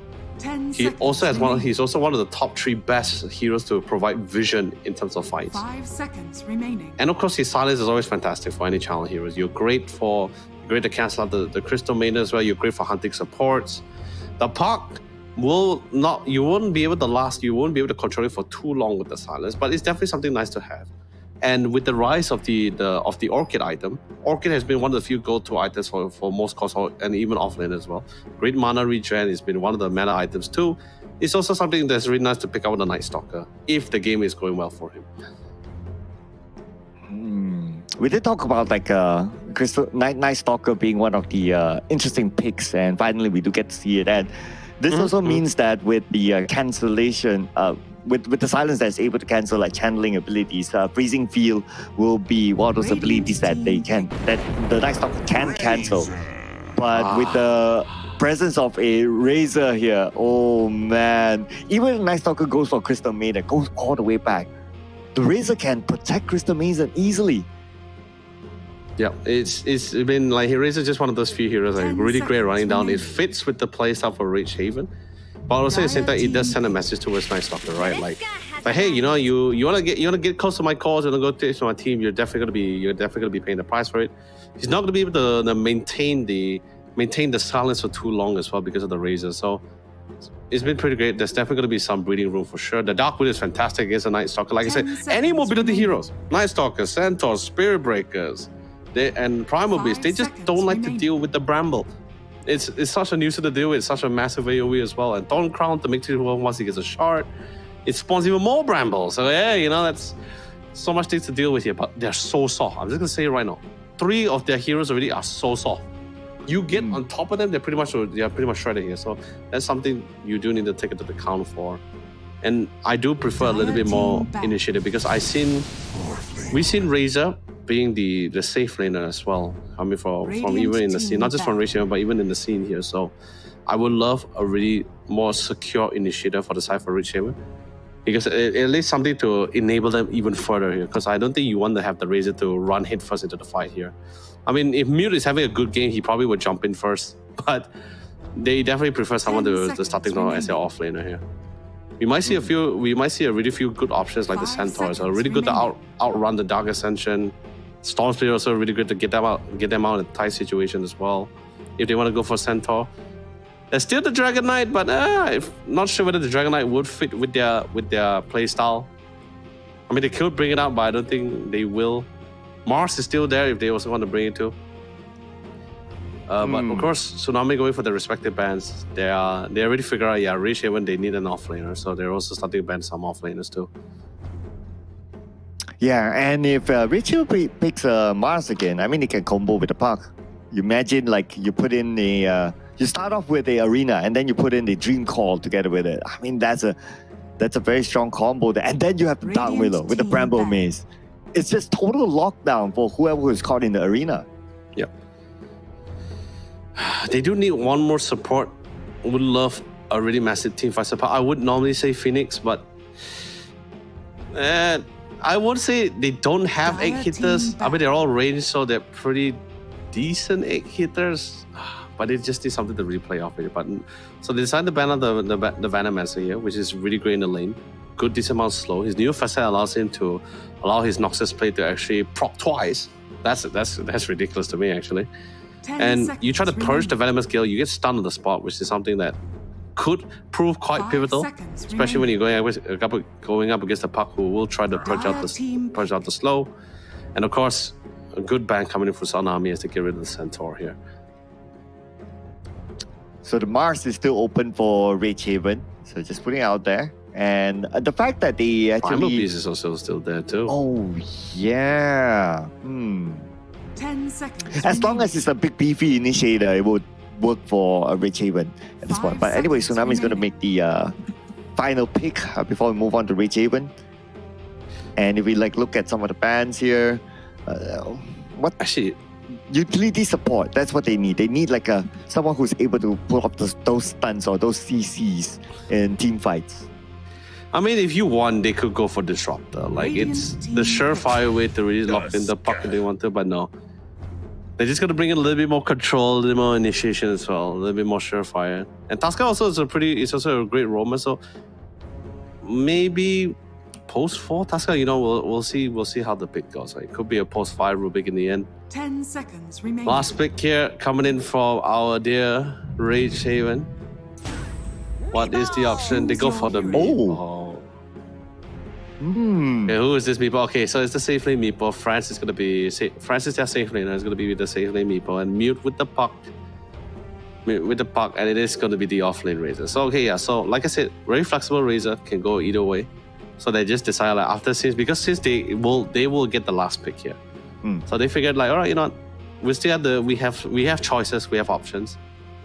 So, Meepo, also great initiator. Also great initiator once he gets online, especially once he gets those stats. There's no real, there's not a lot of massive AoE. Maybe once the Storm Spirit gets the Scepter, then we might see something. Maybe we can see something he can play off with it as well. Decent amount of nukes if they concentrate fire on the Meepo, but like I say, it's not just the Meepo. There's always going to be someone behind the lines. There's going to be support. You got great team fights coming for Rage Haven. You got really annoying abilities to slow you down. So CC from the Dark Willow. And the Puck, well, they guarantee, there's no guaranteed stuns, okay? Snowball still got travel time, maybe Storm Spirit, maybe Rubik's Lift. That's before way before he gets the BKB. Yeah, so it's either the Electric Vortex or the Lift for the Rubik here. Sure, if you can get the Silencer, that'd be great, but there's always going to be the problem with the Razor or the Crystal Maiden with the Frostbite as well, if he has the cast range for it too. But like I said, Dota has always been a game where no matter what kind of composition you have or the team has, it always comes down to how you play the game. So we might see quite the surprise. But I'm still having my money on Rage Haven. I feel it feels like the timings that they have feels a lot more better compared to the side of Tsunami here. Will Tsunami be able to pull it through or get washed away here? We'll just have to see. Yeah, and I could understand why they didn't pick the Mars towards the end, because you don't want to be countered by an arena from by the Rubik, right? Who can come up with the arena of themselves and just do like U-turn stuff. I mean, it's all right. You know, it's not like a static storm. So I mean, it's definitely a great spell to steal, but I won't say it's game changing. But if it's like, but if it was a static storm, then yeah, that's game changing. it's horrifying. But you know, the teams has made the call. This is how they want to play out the game, and this is the final round as well. Or potentially could be the comeback one as we go the distance here to game 3. Teams are grouped up. By the way, that is a lot of cages for skin for Razor. There's a lot of change in cages, man. Like, well, like what's happening there, buddy? It's definitely the jail of the dam here, but like still, dang. They're having this like, what is this? What do you call it? Like what's that dance? The one they all stick in one line circle. What was it called? What dance is that? Yeah, you know, it's like that. I'm not too sure. I forgot. Okay, I'm just too old for that. But they're definitely not too old for this. Looking for their first blood, straight going up to the high ground, and Hong Kong might be the first one to fall. And yes, first blood drawn by Eno. And not only the first blood, they're looking for more. Wen might be the next target. And yes, they will get Wen as well. So 2 kills. No rampage like what you've seen before, but still, this sort of start is, wow. The battle begins. Oh man, what a game! You know, I think it's called the line dance, right? But anyway, this is a very good initiation. I didn't expect it to the very last second. They thought they could try to take the fight head on, but like I say, you know, it's too much burst initially. I mean, okay, let me think of it. You have Void. No, I don't think he went for the Void. You have Plaza Fields into the Bramble. Yeah, there's just too much CC on Rage Haven. They'll definitely win out the early fight for sure. Well, so that's going to be the first 2 kills for Rage Haven. Another good start, just like how they had early on. Yeah. And the bonus EXP is going to be great. It's going to definitely enable us in some of these lanes here. And Night Stalker, he actually, if you notice right, it's currently nighttime in this timing as well. So that's because of the facet for the Night Stalker, as that's called Night Rain. He has 2 facets. One is the Void one, and the other one is the Night Rain. So basically, what this does, is that it changed the time zone. So the early game is a lot more better for the Night Stalker. It allows him to farm a little bit more better. He has higher mobility, better attack speed. Allows him to actually have a lot more head-on clash, a lot more better compared to the traditional Night Stalker.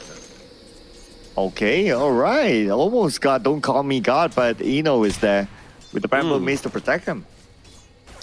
Yeah, this is not going to be easy for him to maximize the static link, because like every time he gets a static link on the Morphling on Mel here, he's going to be able to waveform out of it and just break that link. So I mean, I have trusted Eno's Bramble placement, really great Bramble placement. So maybe he's going to be able to allow the Razor won't be able to get the maximum duration, but at least get the majority out of the damage steps here.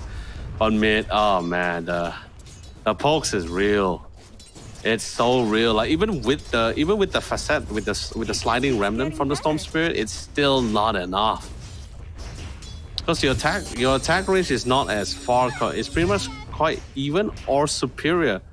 The Pox attack range is either equal or more superior than the Storm Spirit one. So, and Illusionary Orb is always great additional damages. So, oh god, there he goes. Okay, just like that. I mean, he made it look so casual. You see, no, this is what I'm saying, Sir Cloud. It's cool to see Mute playing like utility passive heroes, right? Playmaking heroes, but you need to see him playing like those really aggressive damage dealing ones, like the Puck. You will see how scary this guy can be. It's amazing, man.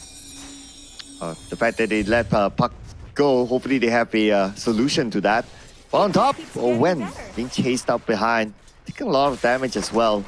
And that's pretty much all he can do until he recovers back before he can get back onto lane. Yeah. The top, I don't think will, like, you need to see Mel make a very big mistake for the Razor to actually get the kill on the Morphle. So I don't think you're going to be seeing that too often here. It's getting a decent amount of damage up to though. Although, There you go. Here comes the chase. The static link is still active though. Don't call me God. A little bit of block here by Wen. No call me God. Tries to make that U-turn. And Wen is in trouble. There you go. Straightforward kill there by Eno. So that's going to be their 5th kill in this game. Yeah. That was a really big kill. They couldn't get to pick up a Mel, but at least we'll be able to get it on top of the Tasca, who doesn't really have a lot of escape capabilities as well. So good pick off, good trade, good prioritization as well. But since he spawned, definitely reset the bottom for our dear Buku in the mid lane who's playing the Storm Spirit. What about like, oh, good net. There's so much control of the ball lane if you think about it. Like, there's 2 nets into the Frostbite. That's so basically you're gonna be able to lock anybody for over 6 seconds long. That's insane to me. Oh, but you don't need to knock Buku though. And Buku just TP'd back in.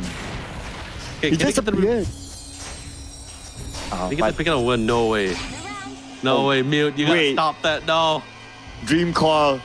Where is he gonna go right now? He's gonna go straight in, and Mute is still gonna get the kill. Oh, I mean, God. it doesn't matter. Wait, he survives? What? Yeah, of course he survives. You're the illusionary all about, buddy. Oh my goodness, that was so fast, so slick. That's what I'm saying, man. Like, especially with the pickoff on the Storm for the 2nd time, he got the bonus EXP to actually get the Dream Coil out too. So, and now bottom. Even though it's nighttime, there's still a little bit too many meeples to deal with. Oh, look at that. Net after net after net. Hong Kong, where you gonna go? Okay, they almost hit it though, Hong Kong. Oh! Thanks to the trees, thanks to the nighttime. Let's give it a little bit more advantage navigating through the forest and back up a run just in time. But back onto the top lane, another kill this time. And Eno is on the killing spree. Yeah, I really wanted to see. I was more curious about the Morphling kill. I was wondering how they got it off. So, yeah, so I think most likely courtesy of Eno. Well done. Well done for beautiful placement on the Bramble coming in from the Dark Willow. And now another mid rotation as well. Yep, not gonna find anyone. The Tasca was able to spot out Eno in time, thankfully. And they also have their own personal river ward, so we'll be able to see him from quite a distance here. But the Bramble still managed to connect, got the silence off. Straight onto the back line, and Mute is on a mega kill. And we're not even 60 minutes into the game, and he's looking for his next kill. Baron shows up. Oh no, I'm not sure if this is going to be a good position for Baron. He will be caught in between at least 2 players for the side of Ridgehaven. Baron takes a lot of damage. Eno now has the mana to come up with another Bramble Maze, and Baron will be taken out. Just like that. Mule again, unstoppable in 6 minutes. Yeah, he's really on the roll. Now you got the Arcane Rune as well. Resets the bottle. Storm Spirit, you got hit by the Cursed Crown and also an Arcane Rune on top of the puck. Yeah, his illusionary orb is going to be on such a low cooldown. It's insane to me. So now I'm going to be taking the damage head on so far. Oh, Eno is not dominating and he's looking for his next kill though. When very low on damage. And Mute, he's just going back and forth, just ignoring the tower totally. It's like the tower didn't exist. It wasn't existing in the first place. What are you talking about? Oh man. And the worst part about it, because of the his waning rift, because of its waning rift ability paired with his fast set, so he's going to be able to pull in anyone who gets hit by it as well. We see a little bit of a chat going on there. The only one that I could read is I can't read Thai. Can you read Thai? The only one I could read is the 555. It's a ha ha ha in Thai. So really? 555 is laughing? Yeah, it's you pronounce 5 as ha in Thailand. In Thai. Oh, I didn't know that. Okay. So that's why they type like 555. It means like ha ha ha. Oh, okay. There you go. Okay, that I can read. Sorry. Oh, well. Oh God. You could definitely read what's going to happen here. For sure, Mute is going to get his next kill, and it's on a wicked sick run now. And Wenner just arrived. Oh man, I don't know if this is going to be a good idea, but he has to get out of this. But where can he go? Can Mooney move forward, and now he's going to be among Eno as well as Mute. And this duo is just not going to give him the space to even breathe at all. And same goes for Baron. It's going to be the next target. Bramble makes to stop Baron, but thanks to the tower, it will kind of force Mew to leave the space for Baron to reset. But here comes Buku from the side. And Buku, what? He's on the Mew. Mew is still alive. Wait a second, Mew. Eno with the block. On the Buku finding it hard to just take down Mew. But wait a second, it's not over yet. Look at the U-turn. Mew, what are you doing? What is happening? Okay, Homer is coming and finally Mew goes down. Oh man, that took forever. That took so much from Tsunami just to take down Mew finally. Dire's top tower is under attack.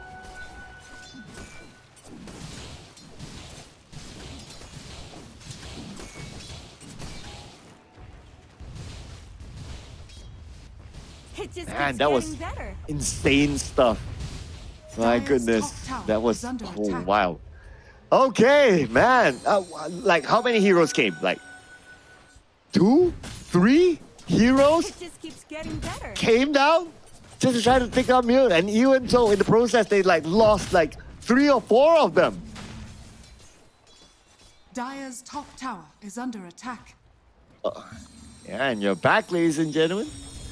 And man, No, yeah, no. that was crazy commitment from Mew. No, that's what I'm saying, right? Like, he's been juking overlords, he's been juking all the right clicks coming from the storm space. It's insane. I mean, he finally dies because of the silence, because he had no BKB and he's so slow. But that doesn't matter. Oh, yes, Fran. fight's not over yet now. Now we have Fran another new did, fight. yeah. And Fran, oh, okay. Hong Kong Wen got 1 each though. So at least they pulled back at least 2 kills. But one of them is the Crystal Maiden. Okay, but Mute again, Mute! 1v1. Better get out to safety, but nope. Not going to be able to run at all. The more Man, this guy is just unstoppable at this moment. Amorphous level 6? What level is the Razor? Okay, hold on. Again with the Raining Rift. Oh, here we go. In the middle. Oh, okay.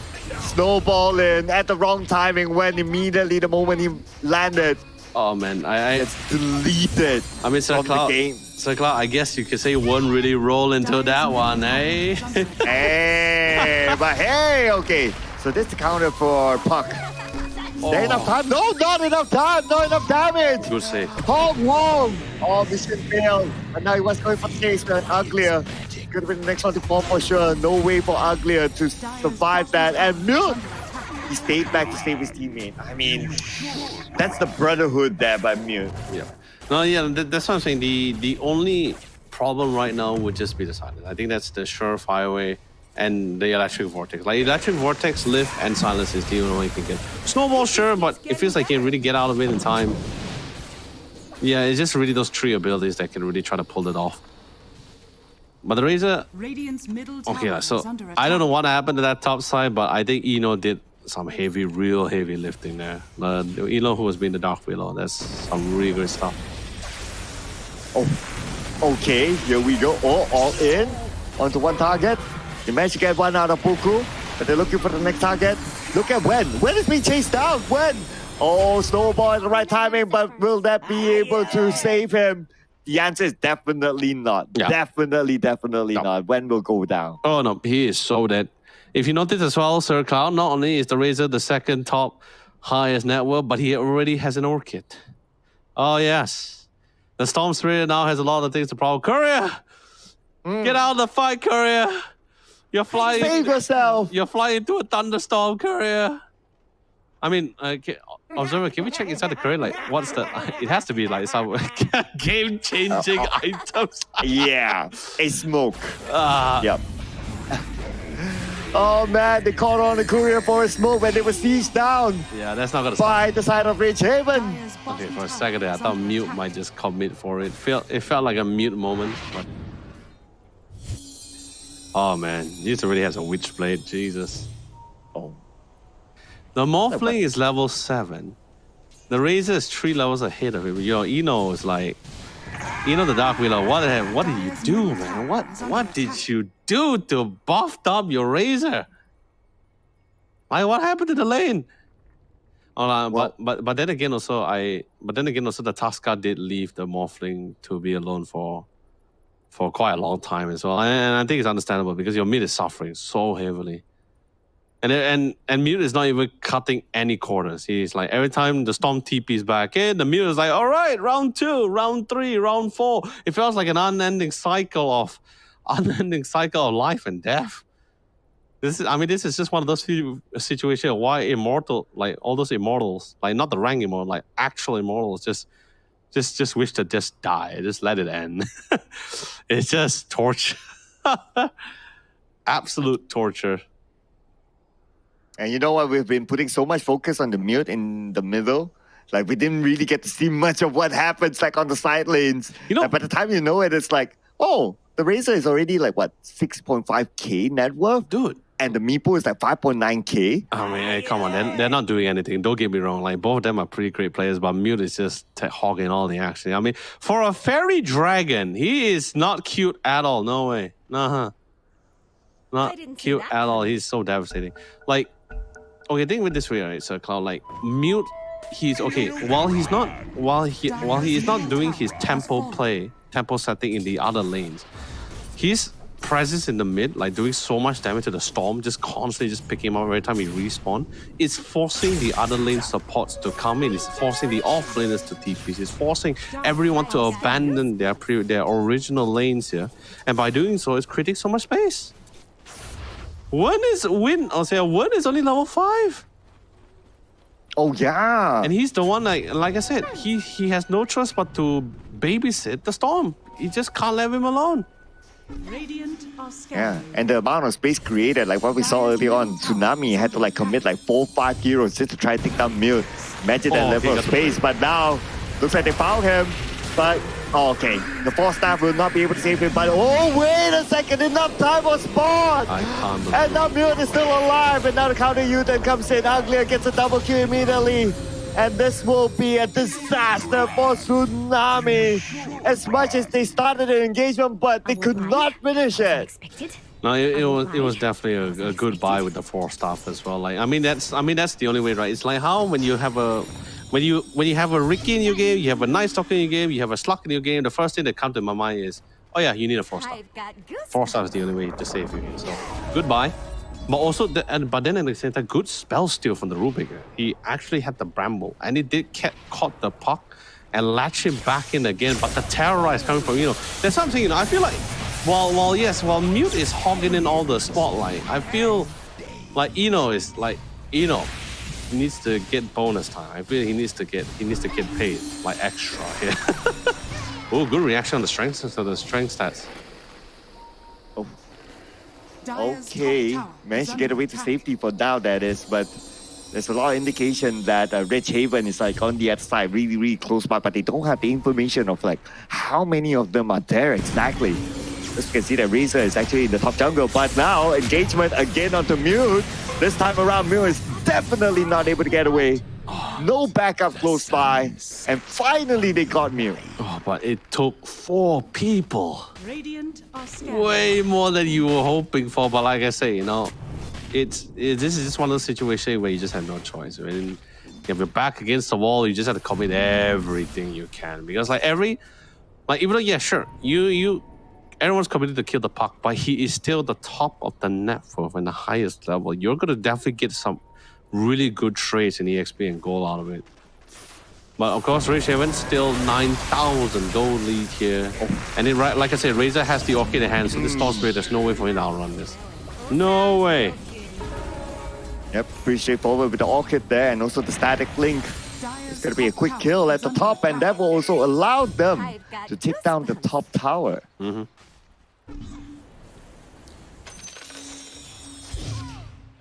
Still, Sir Cloud, is there any, before we continue on, is there any particular favorite hero do you have? I know Flavor loves the Coddle for some reason, but what about you? Any favorite heroes, like go-tos? Does it have to be meta? Just like at the top of your head, your favorite hero. Wow. Okay. Omni Knight for sure. If you read my book. But anyway. Yeah, but it's Really? I thought it was just meant- nerfed. I thought it was just Nerfed. mostly just you like talking like, okay, you like playing. I didn't know it's like your favorite, you know? Okay. Oh, it is. I do love an Omni Knight here. Just like how Friends loves his kill. Just like that, you know. Casually getting a kill, getting pickoffs. And Tsunami, they have no answer to it. I've got goosebumps. I mean, what kind of answer can you prep for yourself? Like your hope to really bounce back was just to have your cost farm in the other lanes, but with such high, like I said, Puck is an elusive. He falls in the category of elusive for a reason, right? So, and Razor it's also like I said, fast pace, able to run them down, no problems at all. And then Meepo, we're just waiting for him to get like an additional item or two, and then next he's also just going to start roaming around the whole map. Oh man, dream call, everything, you name it. You know, by the time I even finished my sentence, by the time I was even able to finish my sentence, immediately Lemmy got taken out. It's a problem. It's a real problem because he doesn't have the manta to purge the silence, and he's midway of his Lincolns as he bought the Perseverance, I think, for the Morphling. So there's just no real way for him to really purge the silence. So whenever he gets Orchid, that's just pretty much it. Oh, okay, this could be a chance, but they won't have enough time. But the 4-star, that's going to be a good safety net there for Puck himself. And a Milk with the 4-star, I mean, that's going to make him even more unkillable. Yeah, you really need the Rubik to be in position to follow up with the 4-star escape, or maybe the Storms with the Electric Vortex. So. Oh yeah, what a good prediction. That was nice. Wow. That was good. Yep, that was good. Not sure whether the dark ascension was needed, but you know, very good prediction. Well, second time's the charm, they say, and finally got it after the second attempt. Yeah. But they still need more than that. But like what you said, right? They committed like what 4 or 5, but they have to do it at some point as well. The cost range for the Razor is insane, dude. Do you see that? Like even before he even got in range for the static link, he's already able to Orchid the Morphling? What? That's so far. Jesus. Well, looks like the follow-up will happen right now with the Bramble Maze and everything else together with the net. And by the time, again, I finished, before I was able to finish my sentence, like the kill happened. He so needs the Manta. He so needs the Manta. Like, Dire's the Morphling. structures are fortified. You will make a nice I think he only has a Perseverance right now, the Morphling. Oh, good Orchid on the CM. Oh, good catch there, but then again, the backup is around. But the Bramble Maze especially caught 2 of them for the side of Tsunami. And that gave Don't Call Me God a double kill. Yeah, I feel Eno is not really being paid enough, really. Like, positioning of the Bramble. I mean, the cast range for Dark Widow is relatively far in the first place, right? Especially since we're no longer like the previous Dark Widow where you go with like those core builds with the scepters and damage as well, or attack speed. No more already. We're more towards the Dark Widow 2.0 one, which is just get the Aether Lance, just go full support with this. Because your cast range for your Bramble is insanely far, and your facets allows you to get a lot more CCs out of it as well. But dang, Eno's placement of our Brambles and Terrorize is just so on point so far. I'm very impressed. Well, let's see if anyone will be impressed with the smoke move as they find Boku. There you go. Oh, but he's able to get away. Shouldn't be a problem there. The Bramble Maze will not be an issue for him. Yep. Yeah, other than that, they don't really have any stuns, so they really know where to really lock place the Storm unless he gets rooted first in the first place. So, not very easy, but then again, that's where the Orchid comes into play. I think the Storm is it's gonna take a while for him to really get that BKB out as well. I'm just more concerned about the Morphling's case right now. So, I mean, he is able to weather out the Storm so far. He's able to get back some of the farm, but is he? Well, can we check whether he has his Lincolns already? Because I saw he had the Perseverance like a few minutes ago. No, the Morphling. Yeah, thank you. No, he's on the way there. It's like a 300 goal. Yep, if we can get it in time, because right now the fight's happening at the top. For wicked sake of Don't Call Me God. Get him with the double kill that brings him to a monster kill. I mean, by the time we pan over, the fight's over. You know, Sir Cloud, usually when we play Dota, everyone's always just saying like, oh, prioritize one guy, but no. Rage Haven, everyone's just having their own individual target to find his success. And speaking of success, ladies and gentlemen, Tsunami calls GG and Rage Heaven cleans out the game from a surrender before 30 minutes again here. And they will move forward to the upper bracket finals here, sending Tsunami to the lower brackets. Well done to the Rich Haven. Yeah, pretty similar feeling, I must say, or similar outcome to like the first game. Oh no! By the time like the second tower goes down in the middle, they call GG. Dude, I tell you this, it's so much different from the first game. The first game is a lot more slower. Definitely a lot more slower. The second game was very one-sided. The Mute's presence, like Mute's presence alone with the puck in the mid lane is causing massive disruption across the entire map. And this is not him roaming around. No, this is just him like just constantly choking out the Storm Spirit out of option. He spawns, he dies, he respawns, TPs, and about to die again. It forces the task to leave the Morphling alone. And like I said, yes, it's pretty difficult for you to kill the Morphling, especially because he has a waveform. He's going to be able to outmaneuver out of the static lanes, right? He's always going to be able to break the chain. So like I said, there are a lot of responsibility comes to Eno with the Dark Wheeler to really allow him to get majority of that damage stat. But the fact that the Razor was able to get 3 levels ahead of the Morphling, like I said, I don't know what happened to that top side. I don't know what Eno's been doing because we've been constantly watching Mute just like battling out in this 1v3s, 2v3 scenarios. But dang, that Razor. Eno, I don't know what you've been doing, buddy. You see, Gotta give him a raise, right? Like what you said. Yeah, dude. And look at Mute. He's been juking out, except for the Night Stalker coming in for the silence, right? Mute has been juking out Overlord's right-click damage. So in other words, none of those slow or bonus damage coming from the Storm Spirit has ever connected on Mute. He's pretty much been like, hasn't been touched at all by the Storm Spirit. Yeah, and there was a lot of commitment for Tsunami towards one player. I mean, yeah, we did talk about it like they need to, they have to. But at the same time, when they do that, that opens up a lot of space for the others, like the Meeple and like for the Razor to farm and do their thing towards the later stages of the game. And even though if they don't have Mute together with them, like those two farmed up players or heroes can do the job. Yes, yeah, but this was a beautiful terrorize. Like I said, this is one of the many terrorize that we see that's being outputted by It's just so well placed. And it's so focused to just like perfectly target those that's somewhat of a threat. But this is such a good read. I actually really love this a lot because they saw the lane was about to be cleared out. They saw the illusion out. They just waited for him to just come in here. So this is another beautiful terrorize. Into the brambles. There's just no way for him to run. I think there was also a problem with itemization for the Morphling. I felt like he should just got that Mantar out first. Felt like the Mantar was definitely a little bit cheaper compared to the Linkers. I mean, I get it, right?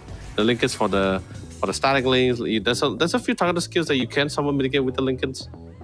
But I feel the impending problem was just this Orchid. Like the Orchid, I'm even surprised. Like thank God for our observer showing the cast range for the Orchid on the Razor. It's just so far.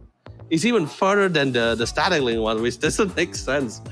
Yeah. But either way, of course, MVP is nonetheless. It's gonna be Mute this time. It's such an absolute threat. Like while his teammates is just as solid as him, right? But in this game alone, Mute was just a final boss which just couldn't fall. Well, checking out the bracket here, ladies and gentlemen, in case you somehow just join us, Rich Haven won 2-0 against Tsunami, and they will move on to the upper bracket finals. Another best of 3 that we'll be playing tomorrow. And for Tsunami, their journey is not out yet. So they will be on the lower bracket. Round 1 that will be played tomorrow as well in the best of 3 series against Shudder, who lost their match against Victory Pals. Yeah, and so far, just being with this record alone, Rich Heaven has not dropped a single game, no. Been winning all their series with 2-0 mana, been pretty dominant as well. But tomorrow's going to be a very exciting one, like, because we still have the teams here. It is a double elimination format for this playoff, so there is still an opportunity for our teams that's currently in the lower bracket to bounce back into the grand finals. But of course, their sole lifeline is no longer available for them here. But right now, an interesting matchup between Rich Haven and Victory Pass is going to be happening tomorrow here. Can't wait to see who actually will be able to be our first grand finalist. Victory Pals, you saw the competition. You saw what's gonna be coming to us, you guys tomorrow. So I hope you guys are well prepared for it. Speaking of which, Sir Cloud, Are you in need of any updated hardware, monitors in particular?